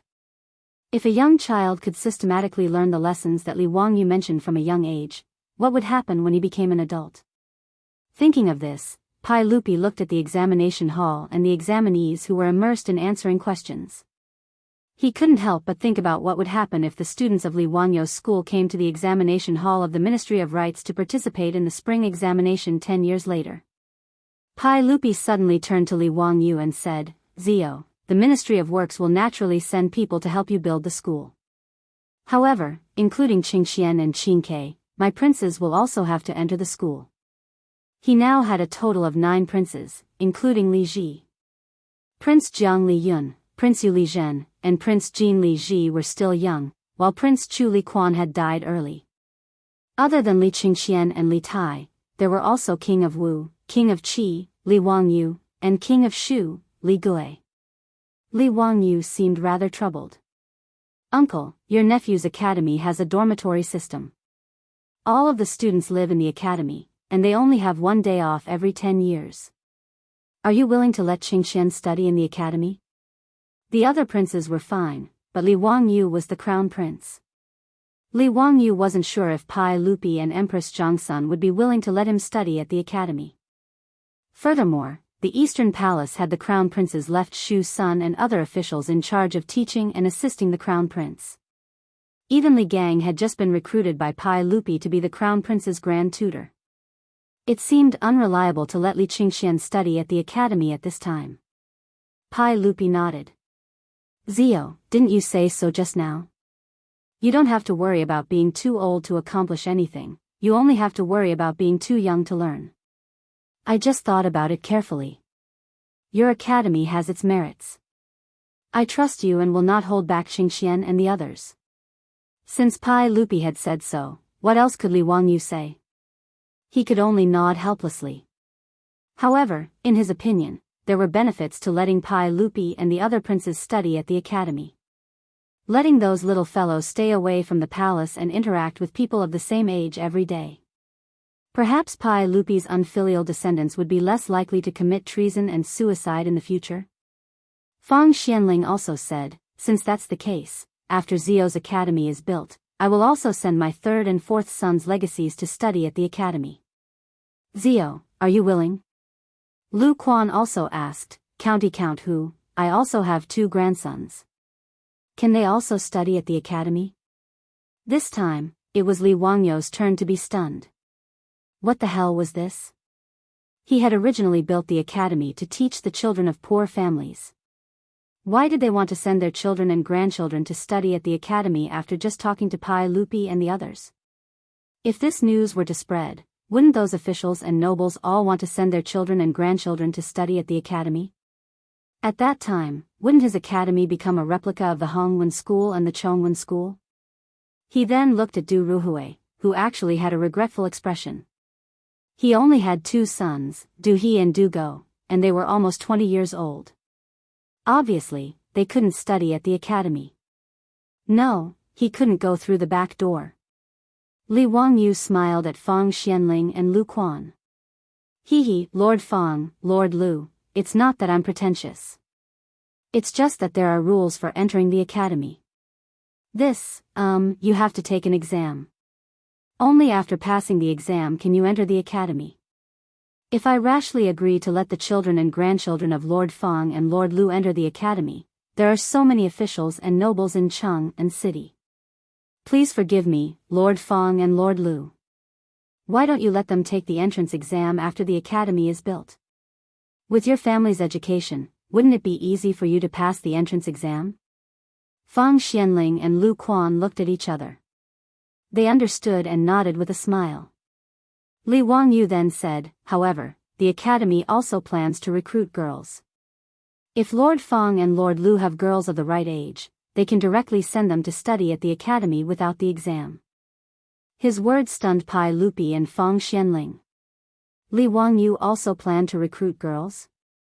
Although the Tang dynasty was open-minded and didn't have the Ming and Qing dynasties, there were very few girls who went to study at the academy. Zio, I'm afraid this is inappropriate. Your academy also plans to recruit girls? If men and women study at the academy together, it will cause a lot of trouble. Zio, I advise you not to do this. Lu Quan couldn't help but persuade. Li Wangyu scratched his head helplessly. He also knew that recruiting girls would cause a lot of trouble. In Cheng and city, building a female toilet caused a lot of trouble, let alone a girls' school.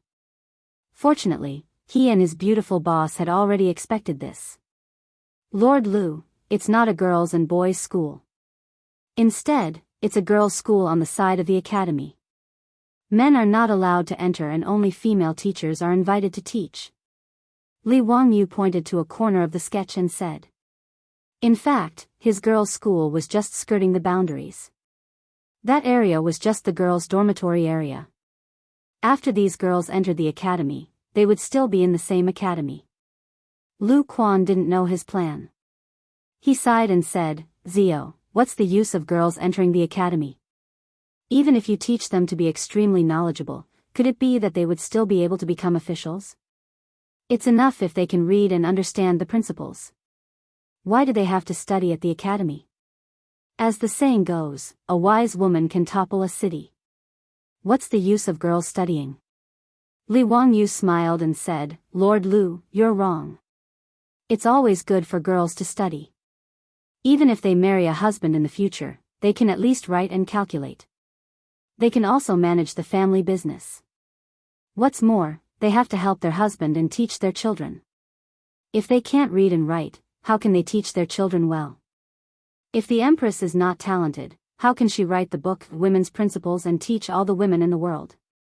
Lord Lu, don't you think so? He even mentioned Empress Jiangsun, so Lu Quan naturally couldn't say anything.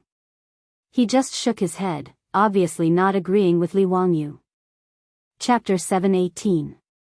Even Pai Lupi did not comment on Li Wangyu's intention to recruit girls. Although he did not care much about etiquette, he still felt that it was troublesome. If he nodded his head and allowed his princesses to study at the academy, those old officials in the imperial court would probably start nagging again and be very annoying. Therefore, Pai Lupi did not comment on Li Wangyu's suggestion. He neither supported nor opposed it. Li Wangyu saw that no one wanted to talk about it, so he did not say anything. Anyway, recruiting girls was not something he had to do. He was not a feminist.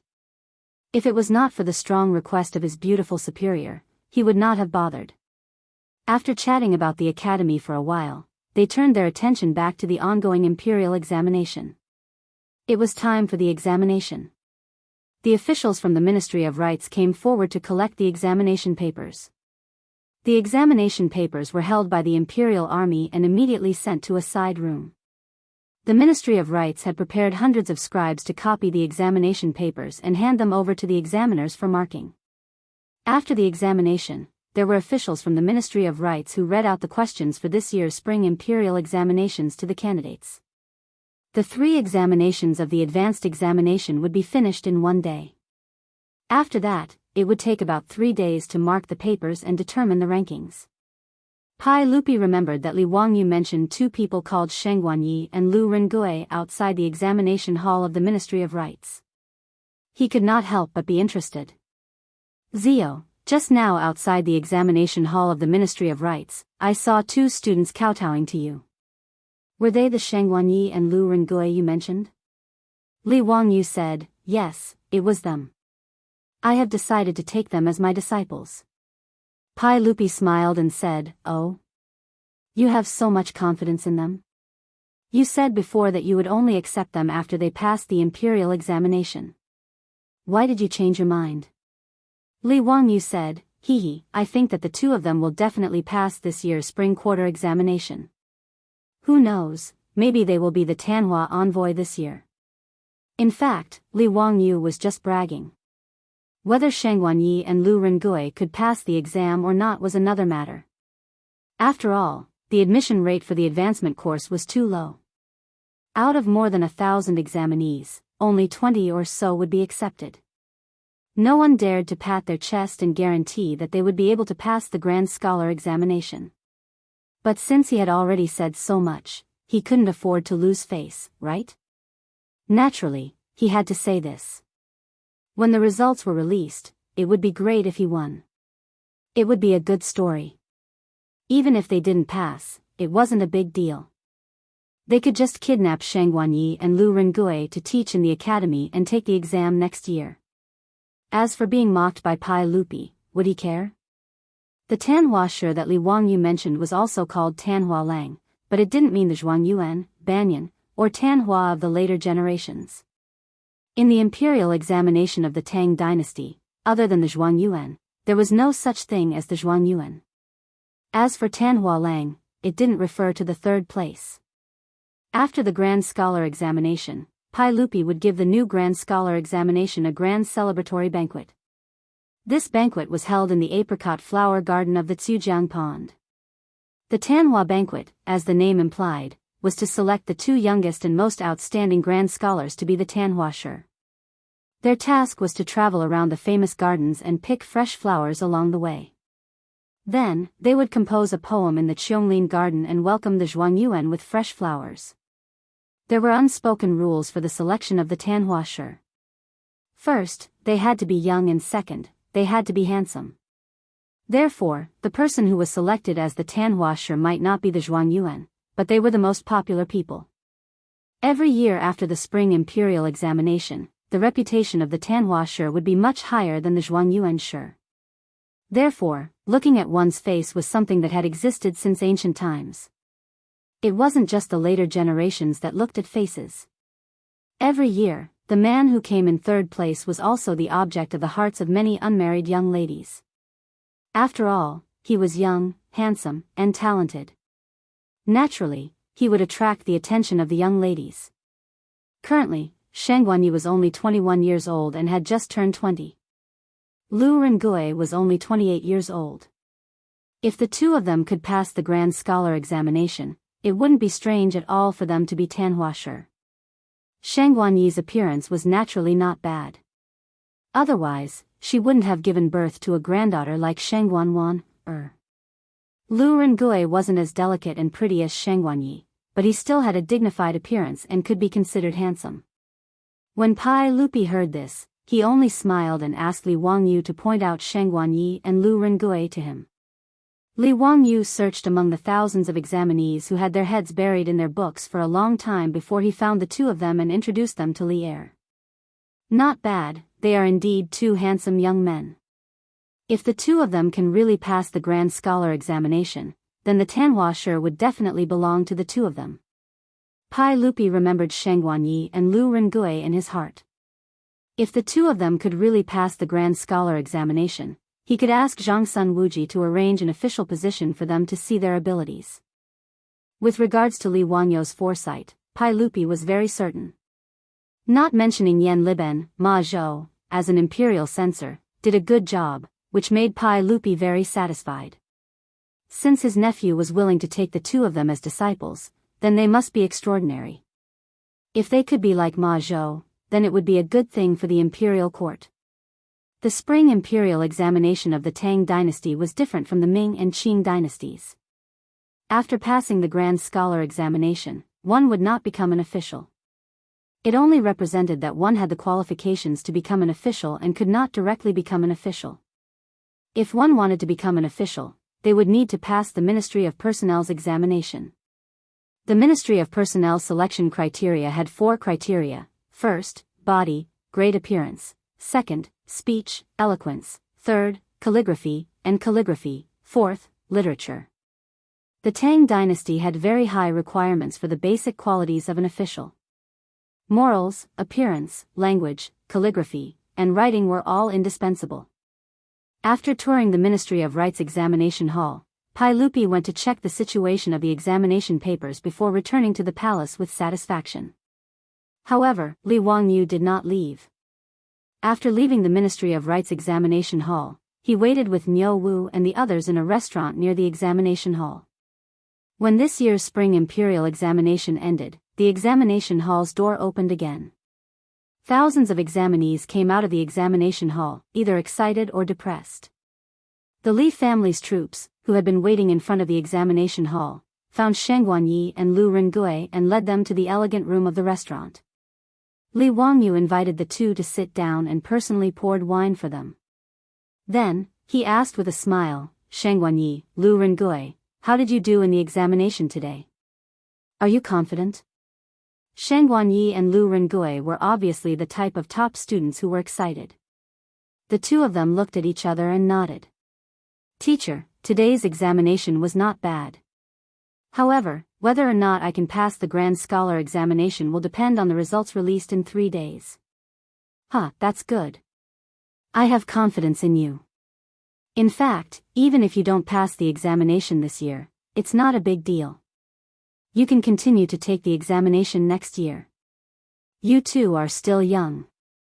Didn't you say that you will pass the Grand Scholar examination in your 50s? Don't worry. I've been waiting for you here today because I need your help with something. Li Wangyu's words stunned Shang Guanyi and Lu Rengui at first. Then, they immediately bowed down and said, "Teacher, please instruct us. We won't dare to disobey. It's not difficult. It's not that serious." Li Wangyu smiled and waved his hand. "You two should be familiar with the examinees who participated in this year's spring imperial examination, right?" Shang Guanyi said, "Yes. Although I don't dare to say that I know all the examinees, I know many of them." "Teacher, do you need to find these examinees?" Li Wangyu said, Yes, that's right. Chapter 719. In the Tang dynasty, the spring imperial examination did not only consist of advancement and Ming Jing. There were also more than 50 subjects, such as Ming Shu, Ming Fa, Ming Ci, and Ming Swan. The imperial examination was divided into common and composition. Common was an imperial examination held at a fixed time every year, while composition was an imperial examination held by the emperor. Although the subjects of mathematics, and calligraphy were not valued, they were still channels to become officials. Therefore, the number of people who participated was not small. The total number of examinees for these 50-plus subjects was in the tens of thousands. Most of the students who participated in the imperial examination lived in the area around Chongren Lane. Of course, there were also poor people who lived in the southern part of the city. After all, the housing there was much cheaper than near Chongren Lane. The spring imperial examination was the last and most important exam of the imperial examination every year. After today's exam, most of the students rushed to the restaurants in Chongren Lane and the brothels in Ping Kong Lane to relax. Anyway, whether they passed or not would be revealed in 3 days. Even if they did not pass, most of them would take the exam next year. However, after working hard for a year, they had to reward themselves. However, only a small number of students went to Ping Kong Lane to relax. Not everyone was a gentleman, but they did not have enough money. After all, the cost of a night in Ping Kong Lane was not low. Even students from well-off families could not bear to spend a few hundred won or even a copper coin to get close to it. Therefore, most of the students only found a restaurant near the hostel and ordered a table to drink and have fun. In each restaurant, almost all of the students who came to the spring imperial examination were sitting there. It was very lively. In the restaurant, a student suddenly said loudly, "Everyone, I wonder if you have heard? In today's imperial examination, the immortal poet wrote another essay called Persuasion to Study. I was fortunate enough to read it and I really admire it. The immortal poet is really a learned person. She is not an ordinary person." His words immediately attracted the attention of all the students in the restaurant. Someone immediately stood up and asked, "I wonder if this brother can recite it for us? Let us listen to the teacher's teachings." That's right, that's right. I'll have to trouble you to recite it for us." The surrounding students chimed in one after another. "That's no problem at all.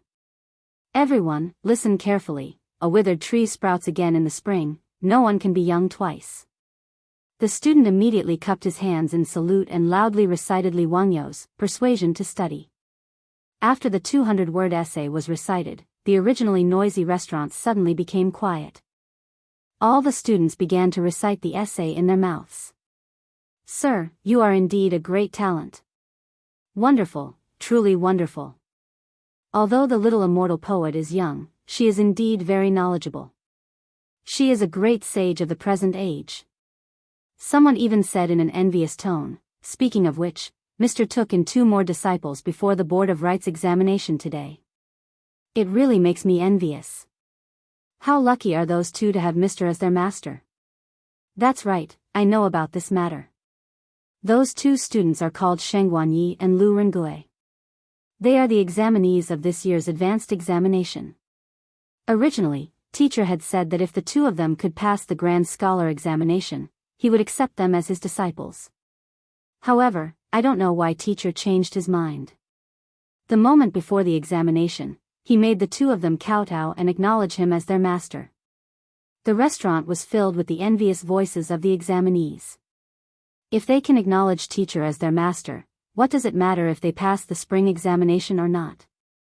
Yes, teacher's disciple, Imperial Censor Ma, didn't participate in the spring examination. However, he was directly appointed as an imperial censor by the saint. How glorious is that?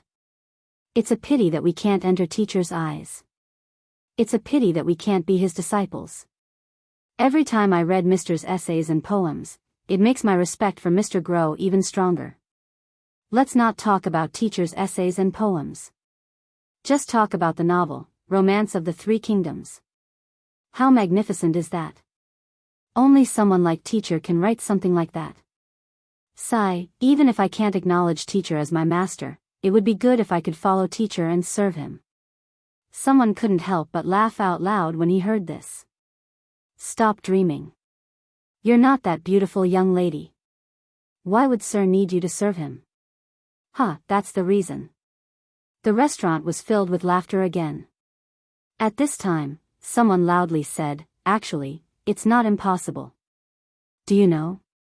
Teacher plans to build an academy in Hu County. He plans to recruit people from the Confucian scholars.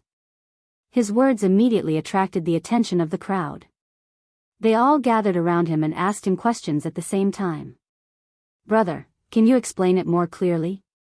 What academy? Can you recruit us? Yes, but can we study under teacher? That person shook his head. No.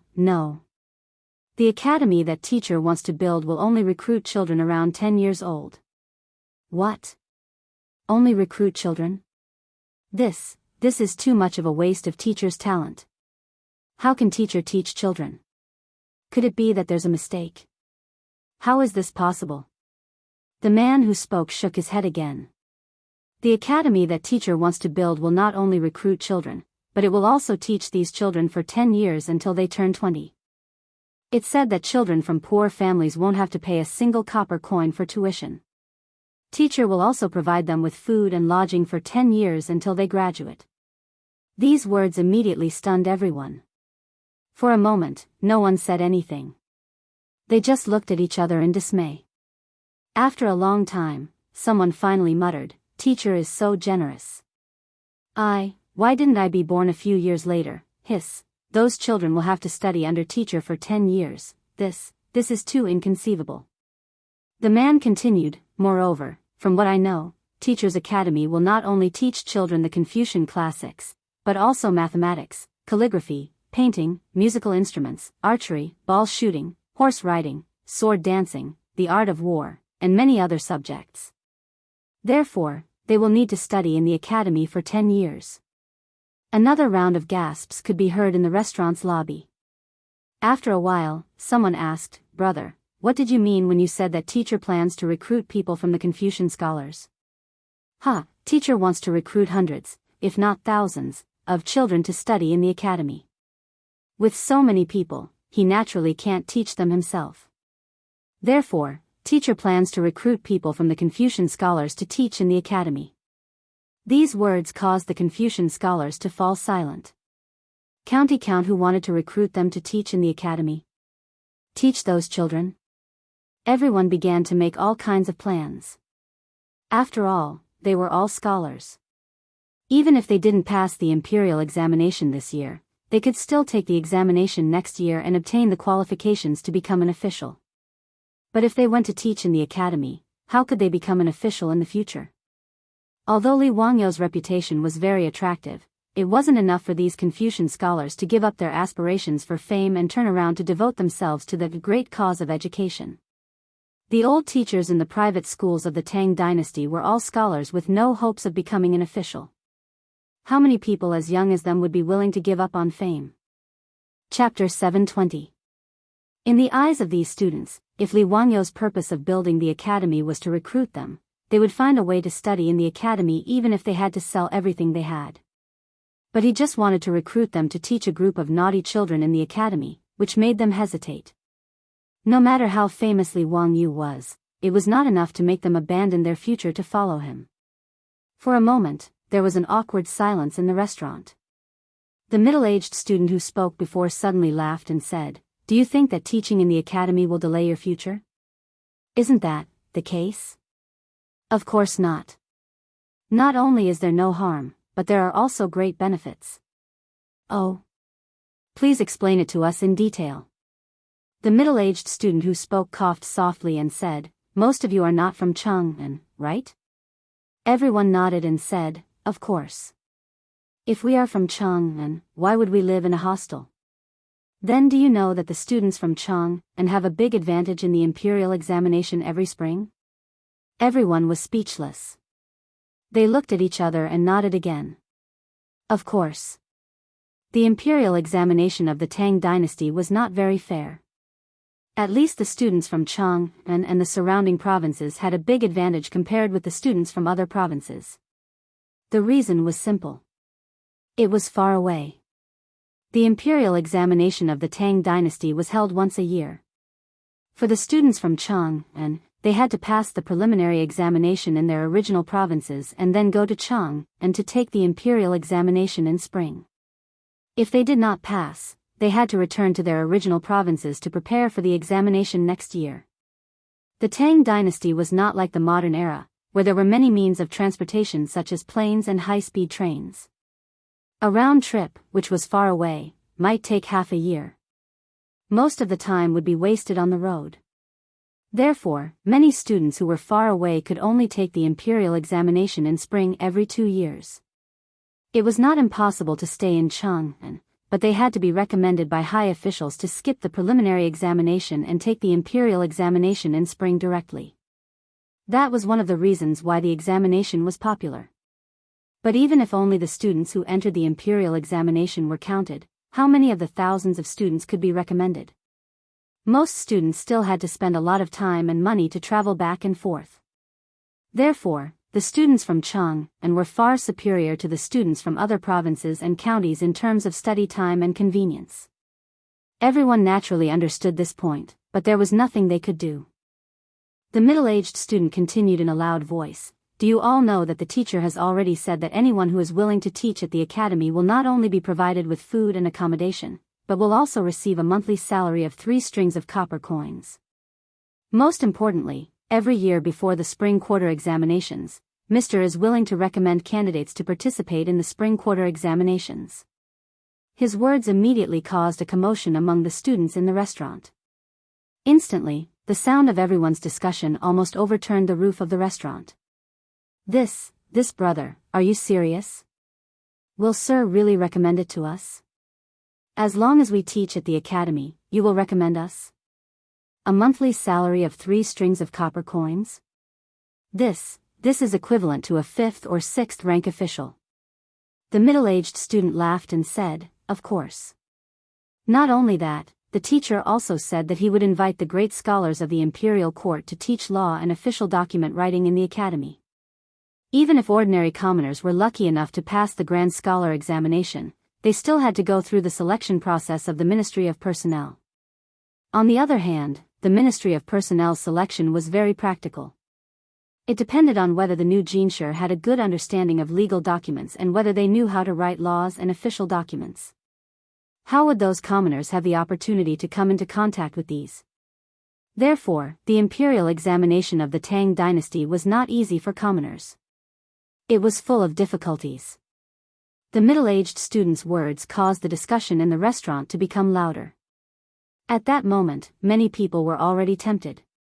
However, they could not help but ask curiously, "This brother, how did you know all this?" To tell you the truth, I also planned to go to Mr.'s academy to teach those students. The 2 disciples that Mr. accepted in front of the entrance of the Ministry of Rights today, Shang Guanyi and Lu Rengui, are my good friends. It was Shang Guanyi and Lu Rengui who told me about this. As the saying goes, it's better to be happy together than to be happy alone. That's why I told you this. Hearing this, everyone nodded and bowed to the middle-aged student to express their gratitude. However, the middle-aged student continued, "However, don't think that it's easy to go to the academy to teach and get Mr.'s recommendation. As far as I know, Mr. will not only interview you, but also give you some pre-job training. Only those who pass the test can enter the academy to teach." May I ask what pre-job training is? This new term naturally attracted everyone's curiosity. They naturally knew that not everyone could go to the academy to teach. However, they did not understand the meaning of training at all. The middle-aged student could not answer. He had only heard this from Shang Guanyi and Lu Rengui. He only said that it was Mr.'s request. I don't know. In short, it's not a bad thing. If you don't pass the test this year, instead of going back to your hometown, it's better to go to the academy to try. If you can stay in the academy, you can earn a generous monthly salary. Moreover, you can revise your homework while teaching and prepare for the exam next year. It's not a bad idea. Brother, you're right. In this case, Mr.'s Academy should give it a try. I wonder when Mr.'s Academy will start recruiting? Where do we go to register? The middle-aged student raised 3 fingers. In 3 days, the Ministry of Rights will release the list. If you don't pass the test, you can go directly to the Imperial College. At that time, Mr. will borrow the Imperial College to interview you. Thank you, brother. The students bowed again and then discussed with each other whether they should go to the Imperial College to take the exam 3 days later. However, it was obvious that the middle-aged students' words had touched most of their minds. If the list was released 3 days later and they failed, they would go to the Imperial College no matter what. In Chongren Square, the same thing happened in several restaurants where students gathered. Someone spread the news to the examinees. This was naturally arranged by Li Wangyu. The reason why he waited for Sheng Guanyi and Lu Rengui in front of the entrance of the Ministry of Rights was precisely for this matter. Through Sheng Guanyi and Lu Rengui, he gathered the examinees who failed the exam and selected the teachers to teach in the academy. This was the idea of his beautiful superior. Originally, Li Wangyu only planned to recruit 100 students. However, looking at the attitude of Pai Lupi and Fang Xianling today, Li Wangyu realized that his academy would need to recruit at least a few hundred students. Would those officials and aristocratic families be indifferent when they learned that the crown prince and the prince were going to study in the academy? They would definitely break their heads to send their children of the right age to the academy. With so many children of the officials and aristocratic families going to the academy, would those commoners and merchants not be tempted? As the saying goes, parents in the world love each other dearly. Who would be indifferent?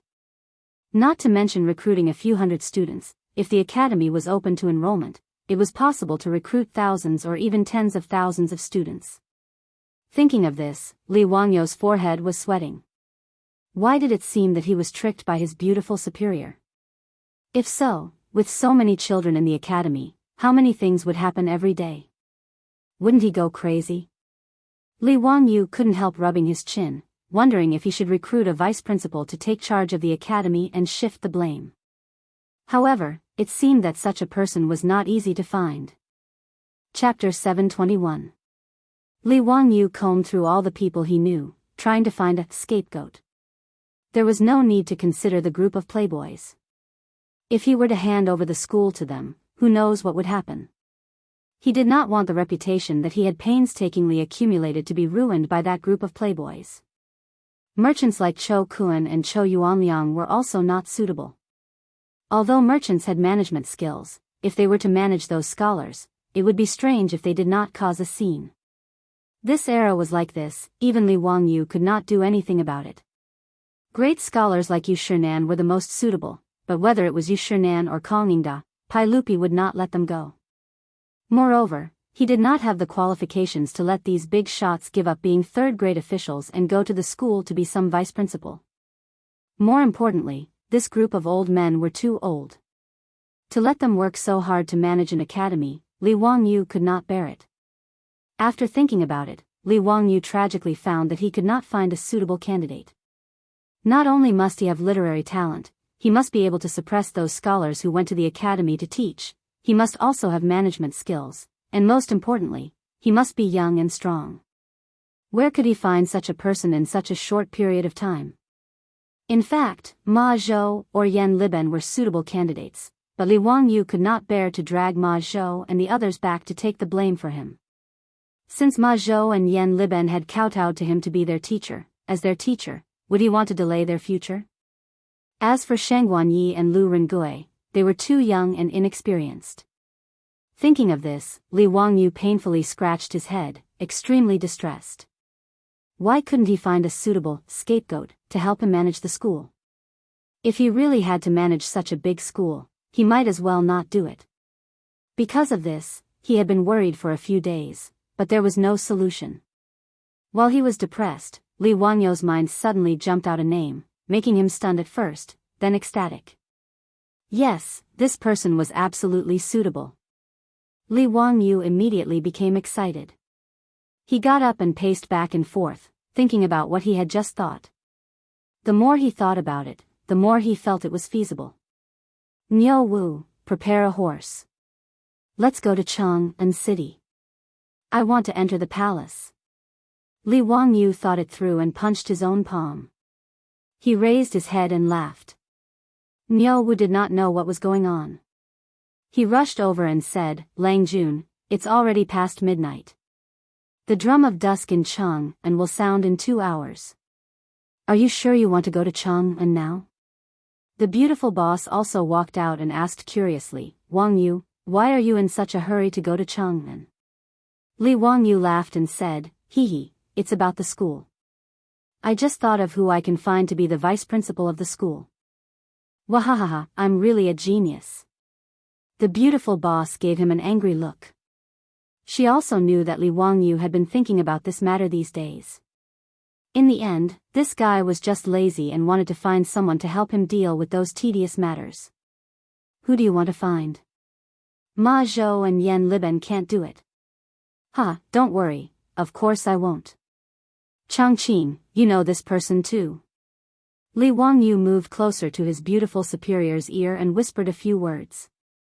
Su Changqing couldn't help but cover her laughter. This guy is suitable, but are you sure he wants to be the vice principal of the school? Although I don't know him well, I know that this guy is obsessed with official positions. What makes you think you can get him to go to the school? The beautiful boss suddenly asked curiously with her big eyes. I have my own plan. Anyway, I'll go to Chang'an first. This matter should not be delayed.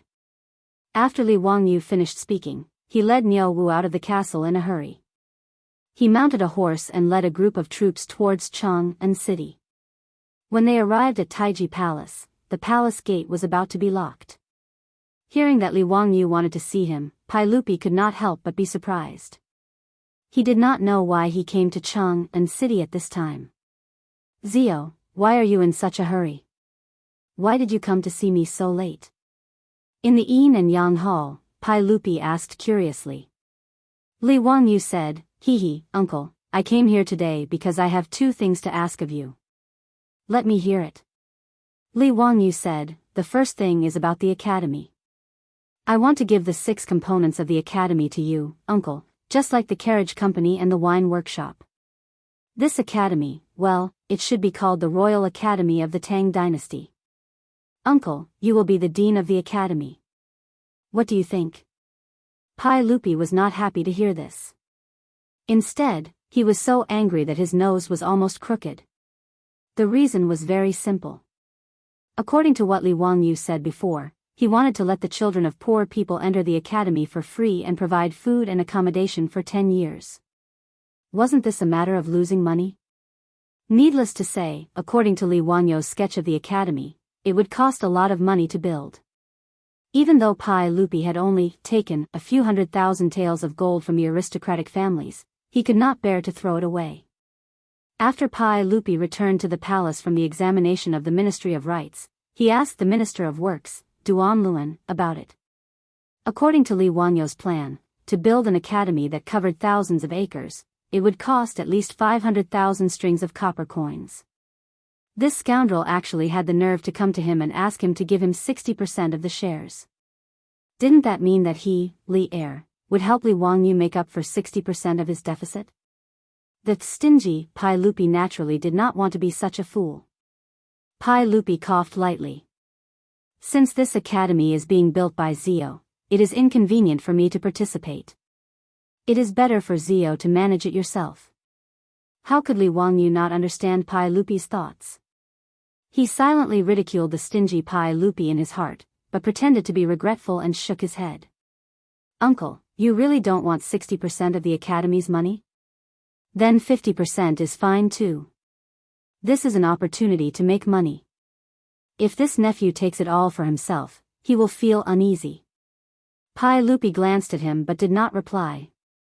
He thought to himself, you bastard, do you think I am a fool? You clearly want to squander, and you still want to drag me into it. Li Wangyu continued, Uncle, do you think that the academy will lose money? Is that not the case? I have asked Minister Duan. If you want to build the academy, it will cost at least 500,000 strings of copper coins, not to mention that you will provide food and accommodation for those children from poor families for 10 years. I have spent a lot of money in Taiji Palace. I don't have that much gold to squander with you. Pai Lupi's words made Li Wangyu laugh even more happily. He shook his head like a rattledrum. No, uncle, you are wrong. Not only will the academy not lose money, but it will also make a lot of money. Pai Lupi naturally did not believe him. Zio, don't try to trick me into subsidizing you. Uncle, Li Wangyu said, I'll do some calculations for you. This academy can only recruit 500 children a year. That is not a lot, right? Of course not. If you are willing to accept, there will be at least a few thousand. Pai Lupi nodded. He naturally understood how attractive Li Wangyu's academy was to the officials, nobles, and merchants. I said that I will let the children from poor families enter the academy for free, but I did not say that the children of nobles and merchants will also enter the academy for free. The children of these people will study in the academy. I will charge them 100 strings of copper coins for a year's tuition, books, uniforms, and accommodation. That is not a lot, right? Li Wangyu's words made Pai Lupi stunned. He did not react for a long time. 100 strings of copper coins a year, and he dared to say that it was not a lot? Did he have any shame? Chapter 722. Pai Lupi did not know how to complain about Li Wangyu's unscrupulous pricing. In the Tang dynasty, ordinary private schools only charged a few pieces of dried meat. As for the official schools of the Tang dynasty, all tuition fees were free. However, Li Wangyu actually told him that he wanted to charge 100 strings of coins for a year's tuition. This was simply robbery. 100 strings of coins, if converted to RMB in the future, would be 400,000 yuan a year. Even the aristocratic schools of the future were not that expensive. Ordinary people in Chang'an only had an annual income of around 10 strings of coins. 100 strings of coins was almost equivalent to the income of a family without eating or drinking for 7 or 8 years. Li Wangyu did not think much of it. Was 100 strings of coins a lot? Although 100 strings of coins was equivalent to a year and a half of the salary of a first-rank boss, how many of these bosses relied on the monthly salary from the imperial court to live? The officials and merchants of the Tang dynasty were not poor. Who would dare to say that 100 strings of coins was expensive to be classmates with the crown prince and the prince? Li Wangyu began to count with his fingers for Pai Lupi. Uncle, look, if the academy recruits 500 people in one term, 200 of them will be free of tuition fees and 300 of them will be charged. This will be 30,000 strings of coins a year. It may not seem much, but if we recruit 500 people in the second year, 600 people will pay the tuition fees. That will be 60,000 strings of coins a year. In 10 years, the academy will have 3,000 people paying the tuition fees every year. Then this year's income will be 300,000 strings of coins. Uncle, are you sure you don't want to be a part of the academy? Pai Lupi heard this and was stunned for a while. Then he gritted his teeth and said, Zio, you are too ruthless. 300,000 strings of coins was not a small amount. The amount of coins in the Tang dynasty was not much more than that. Thinking of this, Pai Lupi could not help but curse in his heart. Building an academy could make money like this? He did not care about what he had said before. He coughed lightly and said, since Zio has such intentions, then I will take 60% of the academy. Building the academy will cost a lot of money, and I can't let Zio bear it alone. Yes, I will pay for 60% of the expenses. Li Wangyu once again despised Pai Lupi, who was not willing to act until he saw the rabbit. He said seriously, since uncle is willing to fund it, how about we call the academy the Royal Academy of the Tang dynasty? What do you think? Good, of course. Pai Lupi was naturally satisfied. Li Wangyu continued, Uncle, in fact, whether the academy makes money or not is secondary. More importantly, the academy can continuously cultivate talents for the Tang dynasty, the imperial court, and uncle. It can cultivate talents who are loyal to the Tang dynasty and the imperial court. This is the key. Oh. What do you mean, Ziyu? Pai Lupi asked curiously. Li Wangyu did not speak at this time. He looked around at the maids in the yin and yang palace, which meant that Pai Lupi asked them to leave. Some words could not be heard by others. It was rare for Li Er to see Li Wangyu so serious, so he also put away his smile. He signaled to the palace maids and ordered them all to leave. Even Mi Tuo was not left. Soon, only the uncle and nephew were left in the hall. Zio, what exactly did you mean by what you said just now? You can say it. Pai Lupi asked again, how can you guarantee that the students taught by the academy will be loyal and patriotic? Li Wangyu lowered his voice and spat out 2 words from his throat, brainwashing. Brainwashing? Pai Lupi was stunned and did not understand the meaning of the word. What is brainwashing?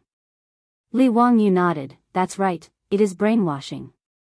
Brainwashing was the use of external methods to instill ideas into others. Well, uncle, you can understand the preaching of the Buddhist and Taoist sects as a kind of brainwashing. Therefore, no matter if it is a monk or a Taoist, their faith is absolutely firm. Because they recite scriptures every day, their faith in Buddha and Taoist ancestors has been deeply ingrained in their bones. And the more they shave their heads when they are young, the more they are like this. Pai Lupi frowned and thought for a while. Zio, why do you only recruit children? Is it because of this reason? To brainwash them? Li Wangyu said, that's right, it is because of this. I think that when teaching these children from young, not only should they be taught knowledge, but they should also be instilled with the idea of loyalty and patriotism. Uncle, what do you think will happen after 10 years? Patriotic education should start from young. Li Er could not help but suck in a breath of cold air. If people were taught the idea of loyalty and patriotism for 10 years, and these students continuously entered the imperial court in the future, wouldn't the Tang dynasty be as stable as Mount Tai? After 10 years of systematic education, even if only 30 or 40% of these children could learn something, it would be a terrible force. If there were 100 or 200 students who graduated from the academy every year to become officials, what kind of situation would it be? More importantly, as Li Wangyu said, these people had been taught the idea of loyalty and patriotism since young, and this was their belief. Thinking of this, Pai Lupi could no longer sit still. He stood up and paced back and forth in the hall. What Li Wangyu said today was something he had never thought of. In fact, this was also the reason why Li Wangyu only recruited children and not adult scholars. After all, those adult scholars had already formed their 3 views and were difficult to change, but children were like a blank sheet of paper. Since ancient times, although loyalty and patriotism were taught in China, no one had ever taught this as a belief, and there was no systematic education. Confucius said to be benevolent, and Meng said to be righteous. It was true that scholars had the lofty sentiments and backbone to pledge their loyalty to their country, and there had been no shortage of heroic men who had sacrificed their lives for their country throughout the ages. However, this was not the same as what Li Wangyu said about educating them to be loyal to their country from childhood. Li Wangyu now really liked the Tang dynasty, and naturally did not want a person like An Lushan to appear 100 years later. Although he could not control what would happen 100 years later, he could do his best to prevent it from happening. As long as the Imperial Academy of the Great Tang was successfully established, with the Imperial Academy as an example, he could slowly influence the other private schools and schools of the Great Tang and push forward the education of patriotism. He didn't believe that in 100 years, that dog of a fart An Lushan would be able to stir up any waves. Pai Lupi finally understood the crux of the matter, and he slammed his palm on the table. Good, Zio, your idea is indeed brilliant. That's how it should be. This Tang Dynasty Royal Academy must be set up, and please expand it. In my opinion, why don't we directly recruit 1,000 children? Li Wangyu blinked. Damn, Pai Lupi actually became a radical. Recruit 1,000 children? How much trouble would that cause? Even if there were 50 people in a class, wouldn't there be 20 classes in a grade? However, Li Wangyu did not object. As long as he could get that person to be the vice principal, he would let that person have a headache. He did not care. Thinking of this, Li Wangyu smiled at Pai Lupi and said, Uncle, I don't have the energy to manage this academy all the time. This academy needs a capable person to manage it. Uncle, do you have a suitable person in mind? Pai Lupi had never thought about this before. Hearing this, he did not have a clue. Li Wangyu continued, I do have a suitable person to recommend to uncle. Chapter 723. Who can help you manage this academy? Pai Lupi asked. Li Wangyu smiled like a fox about to steal an old hen and spat out 3 words, Su Jingzong. Pai Lupi frowned, his tone full of suspicion. Su Jingzong? Can he do it? Su Jingzong was one of the 18 scholars of the king of Qin's residence, but Pai Lupi did not think highly of him. Even though Su Jingzong had helped Li Wangyu last time and handled the matter of the 3,000 resentful women leaving the palace beautifully without the slightest mistake, Li Er still left Su Jingzong in the Imperial Clan Temple as the vice minister of the Imperial Clan Temple with nothing to do. Su Jingzong had joined Pai Lupi when he was still the king of Qin. As one of the 18 scholars of the king of Qin's residence, he was in such a miserable state. It was clear that Pai Lupi did not like him. In fact, it was not that Su Jingzong was not capable. It was mainly because Pai Lupi did not like his character. After all, at the end of the Sui dynasty, his father, Su Shanshin, was killed by Yuan Huaji. In order to survive, Su Jingzong did not do the right thing and could not blame others. The reason Li Wangyu thought of him was naturally because he thought highly of Su Jingzong's ability. Although Su Jingzong was not liked by Pai Lupi, he was talented. Therefore, after Pai Lupi's death, Su Jingzong's official luck came. First, he was the Minister of Rites during Gaozong's reign. Later, he was made a Yongong and became the head of the Secretariat, one of the prime ministers. He was even made the Crown Prince's junior teacher and was prominent for a time. After his death, Gaozong mourned for him and stopped attending court for 3 days. He ordered all the civil and military officials to mourn at Su Jingzong's residence. He was posthumously given the title of Li Wangyu's Minister of Rites and Governor of Yangzhou. He was allowed to be buried with Su Jingzong. From this, it could be seen that although Su Jingzong was listed as the first treacherous official in the new Tang book, Legend of the Treacherous Official, he was a very capable person. Another reason why Li Wangyu chose Su Jingzong was because of his loyalty to the Li Tang royal family. Although the new Tang history listed Su Jingzong as a treacherous official, saying that he tampered with the nation's history, did not manage his family well, and framed and killed Zhang Sun Wuji and the others. However, Li Wangyu felt that other than Su Jingzong's bad character, he was just helping that little bastard Li Ji take the blame for him by tampering with the country's history and framing Zhang Sun Wuji. In the end, wasn't what Li Ji wanted Su Jingzong to do? If Li Ji really valued his uncle, Zhang Sun Wuji, why would he exile him just because of Su Jingzong's false accusation? It could be seen that this was Li Ji's idea. Looking at it from another angle, Su Jingzong was just an old bureaucrat who worked hard for the emperor and used all kinds of methods to defeat his political enemies and protect his own wealth. Hence, Li Wangyu was not worried that Su Jingzong would have any bad intentions by managing the academy. He would not dare to do so. Su Jingzong's literary talent was outstanding, and as one of the 18 scholars of King Qin, he would naturally be able to suppress those scholars in the academy. With these 3 advantages, Li Wangyu naturally wanted Su Jingzong to be the vice principal of the academy and be his scapegoat. Anyway, even if Su Jingzong was a despicable person, he was a talented one. Moreover, their statuses were completely different now. If Su Jingzong went to the academy, he would just be a high-class worker. Hence, Li Wangyu was not afraid that he would mess around. If there really was a problem, the current Li Wangyu could crush him to death in a matter of minutes. It was because of this confidence that Li Wangyu suggested to Pai Lupi to let Su Jingzong go to the academy. Li Wangyu even thought that Su Jingzong should be grateful to him. At least he would let this guy manage the academy. In the future, Su Jingzong's name would definitely not appear on the list of treacherous officials in the new book of Tang. Li Wangyu persuaded, Uncle, Su Jingzong was one of the 18 scholars of King Qin's mansion. If he continues to be a Shaoqing in the Zongjing Temple, it will damage your reputation. Why don't you let him go to the academy and make him the vice principal? It will be the best use of him. Pai Lupi thought for a while and felt that it was not impossible. He nodded slightly to show his agreement, but then asked doubtfully, after all, Su Jingzong is a Shaoqing in the Zongjing Temple and an official of the 4th rank in the imperial court. You want him to give up his position and become the vice principal of the academy to manage it. Unless Su Jingzong is willing, I can't force him. Li Wangyu smiled, Uncle, since the academy is now the property of the royal family, as the vice principal of the royal academy of the Tang dynasty, he should naturally have a rank. Why don't you make the vice principal of the academy the same rank as the chancellor?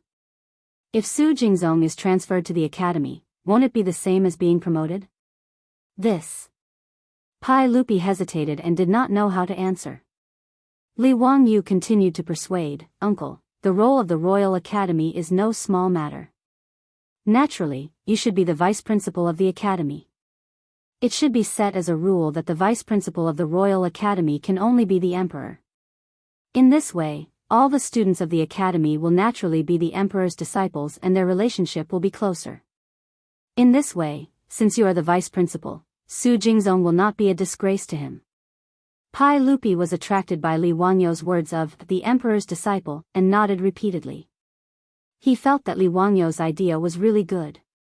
The ancients were particular about the relationship between the emperor, and the teacher. The relationship between the master and the disciple was very special. There was even a saying that a teacher for a day was a father for life. Sometimes, even the relationship between the emperor and the minister, or the relationship between father and son, might not be as strong as the relationship between the master and the disciple.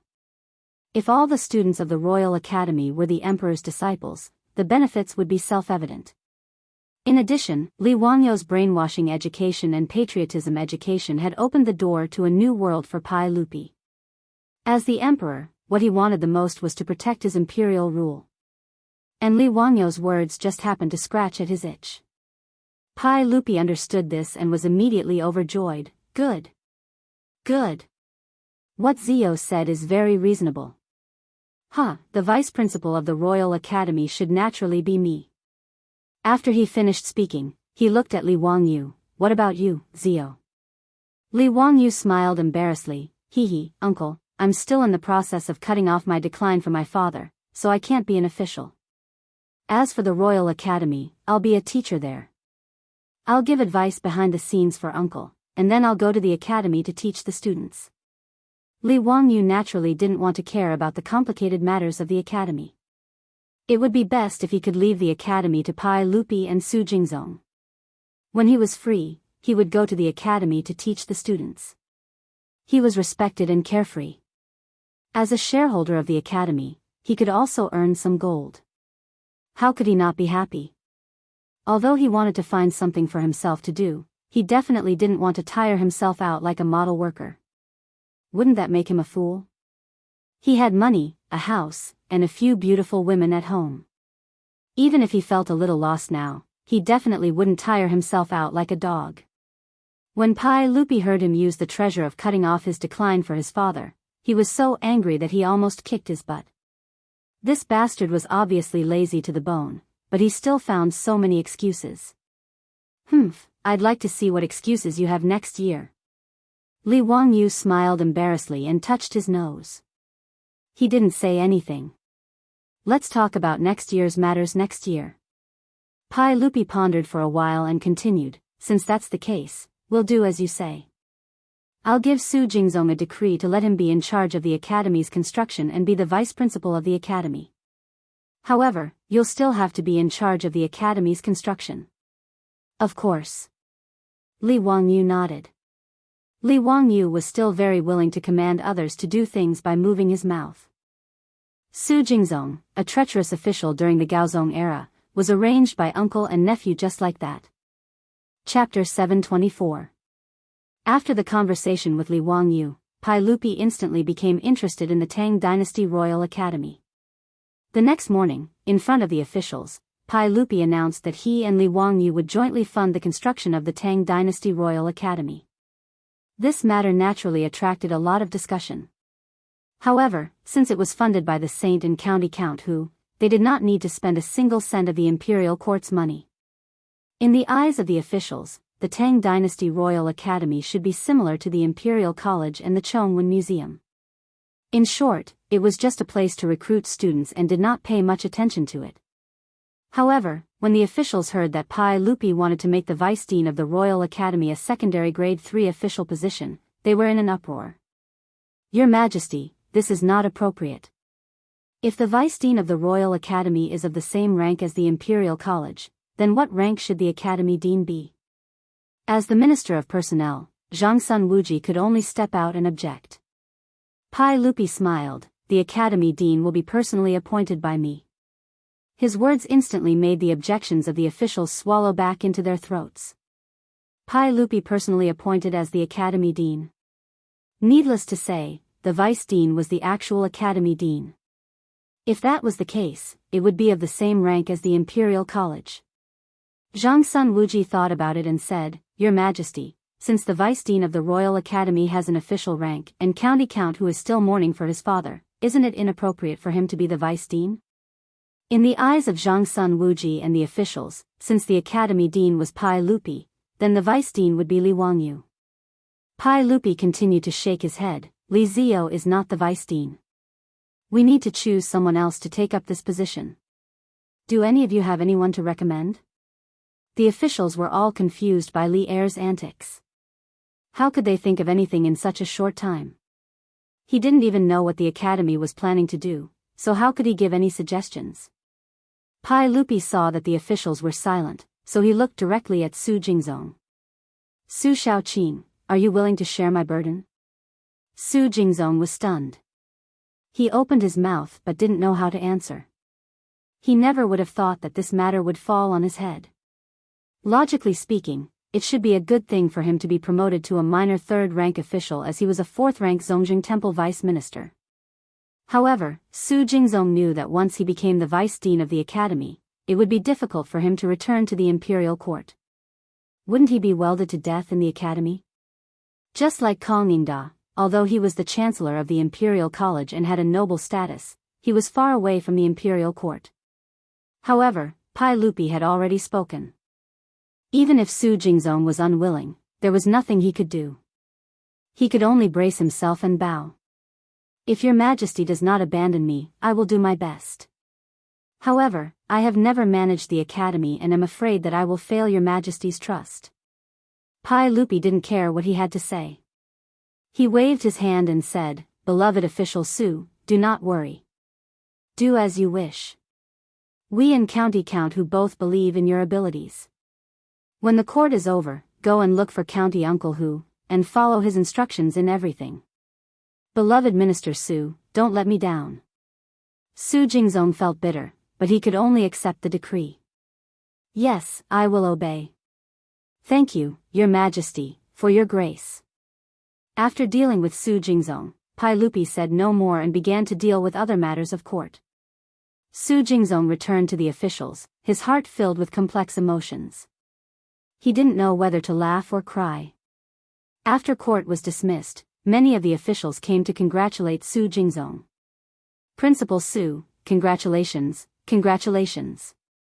To be favored by His Majesty and County Count Hu, Principal Su's future is bright. Principal Su, today is your promotion. Won't you invite us to drink a few cups? Su Jingzong smiled and cupped his hands at the crowd. Everyone, I will definitely invite you to a banquet another day. Today, the saints suddenly gave me the task of managing the academy. I am in fear and trepidation and do not dare to be negligent. I have to go to the County Count Hu's estate and listen to his arrangements. My apologies, everyone, I am truly sorry. The officials naturally understood this, so they didn't keep him. They smiled and congratulated him before letting him go. Su Jingzong's mind was a mess. He didn't even know what the academy was, yet Pai Lupi had given him this task. It would be strange if he didn't feel nervous.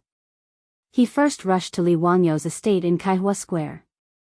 After knocking on the door, the steward reported that his Lang Jun had returned to Dingzhou village in County Count Hu early in the morning. Su Jingzong gritted his teeth. He could only get on his horse and leave the city for Dingzhou village. By the time he arrived at Dingzhou village, it was already noon. The tired, thirsty, and hungry Su Jingzong didn't have time to rest. He hurriedly knocked on the door of Lai Hot. Li Wangyu and his beautiful boss were preparing to eat lunch when they heard the old steward, Li Heng, report that Su Jingzong had come. They couldn't help but look at each other and smile. "Principal Su, how come you have time to come to my estate?" Sit, eat first. If you have anything to say, we can talk after lunch." When Li Wangyu saw Su Jingzong, he didn't give him a chance to speak. He directly invited him to the dining table and ordered a servant to bring a hot towel to wipe Su Jingzong's sweat. He also ordered tea, bowls, and chopsticks. Su Jingzong wasn't in the mood to eat. He cupped his hands at Li Wangyu and said, Count who, I." Before he could finish, Li Wangyu interrupted him. "Principal Su, eat first. No matter how important the matter is, we can talk after lunch." Su Jingzong had no choice but to thank him and pick up his bowl and chopsticks to eat. Lai Hot's food was famous throughout Chang'an. Even the imperial chefs couldn't compare to the Lai Hot's cooking maids. However, Su Jingzong ate this meal as if he was chewing wax. His heart was in a mess. How could he have the appetite to try any food? Li Wangyu naturally saw Su Jingzong's behavior, but he didn't point it out. He slowly finished his lunch and asked a servant to bring a towel and a basin to wash his hands. Finally, he picked up his teacup and said to Su Jingzong, "Principal Su, did the saint give an edict today?"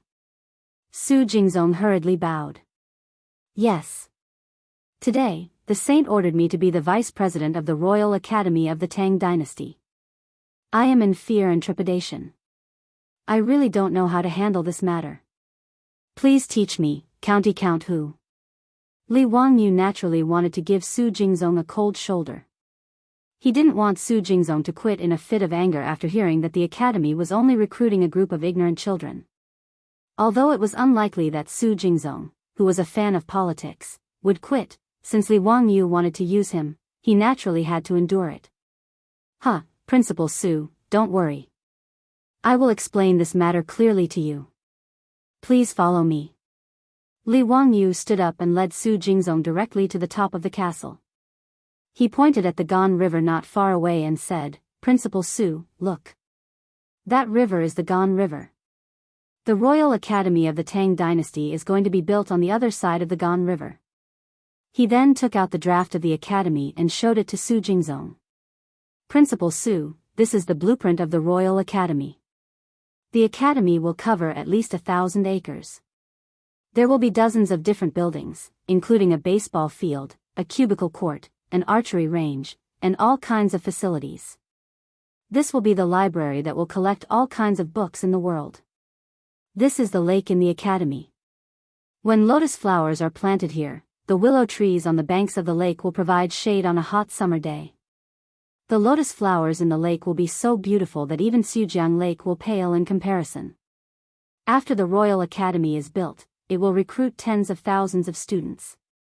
Have you ever seen an academy of this scale?" It's not that I, Li Wangyu, am bragging, but the Royal Academy of the Tang dynasty will definitely be an unprecedented feat in the Tang dynasty. Principal Su, for the saint to entrust such an academy to you means that he has absolute trust in you. Principal Su, you must live up to the saint's trust. Li Wangyu was like a real estate saleswoman in the modern world. With his words, Su Jingzong was almost fooled. Chapter 725. No matter how hard Li Wangyu tried to bluff him, when he personally said that the academy would only accept students who were ignorant, Su Jingzong's vision went dark and he almost fainted. He never would have thought that he would become a principal of an elementary school after studying scriptures his whole life, passing the Xiuzai exam in the Sui dynasty, and entering the No Doubt state this year. The term elementary school had existed since the Han dynasty. Ancient people entered elementary school at the age of 8. Su Jingzong thought about how he had ended up like this after spending his whole life in the imperial court. He even wanted to die. Count who, I have never offended you, right? Why do you have to humiliate me like this? Su Jingzong's tears were about to fall. Li Wangyu laughed when he saw Su Jingzong's grief-stricken appearance. Su Jingzong, do you think the sage would joke with you like this? If it was only an elementary school, would the sage and I spend tens of thousands of gold to build such a large academy? As the vice dean of the academy, would he be the same as the Imperial College's chancellor, a secondary class third-class official? Don't forget, the principal of the academy is personally held by the sage. Hearing him say this, Su Jingzong paused. It did seem to make sense. Even if the emperor and county Count Huxian did not like Su Jingzong and wanted to punish him, they did not need to spend so much effort. County Count Hu, forgive me for being slow, but what is the trick of this academy? Please teach me, Uncle Huxian. Li Wangyu then explained his and Pai Lupi's plan. Other than the brainwashing, he explained everything else to Su Jingzong. Su Jingzong was dumbfounded when he heard that the Royal Academy of the Tang dynasty was prepared to spend 10 years to cultivate a child into a talent. This was a terrifying amount of money. Su Jingzong was a sophisticated person. After listening to Li Wangyu's explanation, he could roughly guess why Pai Lupi valued the Royal Academy so much. This was the place where Pai Lupi was cultivating the emperor's disciples for the imperial family of Li Wangyu. Understanding this, Su Jingzong suddenly felt a surge of hot blood. Such an important academy was actually given to him to manage by the saint. Did this mean that Su Jingzong was also someone that the saint valued? When he heard that Li Wangyu was going to collect 100 strings of copper coins per person as tuition fee, Su Jingzong could not restrain his jaw from dropping, and was speechless for half a day. Evil, this is King evil. It should be noted that in the east and west of Chang'an, a 2-ton horse was only worth 10 strings of copper coins, and a bull was only worth 4 or 5 strings of copper coins.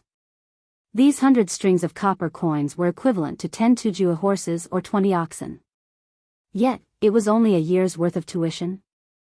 County Count Hu, isn't the tuition fee too expensive? I'm worried that the academy won't be able to recruit any students. Li Wangyu shrugged his shoulders. Could it be that the academy that the saint and I spent so much gold to build is not worth this little bit of money? Perhaps you don't know, but the crown prince and the other princes of the saint will also enter the academy to study. Su Jingzong's eyes lit up. County Count Hu, are you serious? Of course, he knew what this meant. If he could become classmates with the crown prince and the other princes for 10 years, 100 strings of copper coins would be nothing. Su Jingzong only had one thought at this time, and that was to send his son, Su Ang, to study in the academy. Although Su Jingzong was almost 40, he had 5 sons. His youngest son, Su Ang, was only 10 years old, which was the right age to enter the academy. But when he thought of the tuition fee of 100 strings of copper coins, Su Jingzong felt a toothache. County Count Hu, if my son wants to study in the academy, the tuition fee, Li Wangyu glanced at him. Su Jingzong was born in the Su family of Gaoyang, which could be considered an aristocratic family. Would he be short of copper coins? Sure enough, this guy was as greedy as history said. In history, Su Jingzong even married his daughter to the son of Feng Ang, the chief of a minority tribe, in order to collect money. Naturally, the officials in the imperial court criticized him, thinking that he was greedy for money. Li Wangyu saw that he even wanted to save on the tuition fee of 100 strings of copper coins. He was so angry that he almost laughed. Sir Su, if your son can enter the academy, we'll only take half of the tuition fee. Li Wangyu said. Since Su Jingzong was willing to put down his pride to talk about this, he naturally had to give face to the deputy director of the academy and give him a 50% discount. Hearing this, Su Jingzong beamed and couldn't help thanking Li Wangyu. But he immediately reacted. Just now, Li Wangyu said that if one could enter the academy, didn't the academy only need to take money to recruit students? Did they still need to take an exam? County Count Hu, does the academy still need to take an exam to recruit students? Yes. You don't have to worry about this. You'll understand when the time comes. But what if the children of the officials and nobles don't pass the exam?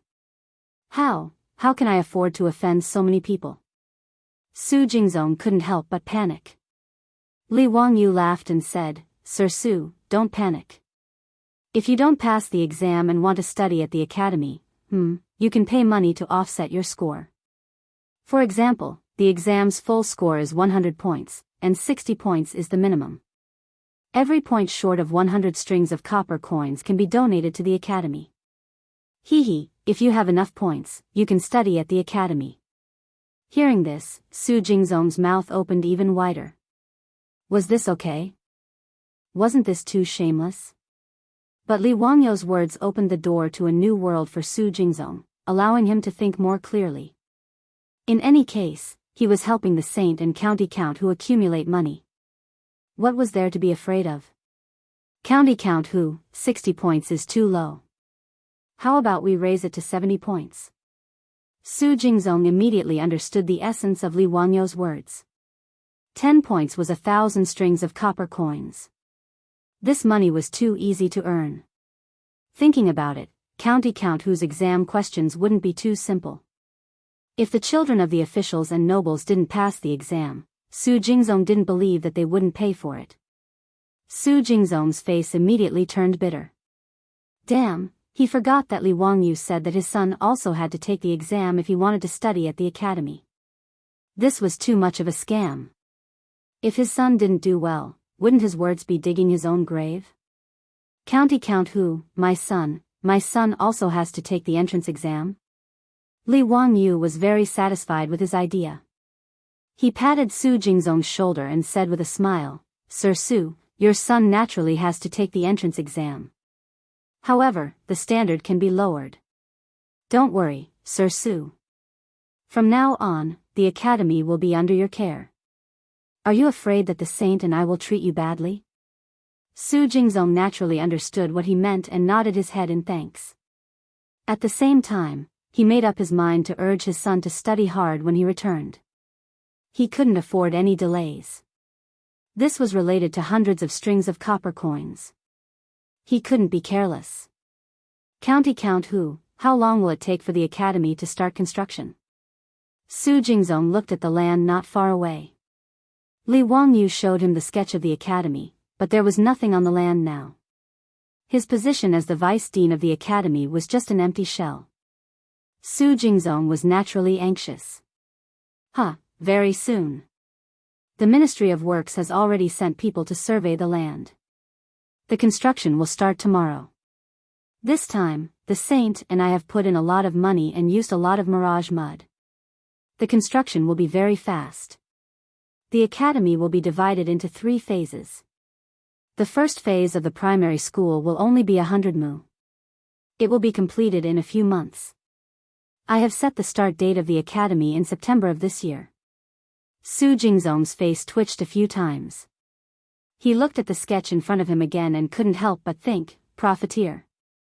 The sketch showed the academy to be 1,000 mu, but the actual academy was only 100 mu. If this wasn't a profiteer, what was? Chapter 726. Su Jingzong pondered about the academy and asked, may I ask where the professors, and teaching assistants of the academy come from? Are they from the Imperial College and the Chongwen Library? Li Wangyou shook his head. The academy's teaching method is different from the Imperial College's. I plan to recruit people from this year's spring examinations to teach the students.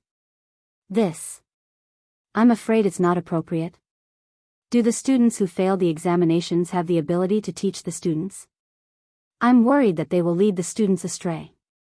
Li Wangyou said, don't worry. After recruiting those scholars, I will arrange for them to be trained for a few months to learn how to become qualified professors, and teaching assistants. Right, I've already arranged for people to spread the news. 2 days later, after the Ministry of Rights announces the spring examinations, you and I will go to the Imperial College to recruit the students who failed the examinations. I've already talked to Kong Gong, and I'll borrow the Imperial College's space and manpower. Yes, I understand. Su Jingzong nodded in agreement. Li Wangyou continued, originally, I only planned to recruit about 500 students to study in the academy. However, from what the saint said, he plans to double the number and recruit 1,000 students. In this way, I estimate that we will need to recruit about 100 professors and teaching assistants. In addition, the academy will need to recruit cooks, servants, and guards. We will need a few hundred people. You can arrange these things as you see fit. Hearing this, Su Jingzong couldn't help but be confused. Why does the academy need so many people? Of course, his question was reasonable. The Imperial College had 300 Chinese students, the Imperial College had 500, the 4 schools had 1,300, the Faculty of Law had 50, the Faculty of Calligraphy and Mathematics had 30, a total of more than 2,000 people. But there was only one chancellor, and less than 50 registrars, secretaries, doctorates, teaching assistants, classic scholars, and lecturers. According to Li Wangyu, there were more than 100 teachers in the Royal Academy. On average, there would be 1 teacher for every 10 students. It was really extravagant. Li Wangyu smiled. Not many, not many. These students will form a class of about 50, and each class will have a teacher. Every 5 classes will have 1 teaching assistant, 1 teaching assistant, 1 teaching assistant, 1 teaching assistant, 1 teaching assistant, and 1 teaching assistant. There were also painting, archery, and equestrian instructors. General Su, how many people do you need? His words naturally stunned Su Jingzong. After a while, he asked, may I ask, what is a teacher in charge? It's the person in charge of managing the class discipline, learning, and life. The students of the Royal Academy of the Tang dynasty are required to develop in all aspects, including morality, intelligence, physique, and beauty. It all depends on the abilities of these head teachers. Li Wangyu's words made Su Jingzong dizzy. He really did not know how to reply. In fact, how would Li Wangyu know how to run a school? He was just copying what he had learned when he was in school to the Tang dynasty. As for whether it was suitable or useful, he couldn't care less. If a half-baked person like him dared to run a school in the future and charge such a sky-high tuition fee, he would definitely be reported in minutes and sent to prison to eat free meals. Fortunately, this was the Tang dynasty. Not only did no one come to arrest him, but Li Wangyu even persuaded Pai Lupi to send Crown Prince Li Qingxian and Li Tai to the academy to study. It had to be said that Li Wangyu's luck was extremely good. Su Jingzong still had a bitter face and frowned. He kept asking about various things in the academy and how to run it. He talked until Li Wangyu's mouth was dry, and he finally sent him away. Looking at Su Jingzong's figure riding away on horseback, Li Wangyu also let out a long breath. Fortunately, he had found such a qualified scapegoat. Otherwise, this school could really torture him to death. 2 days passed in the blink of an eye. On the day of the release of the results by the Ministry of Rights, Chang'an became lively again. Not only tens of thousands of examinees for this year's spring examination swarmed to the Ministry of Rights to see the results, but also many of the citizens of Chang'an ran to the Ministry of Rights to watch the fun. In this year's spring examination, 300 people were admitted to the Classics Department, 26 people were admitted to the Jinshu Department, and dozens of people were admitted to the other departments, such as the Handwriting Department, the Writing Department, and the Arithmetic Department. In fact, the most people were admitted to these less important subjects. Few people participated in the examination, so the admission rate was about half. After all, illiterates were still everywhere in the Tang dynasty. Although the students of the Handwriting Department, the Writing Department, and the Arithmetic Department were not valued, in fact, the government had a great demand for these students. The admission rate for the Classics Department was also not low, about 40%. Only the Jinshu Department, where only 1% of the students were admitted to the Jinshu Department, was full of gold. In the anticipation of the public, the officials of the Ministry of Rights finally appeared and began to command the scribes of the Ministry of Rights to paste the wall and post the red list. The first to be posted was the admission list for the subjects of the Handwriting Department, the Writing Department, and the Arithmetic Department. Although they were not valued, all the students who were on the list were still shouting excitedly. In front of the Ministry of Rights, there was a jubilant atmosphere.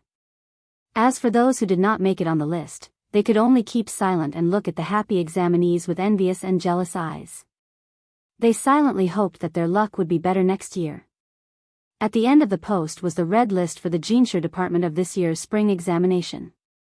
The examinees who came to see the list, whether they were from the Jinshu Department or not, could not help but hold their breaths. After all, unlike other subjects, as long as one was admitted to the Jinshu Department, he was already half a step into the official career.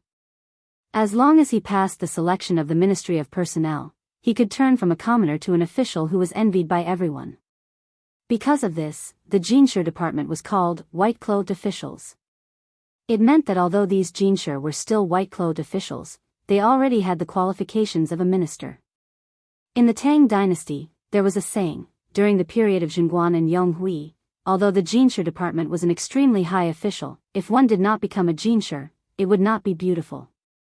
Therefore, the annual tribute would not be reduced by 800 to 900 people. They were called white-clothed officials, or first-rank white-clothed officials. It could be seen from this. Shang Guanyi and Lu Rengui were naturally among the crowd today. There were many familiar students around them who were still making fun of them. Brother Shangguan, Brother Lu, the two of you should be certain to make it this year, right? Now that the two of you are apprenticed to County Count Who, if you can't even make it to the Jinshe department, County Count Who's face will be lost, huh? Brother, you're wrong. In my opinion, being apprenticed to the immortal poet is many times better than being admitted to the Jinshe department. Unfortunately, we don't have that fortune. Brother Shangguan, you and Brother Lu will definitely make it in this year's spring examination. Shang Guanyi and Lu Rengui smiled and cupped their hands to express their thanks to the crowd. However, in their hearts, they were still extremely nervous. Their palms were already sweating. The results are out. The Jinshe department has released the results. Someone at the front of the crowd shouted loudly. Immediately, the crowd rushed forward a few steps. Everyone wanted to see the names on the list as soon as possible. Chapter 727. This year's imperial examination, a total of 26 candidates. The official from the Ministry of Rites said, 26th, Cui Dunley from Hebei Circuit. 25th, Sun Chu from Guangzhou Circuit. 24th, as the official from the Ministry of Rites announced the names of the candidates who passed this year's imperial examination, the crowd burst into cries and howls from time to time. It was obvious that those cries came from the people whose names were called. It was no wonder that these people were so excited. As the saying goes, being a farmer in the morning, ascending to the emperor's hall at night. This kind of opportunity that could completely change one's identity and status after passing the imperial examination, anyone who encountered it would be ecstatic. Fan Jin was like this when he passed the imperial examination. Wasn't he so happy that he went crazy? Soon, half of the names of the 26 candidates were called. Lu Rengui and Shang Guanyi still didn't hear their names. They couldn't help but feel more and more nervous. The two of them hoped to hear their names, but they were also afraid to hear it. If their names were called, it naturally meant that the two of them passed the examination, but their rankings might not be very high, not to mention the hopes of the teachers.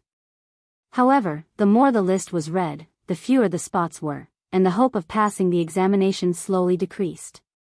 Just as the two of them were in such a dilemma, they finally heard the official from the Ministry of Rites say loudly, 3rd, Lu Rengui from Hunan Circuit. This time, the students who clustered around the two of them were all excited. Congratulations, Brother Lu, congratulations, Brother Lu, you passed the examination. You passed the examination. 3rd place in the imperial examination. Sure enough, Brother Lu didn't disappoint. You've won honor for the students of Hunan Circuit. Lu Rengui was still calm. He only clenched his fists tightly and didn't shout out loud. Shang Guanyi also bowed to Lu Rengui. Congratulations, Brother Lu, you got what you wanted. Lu Rengui patted Shang Guanyi's shoulder. Don't worry, there are still 2 more people. Brother Shangguan will also pass the examination. While everyone was talking, the official from the Ministry of Rites deliberately paused for a moment after announcing the name of the second person. After making everyone hold their breath and concentrate, he called out in a loud voice, this year's spring imperial examinations Jinshe, head of the Department of Hunan, Shangguan Yi. With a boom, the entrance of the Ministry of Rites was in an uproar. Shangguan Yi was stunned. Lu Rengui put his arm around his shoulder and shouted at him, you got it. Imperial examination. Brother Shangguan. It was a hit. Head shape. You're the head of the police. I'm a fake. Shang Guanyi couldn't believe it. After hearing Lu Rengui's words, the surrounding students all bowed to Shang Guanyi and said, "Congratulations, Lang Jun, you have passed the examination." "Greetings, Head Jinka." As the congratulatory voices spread out, the surrounding students rushed over and surrounded Shang Guanyi and Lu Rengui in the middle. Congratulatory voices could be heard incessantly. Shang Guanyi was so excited that his body trembled. After all, he was only 21 years old. How could he not be excited when he actually passed the Jinshe exam this year? In the eyes of the surrounding middle-aged students, Shang Guanyi was simply a young man who had just turned 20. There were even many scholars who participated in the imperial examinations in spring. Those who had children early had sons who were older than Shang Guanyi. Looking at Shang Guanyi's excessively young face and then looking at their own almost gray beards, many of the scholars felt that they had wasted all their years of living in a dog's stomach. "Brother Shangguan, let's go and tell the teacher the good news." Lu Rengui was still calm. He grabbed Shang Guanyi's sleeve and pulled him out of the crowd. After taking a few steps, Lu Rengui remembered Li Wangyo's instructions and quickly stopped. He turned his head and shouted to the students, "Everyone, today my teacher, County Count Hu, is recruiting professors and teaching assistants at the Imperial College. If you are interested, why don't you come with me to the Imperial College?" His words reminded the students that the Ministry of Rights had released the results today. There were nearly 10,000 students, but less than 1,000 of them had passed the examination. The other thousands of students had wasted their efforts. In the past 2 days, Shang Guanyi and Lu Rengui had followed Li Wangyo's instructions and constantly mobilized students they were familiar with to promote the benefits of teaching at the academy. This had already piqued everyone's interest.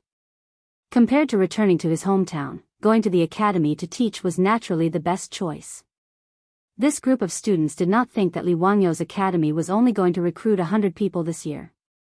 If the thousands of examinees were to apply for the job, the competition would be even more intense than the advancement examination. Lu Rengui's shout naturally attracted the response of many students. "Brother Lu is right. Since we have failed this year, why don't we go to the Imperial College and see if we can catch the teacher's eye? If we can catch the teacher's eye and go to the academy to teach, that would be great. I'm just afraid that it won't be easy. No matter what, we have to go and try first." The students discussed among themselves for a while before crowding around Shang Guanyi and Lu Rengui and making their way to the Imperial College. At this moment, Li Wangyu and Su Jingzong were already waiting in the Imperial College. The Chancellor of the Imperial College, Kang Yingda, was also accompanying them. Everyone was chatting as they waited for news of the results from the Ministry of Rights. Kang Yingda twirled his beard and smiled. "Zio, I heard that a few days ago, you took in 2 more disciples. Did they also participate in the spring examination this year?" Li Wangyu nodded and said, "Kang Yingda is right. Their names are Shang Guanyi and Lu Rengui. They are candidates for the imperial examinations this year." Su Jingzong smiled and said, "Kang Yingda might not know, but these 2 disciples of County Count who were picked up from a restaurant in your residence." "Oh. There's such a thing?" Li Wangyu said, "Hee, it was a coincidence. I was drinking in Kang Yingda's restaurant when I ran into these 2. Out of love for talent, I agreed to take them in as my disciples." "Huh, then you should be thanking me," Kang Yingda said. "Zio, do you have confidence in these 2? Speaking of which, this year's spring examination should be the fairest of the spring examination." Zio's suggestion of copying the names of the candidates, sealing off the examination hall, and sealing off the grading of the exam papers made me gasp in amazement. The spring examination should be like this. In the past, the aristocratic families, officials, and nobles all interfered with the spring examination. I was already dissatisfied, but I didn't know how to avoid it. It was only after Zio spoke to the saint that I came to a realization. "Zio, I thank you on behalf of all the scholars in the world." Kang Yingda sighed. Li Wangyu rubbed his nose a little embarrassedly and smiled. "You flatter me, Kang Yingda." To the side, Su Jingzong joked, "Kang Yingda might not know, but County Count who boasted to the saint that in this year's spring examination, the 2 disciples he took in would definitely take first place and third place." Kongda smiled and said, "Oh? In that case, I'll have to wait and see if Zio really has such a discerning eye for pearls." If Zio's words are true, then it'll be a good story. Li Wangyu said, "Actually, I was just joking with the saint. How could the Grand Scholar examination be so easy? Out of more than 1,000 candidates, only 26 were accepted. How could it be so easy for a magnificent army to cross a single wooden bridge? If the two of them work hard and one of them is lucky enough to pass, how about I treat the two of you to a drink today?" That's how it should be. It's settled then. While everyone was joking, Niu Wu rushed in from outside and said while panting, Lang Jun, the Board of Rights released the results, passed. That Sheng Guanyi and Lu Rengui both passed. Lu Rengui is in 3rd place, and Sheng Guanyi is in 1st place. When Niu Wu said this, the 3 people who were joking just now were stunned. They looked at each other and couldn't believe what they heard. "Niu Wu, what did you say? Sheng Guanyi is in 1st place? Lu Rengui is in 3rd place?" Li Wangyu said in shock. He didn't expect that his casual words would become true. Kong Yingda and Su Jingzong, who were at the side, felt their hearts churning. This was King amazing. 2 random disciples from a restaurant were actually in 1st place. Kong Yingda couldn't help but raise his head and look at Li Wangyu's head. He wanted to see if there was a golden light coming out of his head. Chapter 728. Kong Yingda didn't know what to say other than feeling envious and jealous that Li Wangyu had casually picked up 2 disciples from his own restaurant, who were the 1st and the 3rd place of this year's section. The old man only regretted that he hadn't been in the restaurant that day. Otherwise, the 2 pearls would have been picked up by Li Wangyu so casually. In fact, even if Kong Yingda had been in the restaurant that day, would he have taken the initiative to accept Sheng Guanyi and Lu Rengui as his disciples? Obviously, it was impossible. If Li Wangyu hadn't known that these 2 people would be the prime ministers of the Tang dynasty in the future, he wouldn't have cheated to accept them as his disciples. However, Sheng Guanyi and Lu Rengui's results in the imperial examination were beyond Li Wangyu's expectations. He didn't expect that his casual remark would actually make Sheng Guanyi the winner of the imperial examination. Kong Yingda glared at Li Wangyu with great resentment. "Zio, shouldn't you thank me for accepting these 2 excellent disciples in my restaurant?" Li Wangyu was speechless. He rolled his eyes silently in his heart. "What do you want, Mr. Kong?" "Zio, you're in charge of the accounts in Ping Kong Square today." Kong Yingda shamelessly winked at Li Wangyu, which made Li Wangyu so angry that he almost vomited blood. Damn, this old man is so shameless.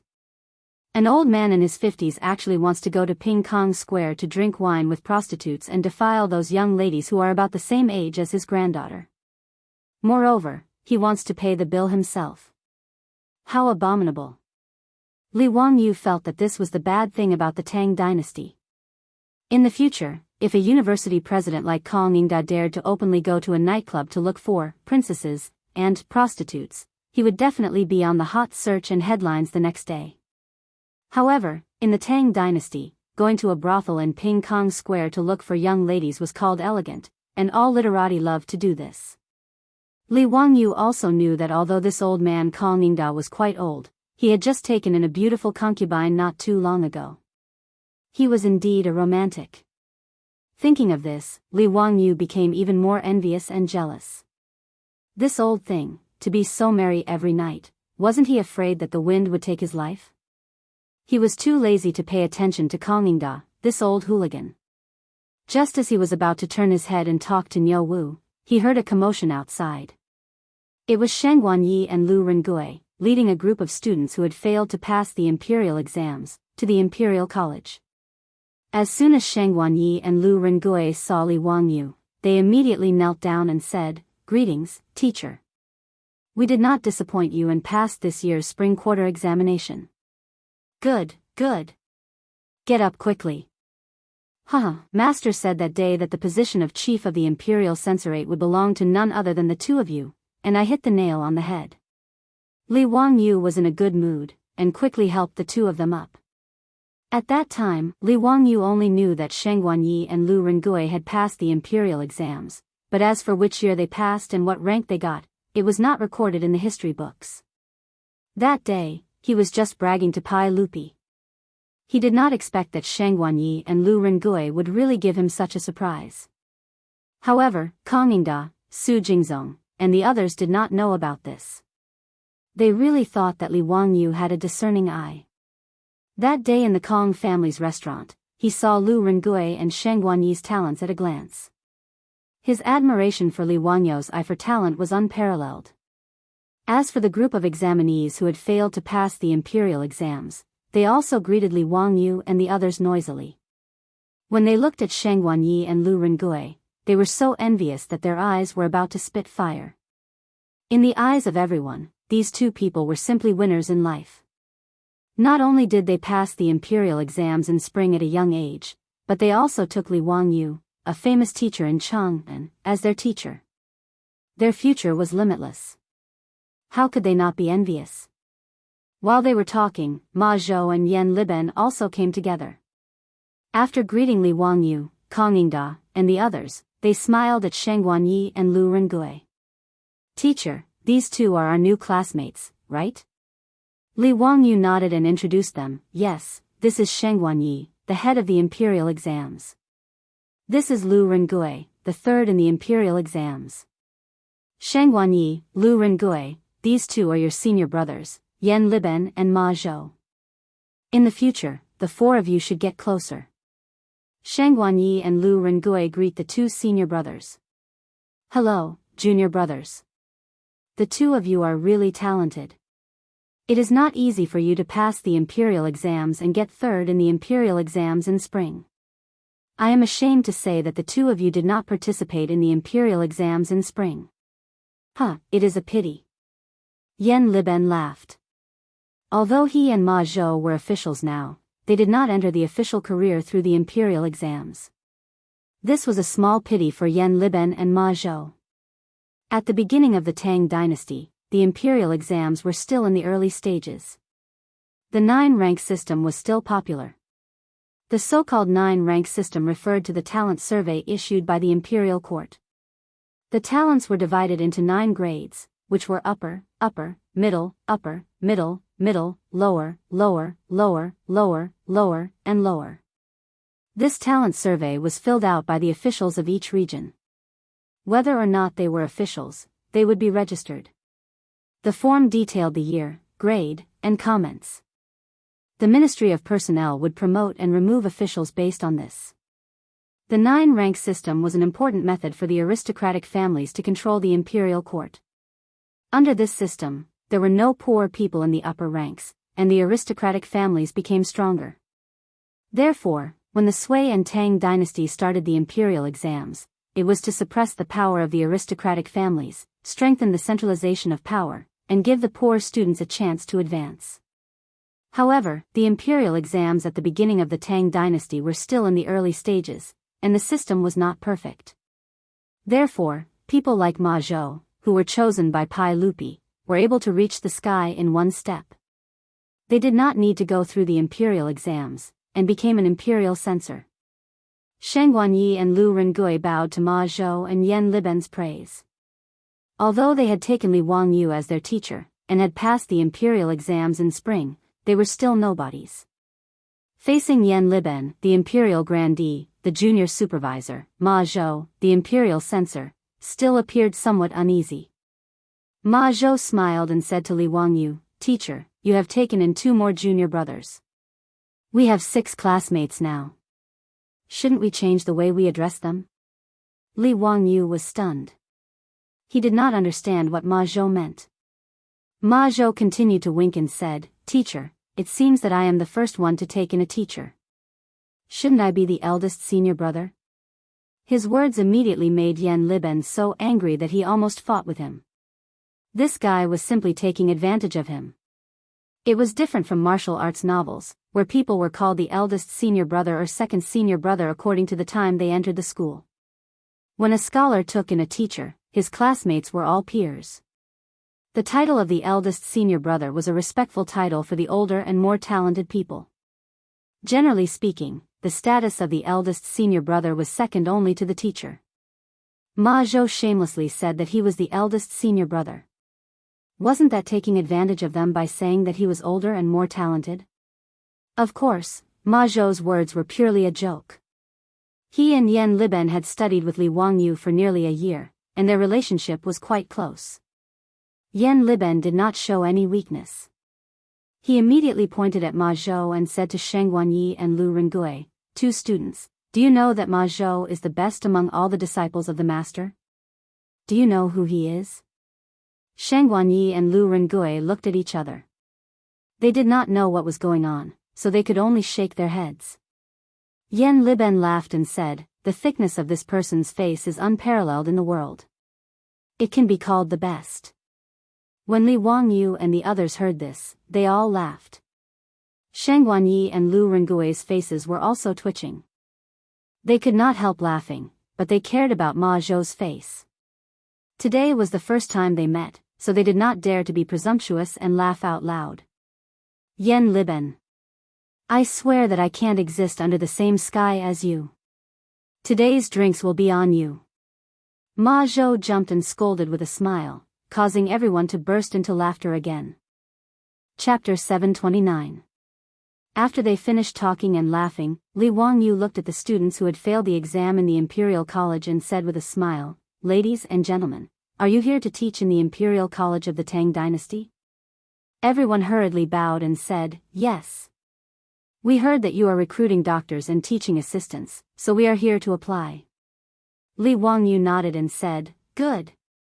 I believe you have heard that I will recommend all the doctors and teaching assistants who want to teach in the Imperial College in the coming spring. In addition, the Imperial College will provide food and accommodation. I will also invite the great scholars in the Imperial Court to teach you in the Imperial College. Are you satisfied with this?" Hearing Li Wangyu's promise, the students who had been doubtful before no longer had any doubts and bowed again. "We understand. Thank you, sir." "Yes, we are very satisfied. Thank you for your kindness." Li Wangyu waited for the crowd to quiet down and said again, "However, the Imperial College will only recruit about 100 doctors and teaching assistants this year, so we need to do a small test to select the most suitable people. I have prepared a test paper for you. You can now follow the arrangement of the Imperial College and go to the school to answer the questions. The Imperial College will select the best according to your answers." "Yes, sir." All the students knew that they needed to take a test to enter the Imperial College. After the release of the results today, there were thousands of students who had failed the exam. There were 2,000 or 3,000 people who came to the Imperial College to try their luck. Since the Imperial College was only going to recruit about 100 people, they naturally needed to take a test. Everyone was mentally prepared for this, so they did not resist. After Li Wangyu gave the order, the servants of the Imperial College immediately came forward and led the students to their seats in the halls of the Imperial College. They also gave them paper, ink, brushes, and inkstones. This made the students a little confused. Why didn't they ask what they were going to study? Except for the servants of the Imperial College, there was no one invigilating the exam in the halls. They were also not allowed to talk. Looking at the noisy hall in front of them, everyone was confused. Was this really an exam? Those who could pass the examinations of various provinces and counties and obtain the qualification to participate in the imperial examination in spring in Chang, and were naturally the top talents in the Tang dynasty. All of them had studied hard for years or even decades and had participated in countless exams. However, it was their first time encountering such an exam. Someone hurriedly grabbed the servant of the Imperial College and asked, "Excuse me, I am an examinee from the Imperial College. Why am I taking the exam in the same college as the examinees from the Imperial College? Could there be a mistake?" Someone at the side immediately echoed, "That's right.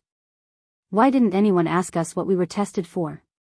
Could it be that everyone took the same test paper?" The servant who had been stopped immediately smiled and said, "Gentlemen, do not panic. Count Huxian ordered us to do so, and we are just following orders. However, the test papers seem to be the same. The Count of Huxian ordered people to send over only one set of test papers. There is no difference. The servant's reply caused an uproar in the classroom. All the students were in an uproar. How is this possible? I'm from the mathematics course. Am I supposed to take the same exam paper as the advancement course? Then is the test for mathematics or the Imperial College? That's right. I'm from the Imperial College. Am I not taking the exam for calligraphy? I'm from the Medical College. I don't know anything about mathematics, calligraphy, or the Imperial College. Someone was so angry that he put down his brush and prepared to leave. Ridiculous, this is ridiculous. Isn't the teacher playing with us like this? I don't want to take this exam. Someone at the side quickly pulled him back and advised, "Brother, don't be in such a rush. Let's take a look at the test papers first. The teacher is the county count who founded the country. How could he play such a joke on us?" That's right. Let's take a look at the test papers first. What kind of person is the immortal poet? How could she play around like this? There must be something we don't know about this. While the 2,000 to 3,000 students in the Imperial College were in an uproar, Kang Yingda and Su Jingzong were also shaking their heads in the Mingluan Hall of the Imperial College. No one knew what Li Wangyu was planning. There were so many students, and they were all sent to the Imperial College to take the exam. How could they take the exam? Ziyu, what is the content of your exam? Why aren't they divided into subjects? How are they going to pick the students? Kang Yingda couldn't help but ask. Su Jingzong, who was standing at the side, also nodded repeatedly. Clearly, he was also filled with questions. Even Li Wangyu's disciples, whether it was Ma Zhou, Yan Liben, Sheng Guanyi, or Lu Rengui, were confused. The students studied different subjects. In the Tang dynasty, there were more than 50 subjects in the spring Imperial College examination. How could they take the exam when so many students were mixed together? Li Wangyu laughed and asked Miao Wu to fetch a few test papers that he had prepared. He handed them to everyone. Kang Yingda, the test papers are here. You'll know when you take a look. Kang Yingda and the others took the test papers that were printed with engravings and looked up. When they saw the questions on them, everyone in the Mingluan Hall was dumbfounded. What kind of questions were these? How could these be called exam questions?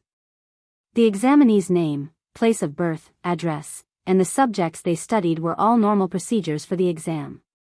However, the questions below had nothing to do with normal in the eyes of the crowd. Question 1. Do you remember when others are good to you or bad to you? Yes.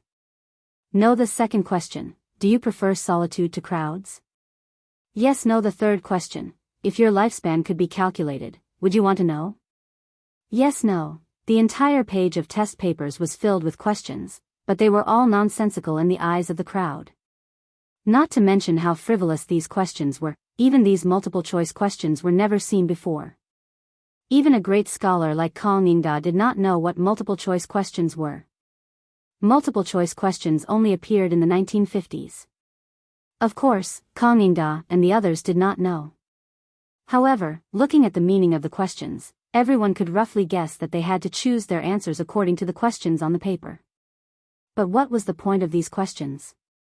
Could they tell the examinee's level of knowledge?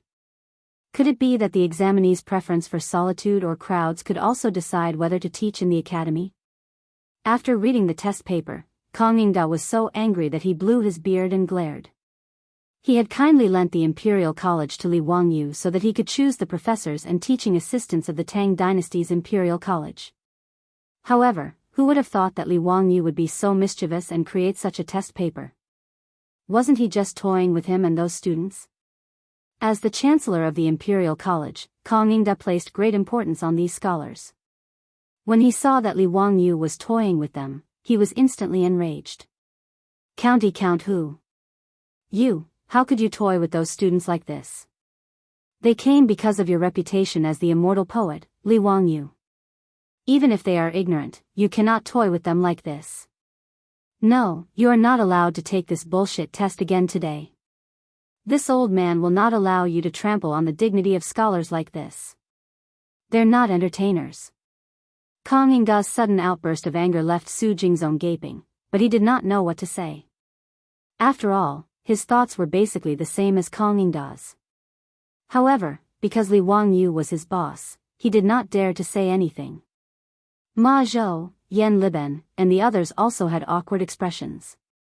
Even though they had been studying under Li Wangyu for almost a year, and were used to Li Wangyu's messy thoughts, they still found it hard to understand what their teacher meant by giving them this test paper. Just as Kong Yingda was about to explode in anger, the door to Mingluan Hall was pushed open. Duke Kong, why are you so angry? Is Zio messing around again? Chapter 730. Master Kong, don't be angry. If Zio is messing around, I will definitely teach him a lesson. The one who entered was Pai Lupi in casual clothes. Behind him were Fang Xianling, Du Ruhui, Zhang Sun Wuji, and the others.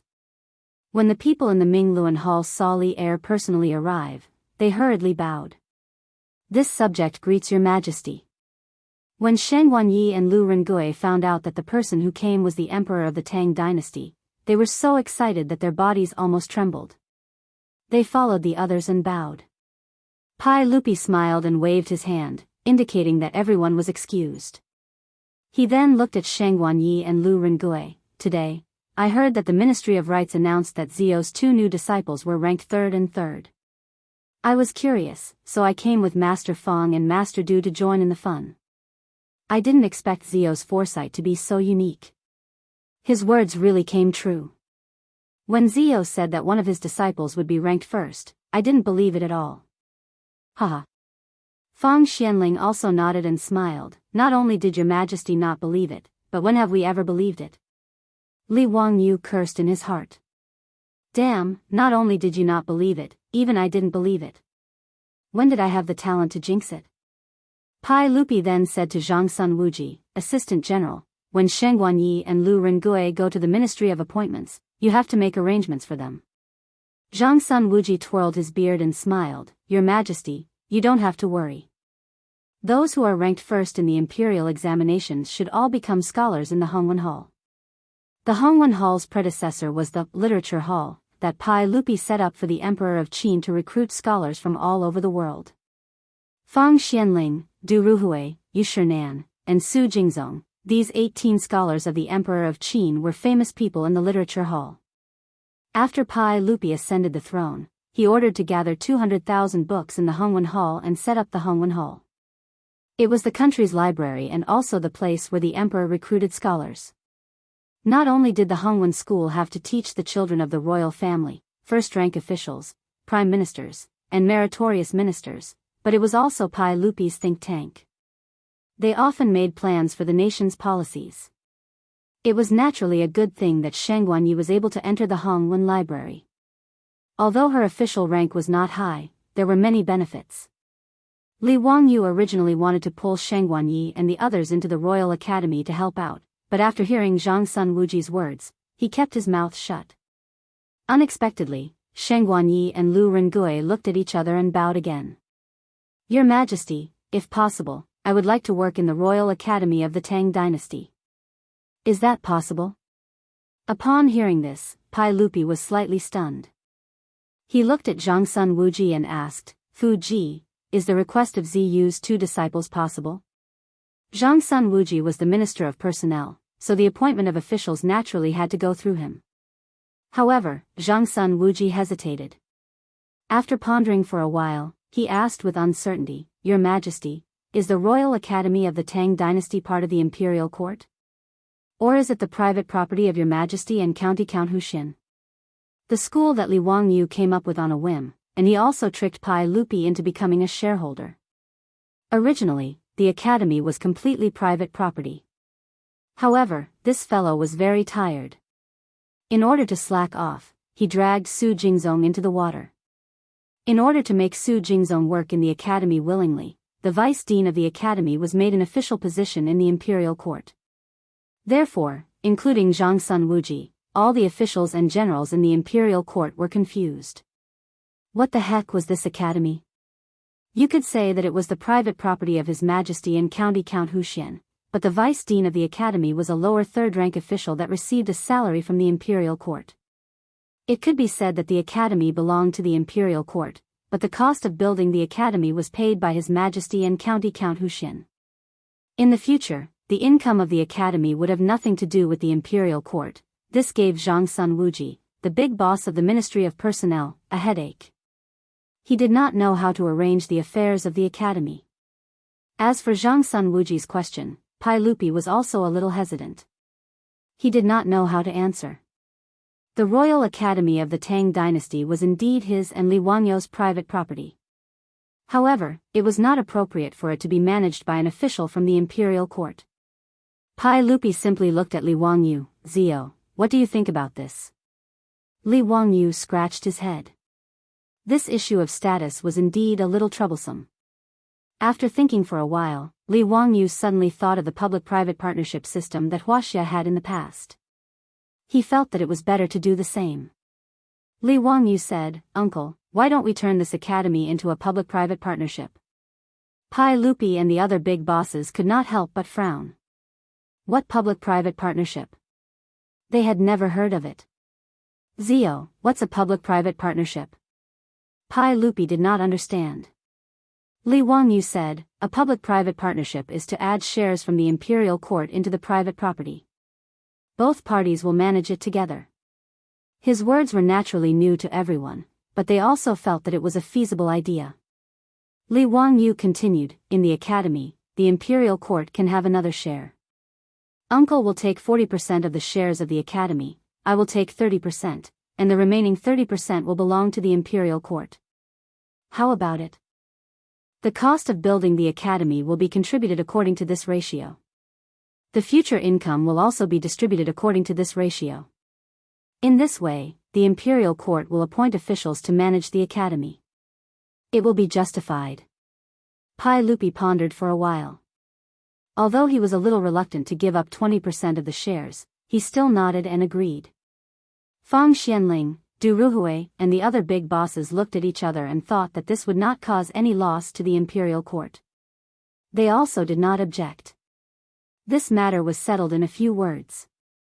After confirming that the Royal Academy of the Tang dynasty also had a share in the imperial court, Zhang Sun Wuji then cupped his hands towards Pai Lupi and said, "Your Majesty, since the two new Jinshi, Shang Guanyi and Lu Rengui, are willing to work in the academy, I will not object. The ranks of the officials in the academy will follow the old rules of the Imperial College and the Hongwen School.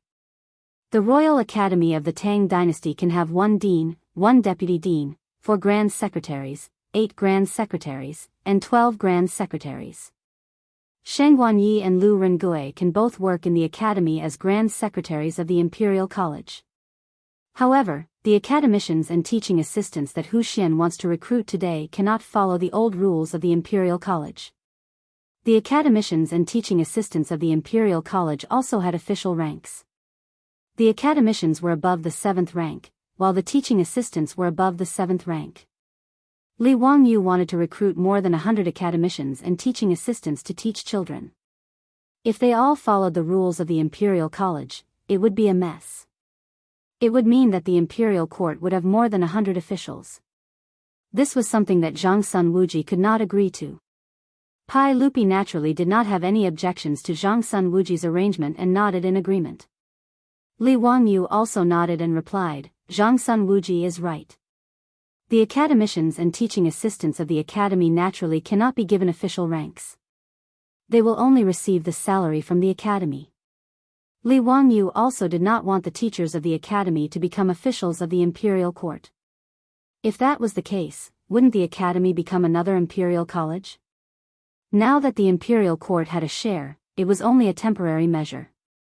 In Li Wangyu's heart, the Royal Academy of the Tang dynasty was still different from the official schools of the imperial court. When Shang Guanyi and Lu Rengui heard that Zhang Sun Wuji had agreed to their request, they were naturally overjoyed. They quickly bowed and thanked him. Pai Lupi encouraged the 2 new Jinshi before looking at Kong Yingda and asking, "Kong Yingda, did you and Zio have some misunderstanding just now? What did this kid do?" Chapter 731. Kong Yingda, who had calmed down a little because of Pai Lupi's appearance, panted like a red-eyed bull when Pai Lupi mentioned the matter again. He angrily handed the test paper in his hand to Pai Lupi. Your Majesty, you will know the whole story at a glance. County Count who is really messing around today. As the Chancellor of the Imperial College, I will not allow him to humiliate the scholars like this. Pai Lupi took the test paper. Fang Xianling, Du Ruhui, and the others curiously came over, wanting to see what question Li Wangyu had set to make Kong Yingda so angry. Everyone was speechless after reading the test paper. How could this be called a damn test paper? Pai Lupi frowned and looked at Li Wangyu with dissatisfaction. Zio, what's going on? You recruit those students who failed to pass the exam to teach at the academy and use this kind of test paper to select talents. Li Wangyu was not in a hurry. He nodded and smiled. Yes, that's right. Kong Yingda saw his attitude and became angrier. Your Majesty, look, this is the attitude of this boy. I will not allow him to mess around like this today. Pai Lupi did not know whether to laugh or cry. He pointed to the test paper and asked, Zio, tell me, what's the meaning of this test paper? For example, if you could be a kind of animal, which kind would you like to be? Cat, horse, elephant, monkey, dog, tiger. You can choose any one of them. Can such a test help you choose the right person to teach at the academy?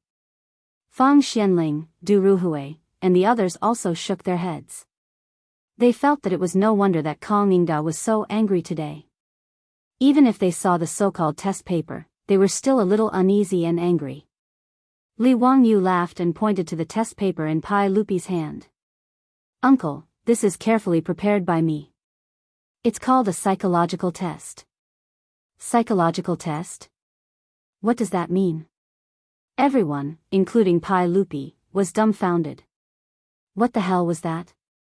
Why was it that he couldn't understand a single word, but when they were put together, he couldn't make sense of it at all? Li Wangyu explained, the psychological test is to use these questions to measure the intelligence level of the person being evaluated, as well as the differences in personality. To put it simply, I want to use this method to test the natural disposition of these examinees. In fact, the so-called test questions that Li Wangyu came up with were a set of psychological test questions from later generations. Moreover, it was a set of psychological test questions from the famous Rand Corporation in the United States. Many famous companies in the future also tried to use psychological tests to test the personality of their employees, and they achieved good results. Li Wangyu naturally didn't know anything about psychological tests, but his beautiful boss did. This set of Rand Corporation's psychological test questions was stored in the beautiful boss's phone.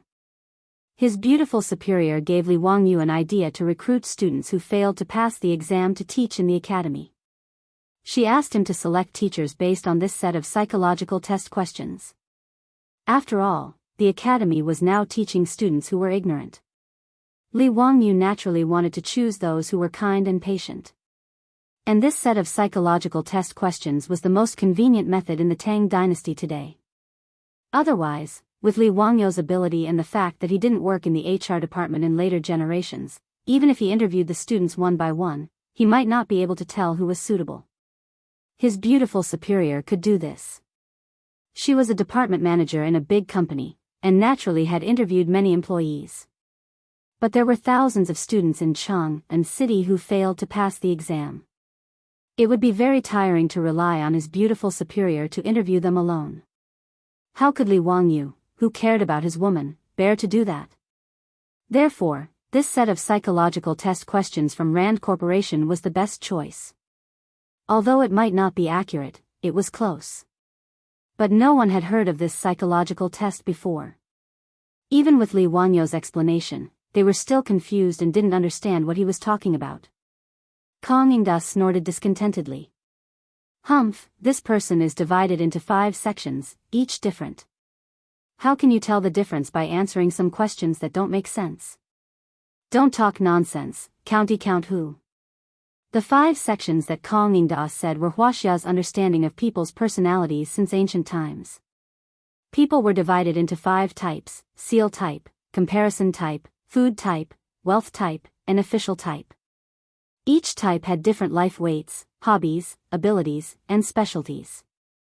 At the same time, the ancients divided these 5 sections into 2 types: positive and negative, also known as the positive and negative 10 types. This was the understanding of people's personalities in ancient Wuxia. But of course, there was no psychological test in Wuxia at this time, and there was no way to test people's personalities. So in the eyes of everyone, Li Wangyu was purely fooling around. Li Wangyu shrugged. Duke Kong, why would I joke about the academy? I can get 30% of the academy's shares, which is worth tens of thousands of taels of gold, right? Does Duke Kong really think that I have too much gold in my house? Kong Yingda was stunned and felt that Li Wangyu's words made sense. It seemed that no one would take so much money just to joke with these scholars, right? Pai Lupi frowned. Zio, do you really think that you can find out a person's personality just by answering these strange questions? Li Wangyu nodded. Uncle, it's true. Although I can't say that it's completely correct, it's pretty close. I'm thinking that although these scholars didn't pass the spring imperial examination, they should be quite knowledgeable since they were able to pass the provincial exams. They should be more than qualified to teach those students at the academy. Therefore, I believe that we should choose those students who are kind and patient to teach in the academy, so that they won't mislead the students. Therefore, I racked my brains and worked hard to come up with this set of psychological test questions, just to see the nature of these students who failed to pass. He shamelessly said that he worked his heart out, but in reality, it was just his beautiful superior who handed him the phone and he copied the questions. But Pai Lupi and the others didn't know that. They really thought that Li Wangyu had put in a lot of thought into it. Although they had never heard of this psychological test before, since Li Wangyu said it so confidently, they could only give it a try. Pai Lupi said to Kong Yingda, Master Kong, don't be angry. Whether this psychological test succeeds or not, we'll let this kid try. If he doesn't succeed, I'll teach him a lesson on behalf of Master Kong. Although Kong Yingda still didn't believe Li Wangyu, he could only nod slightly in agreement with Pai Lupi's words. Outside Mingluan Hall, the servants of the Imperial College immediately ran to the school with piles of examination papers after receiving the order. The halls of the Imperial College were almost filled with students who had come to apply for the position. Previously, the crowd had been confused and made a fuss for a long time, but they couldn't get an explanation. They could only wait patiently for the examination papers to be handed out. But when the servants of the Imperial College handed out the examination papers one by one, the students once again went into an uproar when they saw the questions on the examination papers. What kind of question is this? If you had to live with an animal or insect that you hate, which one would you tolerate? Snake, pig, rat, fly? What kind of damned question is this? Tao ancestor above, is this really an examination paper for us to do? The students who had been clamoring to leave were so angry after seeing the examination papers that they slammed their palms on the tables in front of them. I don't want to take the examination anymore. County Count who is clearly toying with us. Although I'm not talented, I'm not a plaything for these nobles. Everyone, farewell. Just as the examination papers were handed out, there were people in every hall who angrily stood up, flung their robes, and left with a cold snort. In a short while, hundreds of people refused to take the examination and left with a flick of their sleeves. Chapter 732. Hundreds of students left in a huff. Naturally, this matter was immediately reported to Mingluan Hall. Everyone was stunned when they heard this. Hundreds of students, just like Kong Yingda, actually left in a huff because of Li Wangyu's so-called psychological test scroll. It was really awkward. Ma Zhou and the other disciples looked at Li Wangyu with slight worry. Pai Lupi glared at Li Wangyu fiercely. Zio, your examination has just begun and so many people have left in dissatisfaction. How can the academy recruit people? Li Wangyu was not anxious at all.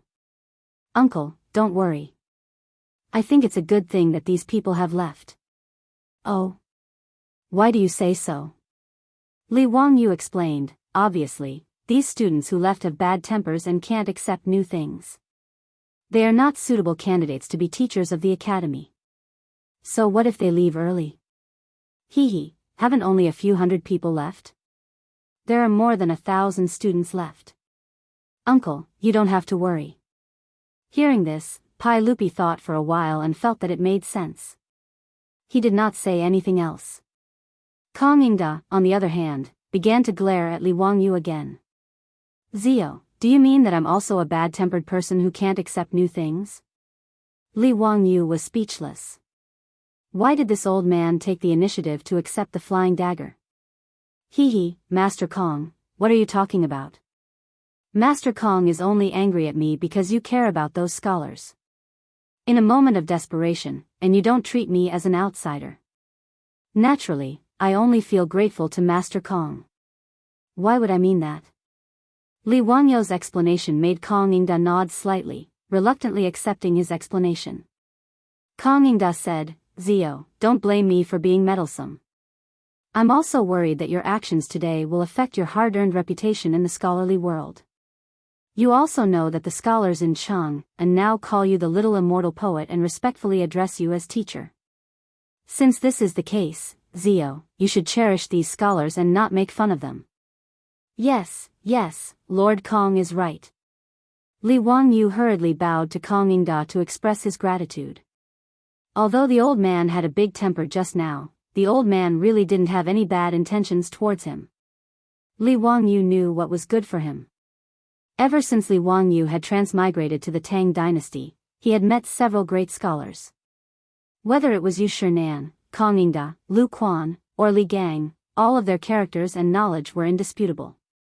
They also cared for him a lot. Li Wangyu also respected these elders from the bottom of his heart. He would not hold a grudge against Kang Yingda just because he lost his temper with him. However, Kang Yingda did not let him off the hook. He continued, Zio, even if this exam paper is the psychological test you mentioned, how can you prove that it is effective? Pai Lupi, Fang Xianling, and the others all looked at Li Wangyu. Naturally, everyone was also curious. Could it be that this person's nature could really be predicted by these inexplicable questions? Zhang Sun Wuji joked, then do we have to invite Yuan Tiangang here? Asking him to read the faces of those students and read their fortune? This will prove whether the psychological test is accurate or not. Everyone laughed when they heard this. Now, as Pai Lupi's think tank, Yuan Tiangang's reputation in the imperial court was getting more and more resounding. Many officials and nobles would beg Yuan Tiangang to read their faces. Li Wangyu also laughed with everyone. However, when Zhang Sun Wuji mentioned Yuan Tiangang, he suddenly thought of another person. That was the famous person in history, Li Chunfeng, who was said to have written the push-back chart with Yuan Tiangang. Li Chunfeng should be 27 or 28 years old now. He was still very young. Moreover, Li Chunfeng was intelligent and studious since childhood. He read a lot of books and was especially proficient in astronomy, calendar, mathematics, and so on. Li Wangyu pondered for a moment. It seemed that Li Chunfeng should be studying and researching astronomy at the Bureau of History. Should he ask Pai Lupi for him and send him to the academy? It seemed to be feasible. A Taoist like Li Chunfeng would be a scientist in the Tang dynasty. It seemed too wasteful to spend his whole life studying astronomy and calendar at the Bureau of History. He was thinking absent-mindedly about this matter when his body was gently pushed by Ma Zhou. Teacher, His Majesty is asking you if you have a way to prove the results of the psychological test. Oh. Only then did Li Wangyu come back to his senses. He smiled at Li Erxiao and said, Uncle, this matter is simple. Just find a few students and verify it. How do we verify it? Li Wangyu thought for a moment and replied, after the students finish the psychological test, Uncle and the officials can take a few of them. Then, get someone to find the friends of these students. I can immediately find out the general nature of this person based on their answers. Uncle, if you ask the friends of these students, it will be clear whether it is accurate or not. Kang Yingda and Fang Xianling nodded. Ziyu, this is a good idea. Our friends know best about this person's nature. They will know after asking. Pai Lupi also nodded in agreement. Okay, we will follow Ziyu's idea. Mr. Kong, tell the students who came to the Imperial College to take the test today not to leave in a hurry. Once they're done, I want to see whether Zio's psychological test is real or if this kid is just messing around. Kong Yingda naturally had no objections and asked the servants of the Imperial College to pass the message. Li Wanyo's psychological test did not have many questions. There were only 20 to 30 multiple-choice questions. There was no need to think about the questions. The students could only answer these strange questions based on their intuition. After a quarter of an hour, the students in the Imperial College had finished the test. Immediately, servants came forward to collect the thousands of test papers and send them back to Mingluan Hall. Pai Lupi saw that the test papers were sent back and randomly picked 2 of them. He called Kong Yingda, Fang Xianling, and the others to each pick 2 test papers and give them to Li Wangyu. Then, he immediately asked someone to summon the 10 students and their friends to Mingluan Hall. Okay, Ziyu, these 10 people. Let's see if you can judge their nature based on their test papers. Pai Lupi's face was full of disbelief. Li Wangyu smiled and took the 10 test papers. He took out a piece of paper and called Ma Zhou, Yan Liben, Sheng Wanyi, and Lu Rengui to his side. Bin Wang, Liben, Yu Shao, Zhengzi, according to the standards on this paper, mark these 5 test papers. Sheng Wanyi's name was Yu Shao, and Lu Rengui's name was Zhengzi. After the 2 of them were apprenticed, Li Wangyu immediately put this free labor to use. What he gave Ma Zhou and the others was the psychological test paper evaluation form. In the test paper, each answer to a different question would have a corresponding evaluation score. Finally, these evaluation scores would be summed up to obtain a numerical value. Based on this numerical value, an effective quantitative analysis could be carried out. Of course, Li Wangyu also knew that the psychological test only provided a certain reference. It could not completely accurately reflect a person's character and nature. It could only roughly analyze a person's interests, attitude, character, and temperament. However, this was enough for Li Wangyu to choose a teacher for the academy. Under the gaze of Pai Lupi, Fang Xianling, and the others, Ma Zhou and the others quickly finished marking the 10 test papers.